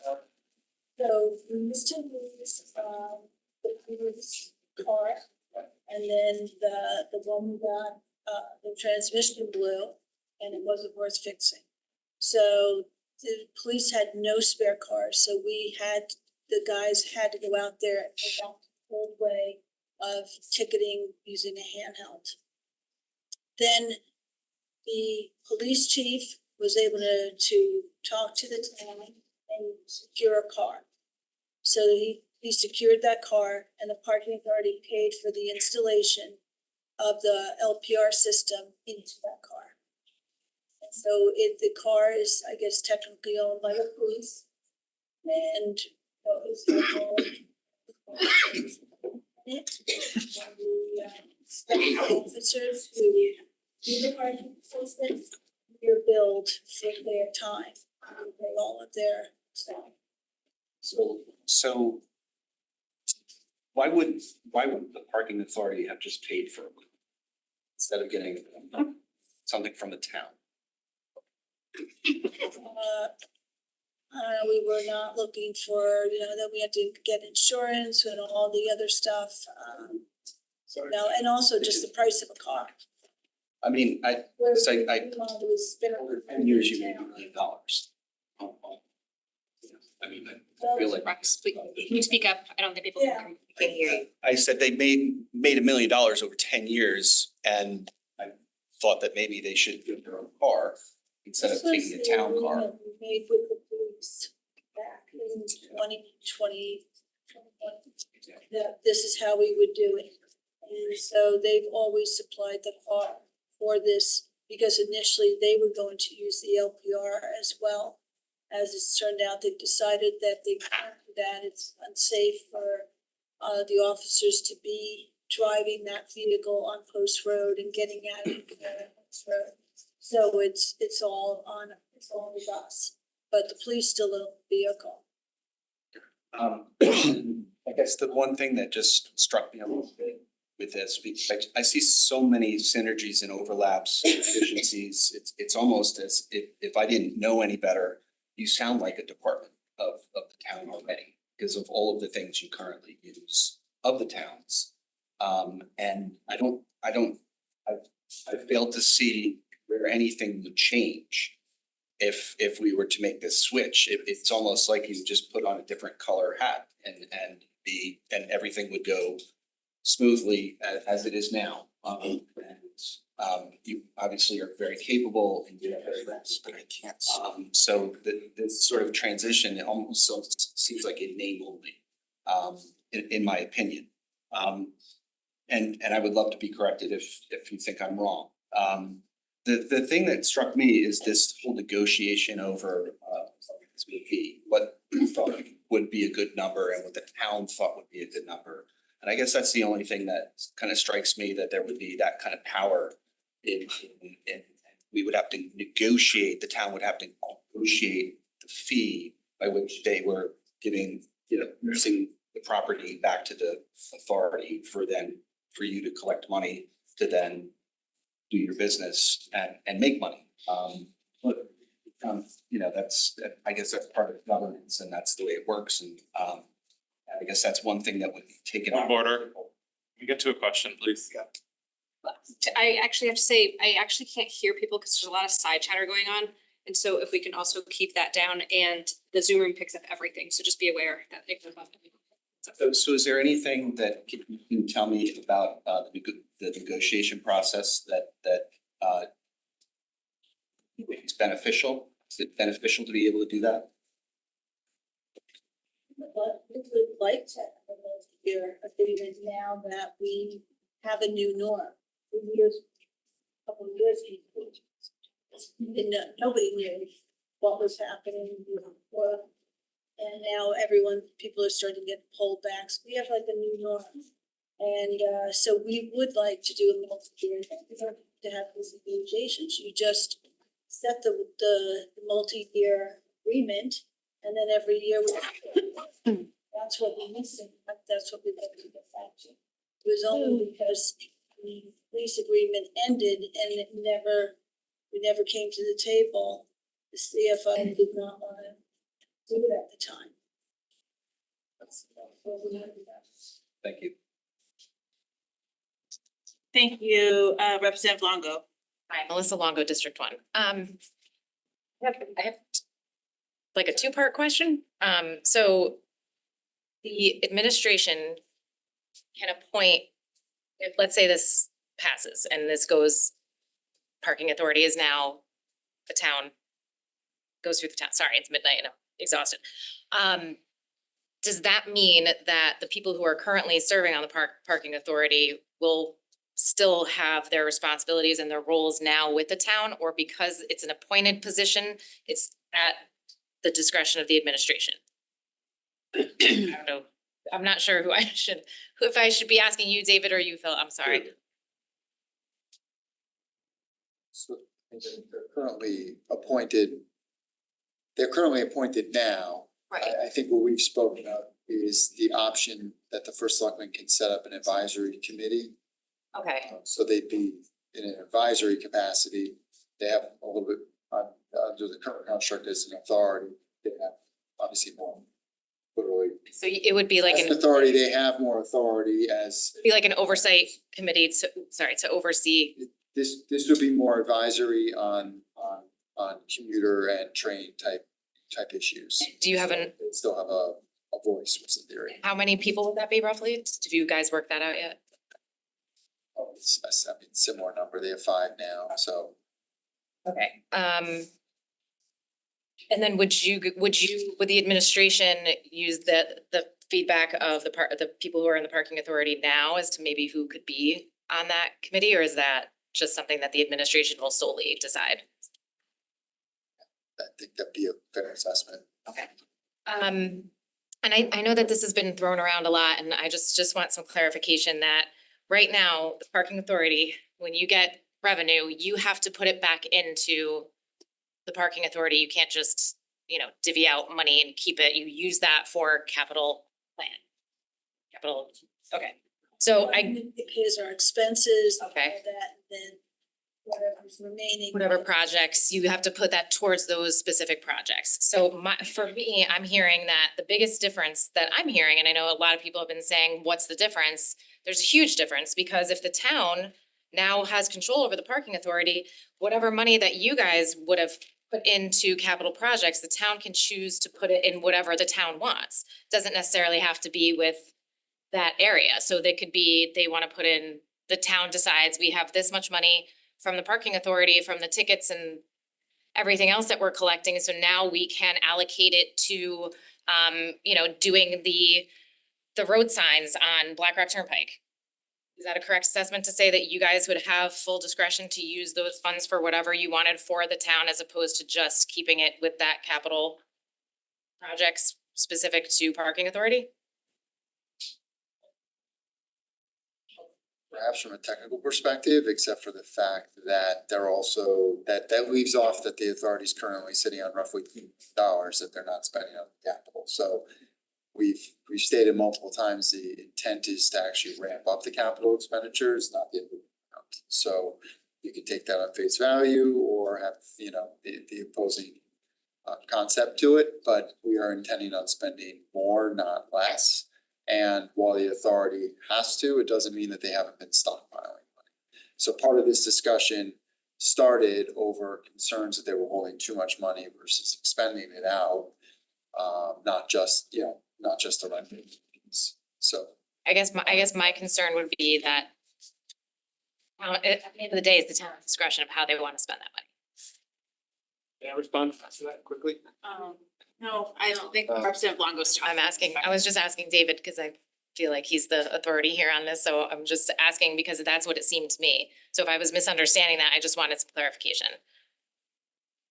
we're intending on making sure that we were investing heavily in patients. That's our intent. So dropping, if it drops to the general fund, that doesn't mean that we're still not going to continue to invest in that.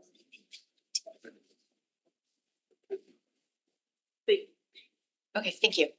Representative McClure. Megan McCloud, District 2, congratulations, it's midnight, so I've been waiting a day to tell you this. I'll try to be as quick as I can, because I think we are all exhausted and bleary-eyed. Couple of questions and clarifications. Ms. Flora, correct? Is that your name? Hi, thank you for being here, and thank you to everybody who came out and stood through this, because I know most of you are commuting in the morning, I'm sure, so. First thing you said that it went up to 332,000 in the budget, which was a 33% increase, I heard you say. 33% increase from what, previous fiscal year? This year's payment of $250. Okay, and that's what you thought was unreasonable and wanted an opportunity to negotiate, but didn't feel you got the opportunity to. Okay, and that's at the same time that in your fiscal year, you had a 15% decrease in ridership, which I understand was probably the least percent decrease you've had over the last 5 years of the pandemic. No, the 15% was our net position that I was. Net position, okay, thank you for clarifying that. I understand 50% of the surplus obviously goes to a state fund. We all have heard about that ad nauseum. Is it my understanding, this is a question for you, Mr. Becker, that concept, that fund, that reserve would completely go away? There's no plan in this proposal to include a separate fund for any other allocation purposes? There's the existing fund is gonna remain as a fund. There's an existing fund that's gonna remain, but it's going to now revert to the complete discretion of the town. There's not going to be a separate enterprise fund that would be reserved similar to the one that is there now, that 50% goes to the state. That fund is gonna remain. That's going to remain, and 50% will still go to the state? Only if they ask for it, but they have the right to claim that. And historically, they've always have, right? Never have. And it was, I don't think they have. They never have. Never asked. other than the bridge in Norwalk you mentioned, you were prepared. They called and said that they may do tap everybody for the money, but they did not. So this proposed plan will still remain that separate fund. It'll be an interest-bearing account, I imagine then, or has that been thought out yet?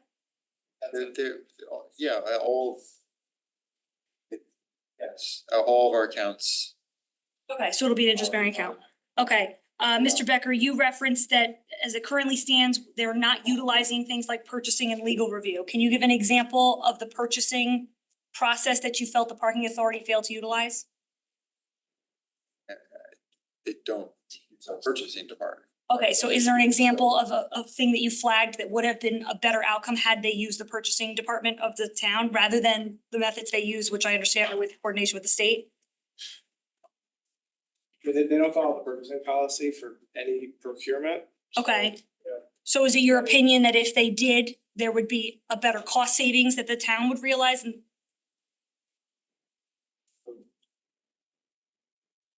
Not everything's about cost. Sometimes it's about compliance. They should be using our purchasing department. well, that's your opinion. That's why, there's Well, I nothing. guess technically as a separate authority, they technically don't need to, but they are operating as a separate authority. However, ultimately on the town's tax ID and on the full faith and credit of the town. So in that scenario, as much as they're arm's length, it's unique because they really aren't entirely arm's length. They're ultimately on the town's financials. So we prefer to see in situations like that you use the purchasing department like everybody else that operates in the same manner. That includes a similar authority structure would be the WPCA, where they run everything through purchasing. The Board of Ed, where they run things through purchasing. They're living on an island. We've raised that as an issue, so. Is there a specific instance you can recall where the absence of utilizing the purchasing authority resulted in a town impact that you and the administration were not happy with? A specific tenant they chose for a lease arrangement or a specific, We'd have to go through them to. okay, but it doesn't come to mind. But if that's the standard we're using, then that's a very low standard that we wouldn't want to see any of our departments use. Right, well, this isn't a If I department can't with find it climate or testing. not, would not be the same. I'm not suggesting it's a new standard. I'm a solution oriented person. I like to know if we got a problem, then we can figure out a way to fix it. I'm just trying to figure out what. Using purchasing, there's your problem, you wanna fix it. Okay. Legal review, sure, go ahead. So when we do that, we go to the state, we use the DAS list, the Department of Administrative Services, who who have already vetted vendors for certain things, and they have already agreed to a state pricing level. Okay, so it's an unfair characteristic to say that you're at the Wild West. It's not like you're leasing to a tenant in the name of ISIS. Okay. So from the legal review perspective, and this is a question for you, Attorney Pierce, is there anything specific that their failure to use the legal review process has resulted in a major liability for the town, in your opinion? They haven't, I don't know what they're doing, so. Okay, but They haven't run any leases, contracts, anything by our town attorneys. I mean, okay, but you're also not aware of any claims? Like any claims have been served on the town as a result of anything having to do with the parking authority? I'm not aware of a pending lawsuit or a lawsuit. So that takes me to my next question, but I'm a little confused on the answer that you had, Ms. Flora, about the property and liability insurance. And then I'm further confused by the balance sheet that was proposed, and I assume, but this was in our backup, the very last page, doesn't necessarily match the financials that came from Ms. Flora, so I just want to get to the bottom of it. The 10 years. Yeah, that's yours, I understand, and there's a couple things that don't match, but the major thing I have question with is the shared liability policy. So when you say that, and again, I guess this is Attorney Pierce question, do they pay for a portion of a liability policy that is in the name of the town? That's actually not a question for me. I believe the one that I believe what she's referencing is if there are items that are on the town, but they affect multiple areas. So some of our self-supporting accounts, like just WPCA as an example, fire, school, CC, things like that. There's a cost allocation formula and then they're charged back the appropriate, but it's ultimately a town policy. It's all part of the same policy. It's not like we have some separate subrogation agreement or situation. It's all part of the same policy that other departments are part of. They're charging out based upon specific area. Okay, in any of the town policies, is the parking authority a named insured, an additional covered insured as a separate entity? I'm unaware of that. We'd have to go back and check. Attorney Pierce, do you know? Okay, so in the instance of a liability claim, slip and fall, failure to shovel the parking space that happens to be the town's and not the state's, somebody files a claim. Are they filing a claim against the town of Fairfield and the town of Fairfield Parking Authority? Are we sharing that liability? How would that go about right now? I would expect that person would make a claim against both. Okay, would make a claim against both, which is how it's historically been. Would that change if we go forward with this? It's the town. Only the town. Because the parking authority would be just a division of the town. You wouldn't be able to sue her. It would be sewer, you couldn't sue it or it can't be sued at that point. Which would mean that if any claim happened in that time, there would be no ability to recover any damages from the parking authority. It would all be from the town, on the town's policy. Correct. But the town would also have risk management controls to. But we don't have a risk manager now, so we're just assuming we would take it as we go until that gets. It's not a separate individual. Oh, I wasn't aware we had a risk manager in this town. We do? Assistant Director in Resources serves as the risk manager. Okay, she performs functions in the absence of a risk manager. The assistant director of that department, Huh? one of the roles for that individual currently is the risk management function. So She performs the function, okay. Not she, it's Peter Ritchie. There's a function area. We are looking, and it's in the current budget, to have a separate dedicated. Yes, that I'm aware, that I'm aware of. Yes. Yeah, which I think is a great idea. I think at the end of the day, it's clear that the slip and fall and it happens at the train station, it's gonna ultimately affect the town. The parking authority doesn't even have its own tax ID. It's not its own entity. But it does have its own funds and its own budget, so I mean, I Well, think I that's guess it important might- to distinguish. Hypothetically, they could. Yeah, and I would hope the pay out plaintiff's the attorney hears. $200 balance and then revert to the rest of the town's policies, but.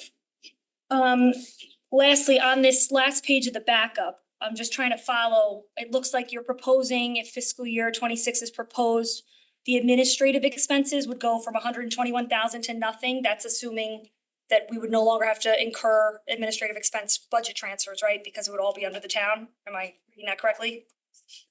Correct, it would function as a town department. Okay, and right now it's reimbursed? Is that what I understood with the in-kind service agreement? I think, that's not the reimbursement, that's an in-kind. It's in-kind, okay. Yes, we will have that charge back.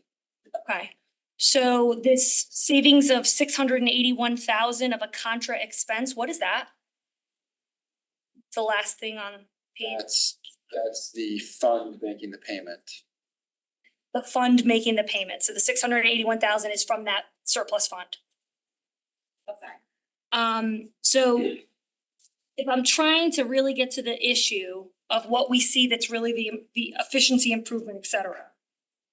The only thing I can come out to is the amount of revenue that's then gonna come from an entity that we can't control where the funds are allocated to, now to our general fund, which arguably would have more discretion. Is there anything else I'm missing that's a bona fide efficiency? I heard the conversation about a potential FLSA claim and all of that. And I guess it's worth questioning for those who probably are very stumped by that question, is it's still a W-2 employee. They obviously were still being paid under the same payroll process as Unisentry. The question is, were they getting paid overtime? I mean, Attorney Pierce, do you know that answer? Yeah, I don't know. Okay, so regardless of whether or not they were a contractor or an employee, still go through Munis. We still pay our contractors through Munis, right? So the only question that could potentially raise to a laborer violation would be if they were being paid in excess of their working hours at an overtime rate that is not matching FLSA. I'm not hearing anything about that. Right. Job, it's less than what they make on the job. And it's gotta obviously be reported the proper way through payroll. Okay, so I think that's a dead end. Comes in under our contracted services. Got it. Budget line. Okay, so at the end of comparing the efficiencies and things we already do, I don't see something that's different than a matter of control and a matter of revenue shifting. And I'm not saying it's necessarily a bad thing. I'm not there yet, because I don't think we know enough. What I do have a major problem is that it's 12:12 a.m. on the next day of a meeting that we've only known about this, especially if you didn't sit in LNA, for about a month. And it seems that there's a major push to get this done before this budget cycle. And I struggle with that, because perhaps this is a perfect plan, and perhaps if this was really well baked and everybody knew what was transparent about what the expectations of the efficiency savings were, we'd all feel a lot more comfortable about changing something that has historically been in this town for a very long time, with apparently very little pushback from any of the people that actually utilize this service. I can speak for myself personally. I moved to the town of Fairfield because of its commutability to Manhattan. It was a critically important part. So the concept of changing any of this. Wrap it up with a question or. Sure, I mean, we've been here long enough. I don't Yeah, think it could be longer. We could talk about that last. If you don't have a question, I'm gonna move on to. No, I had a lot of questions. I got all the answers. Okay, and great. I think that they were. I'm gonna move on to Representative Druniak. I didn't finish though. I was. You had said your last question about like 10 minutes ago, so if you have a question, ask it, please. I have a question. It's for the gentlemen in the back that have taken their time out. I imagine you're on the commission. Okay. Is it your understanding that any of this is necessary in order to improve efficiencies for the town and in order to improve the commuter experience? You're gonna have to come up to the table and be closer. We have booming voices. Greg Alford, been on the commission for for all of 10 years. And I'm a commuter. I commute a little less these days than I have in the past. The answer to your question is, like you, I don't know. My issue with this process has been exactly your point. It's been rushed through, little transparency, that hasn't included us, hasn't included the state. I think those are the problems we have to address as a group, or you guys do. Okay, I've lived in Fairfield for 20 some odd years. It's not what I have come to expect of my local government, is to rush something through, regardless big or small. It just isn't what I would never vote for it, ever. I've run for RTM several times, and I respect you guys, regardless where you sit. Very much, you guys do a tremendous service to this town. I think what's happening now is a disservice. I think that needs to be thought through a little more carefully before rushing something through which sounds like you have to take a special vote next week to do it, doesn't seem to make a lot of sense to me. Thank you very much. And again, thank you for being here so late and waiting. You, That concludes my questions, if there was any thank you. doubt on that. Representative Dudniak. Hi, Eric Kruniak, District 6.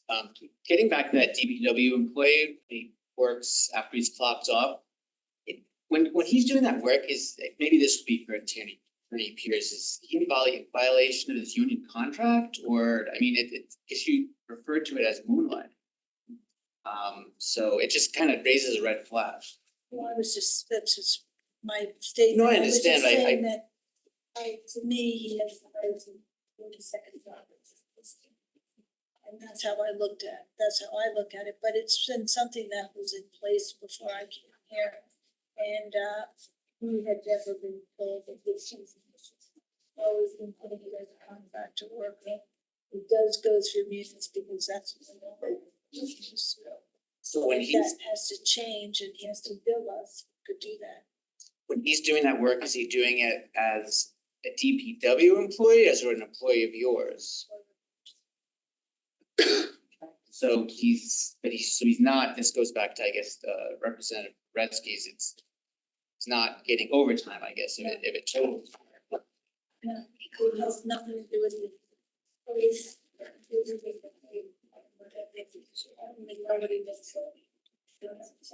I just know that we pay him to do that work.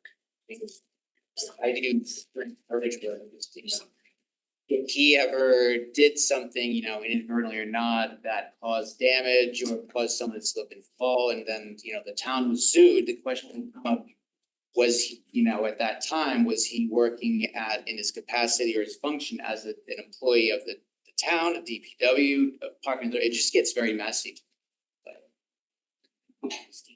And I represent insurers, so I try to, if I saw this, fact pattern, I'd try to find a way to deny coverage because it seems, it's kind of, like I said, messy, so. Thank you. Are there any other questions regarding this item tonight? Let's see, Representative Shea, you haven't spoken, sorry. Madam Moderator, so I just wanted two kind of basic questions. One is, I don't understand the reasoning behind having to rush this through and vote on it next week. Could you expand on that for me? Why can't we wait another month? There's some reason why we have to do this next week? Board of Finance time, so this as a department, they need to do that it can't be done by the RTM, it has to be done by the Board of Finance. And it's a fiscal year type of a thing? Yeah, so if we were trying to have this for July 1, they would have to set the department and the appropriating of the funds. They're the last stop that can actually increase the appropriation on that side. So they vote, so your meeting is on Monday and their meeting for the budget vote is on Wednesday, right? So from a timing perspective, and we said this last month, realistically, it should have come a month earlier and that would have given the full timing. I think the question at this point is waiving the rule in order to meet the Board of Finance's timeline and, it seems like a lot of this is about the timing question. It's certainly, there's two pieces, there's a timing question, then there's do you agree or not, but I guess the question is if you happen to agree or you think you should agree, that from a timing, it's really about the Board of Finance. It's just the budget process. Should have come a month earlier. There's a lot of information to try to understand and to be respectful of my constituents and the process. It just seems to me like there's more here than I'm able to swallow. And it's been mentioned by Attorney Pierce and others that this all was talked about last month, but that was in an LNA meeting. It wasn't here. So I'm hearing a lot of this for the first time. So, out of, all due respect, there's a lot. And then my other question, and this has kind of already been brought up, but so the town owned parking spaces, the revenue generated by those parking spaces would go 100% to the town of Fairfield. Is that right? So that money could be used for, that would go into the general fund, and that could be used for like contaminated fill removal at the high school field or the Ludlow's field. It doesn't have to use the parking authority. Is that right? For whatever the town chooses, it's another source of revenue for the town.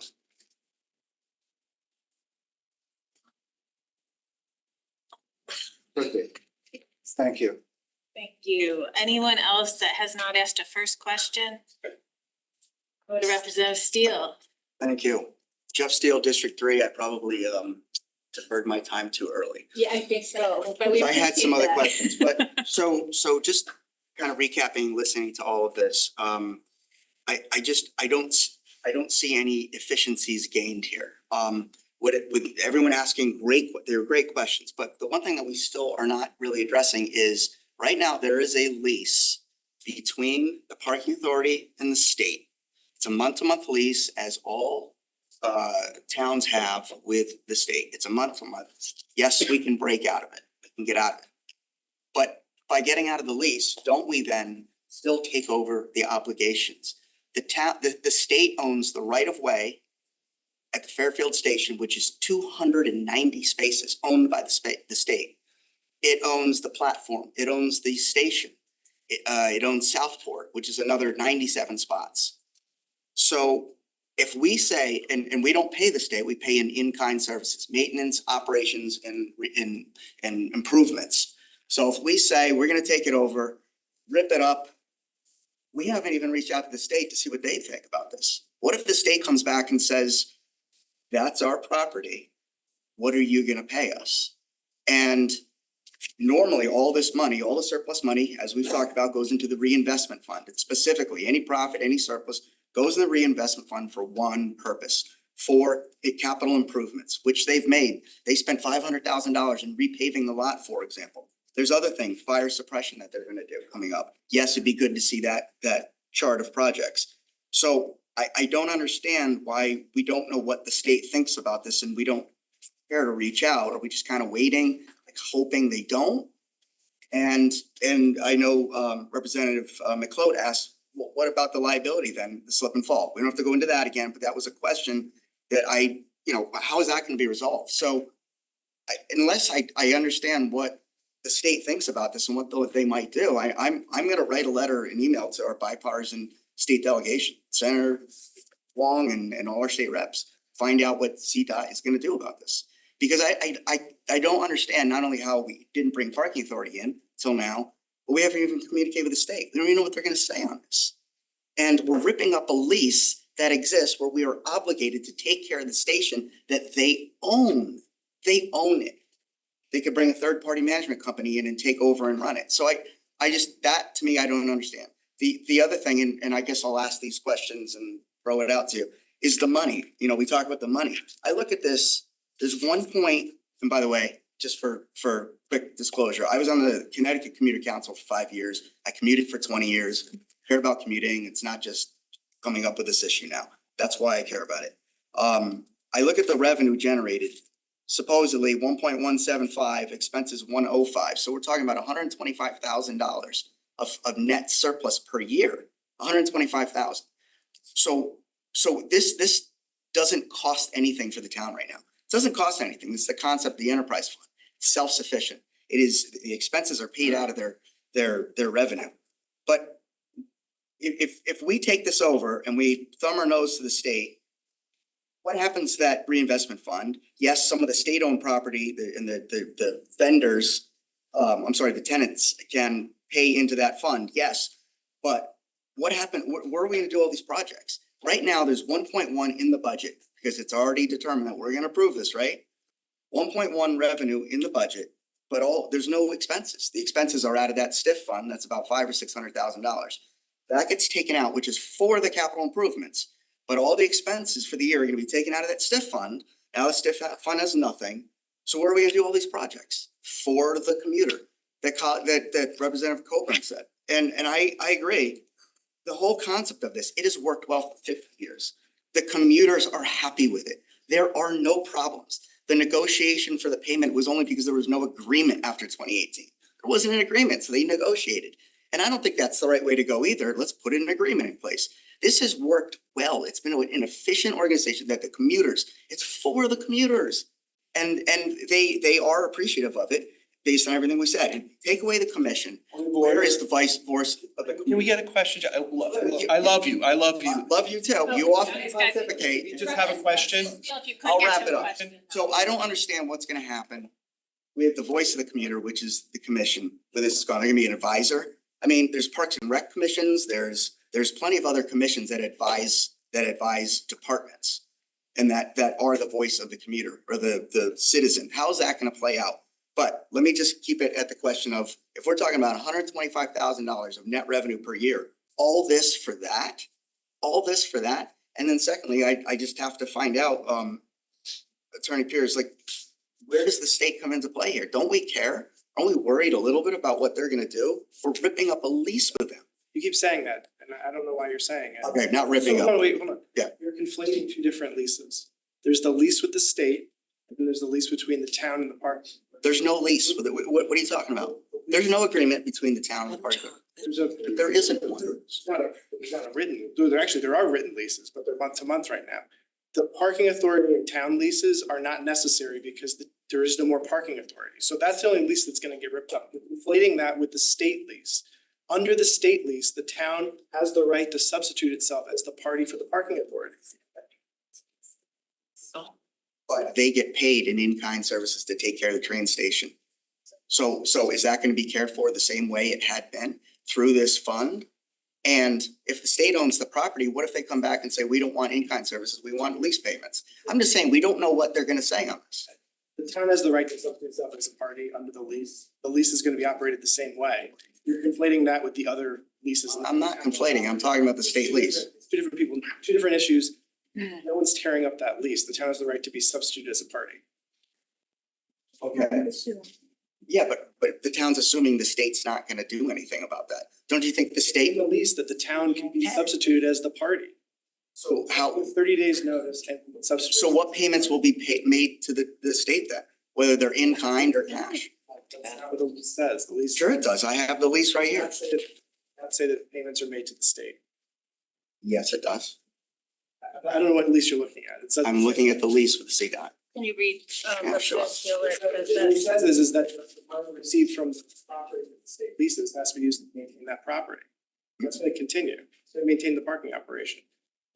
The other property that the town owns, that's now no longer leased to the parking authority, that is not subject to that restriction. That is not leased from the state. Which other property? This Southport? No. Town owns. Town owns. Yeah, that will not, yeah, exactly. I'm talking the state-owned portion, the right away in the I platform. don't have any other way to clarify it. Okay, It's just- well, anyways, I'll reach out to our delegation just to see what kind of response. Thank you. Yeah. All right, any other questions? I just want to remind everyone that we did have a presentation at our overall committee meeting last month. First Selectman Gerber spoke about this. I encourage you to go back and look at the committee meeting. You can go back to the recording and see that there was information provided at that meeting, if you forgot. So we have had 2 meetings now for this. I thank the parking authority for staying this late. I thank everyone for staying this late. Few things, we're not. Oh, I'm sorry. Yeah, it's very quick. It just came to me because we keep talking about the state right of ways. Obviously, everyone's acutely aware of the UI monopole opposition. Attorney Pierce, is there any impact on the town's standing or the town's position in our opposition to UI as a result of the right of ways being impacted with a transfer from the parking authority to the town of Fairfield? Okay, has that been considered or evaluated, or is that something we can do? There's no, it has no impact. In terms of notification processes or anything like that, because obviously the state had access to its own right of way. if it's no longer gonna be owned by the state from the platform, the spaces in front of everything in terms of notifying. They're gonna own. That was at 8:30. Right, but in terms of its right of way access, is there gonna be any escalated notification process? I don't think there's any, I don't think there's any, it's a good question, there's no impact on the council process. Okay. Thank you. Any other going once, going twice? Thank you to the parking authority. A few things. I think I'm getting a sense of the body that what we're gonna do, and just everyone, if anyone disagrees, we're not gonna hold committee. Anyone, raise your hand, okay? So there'll be no consent calendar, but we'll manage that next week. I wanna remind anyone who hasn't gotten their budget books, they're over there. I also wanna remind everyone that due by the end of yesterday, so 30 minutes ago, was the list of you wanted anyone to report to the budget meeting. So we have our confirmed list that we will be sending out soon. And I will ask that at that meeting, maybe we consider asking questions and not offering opinions at our hearing. If you were waiting at the right moment. My motion to adjourn? What was that? The motion to adjourn? I couldn't hear you.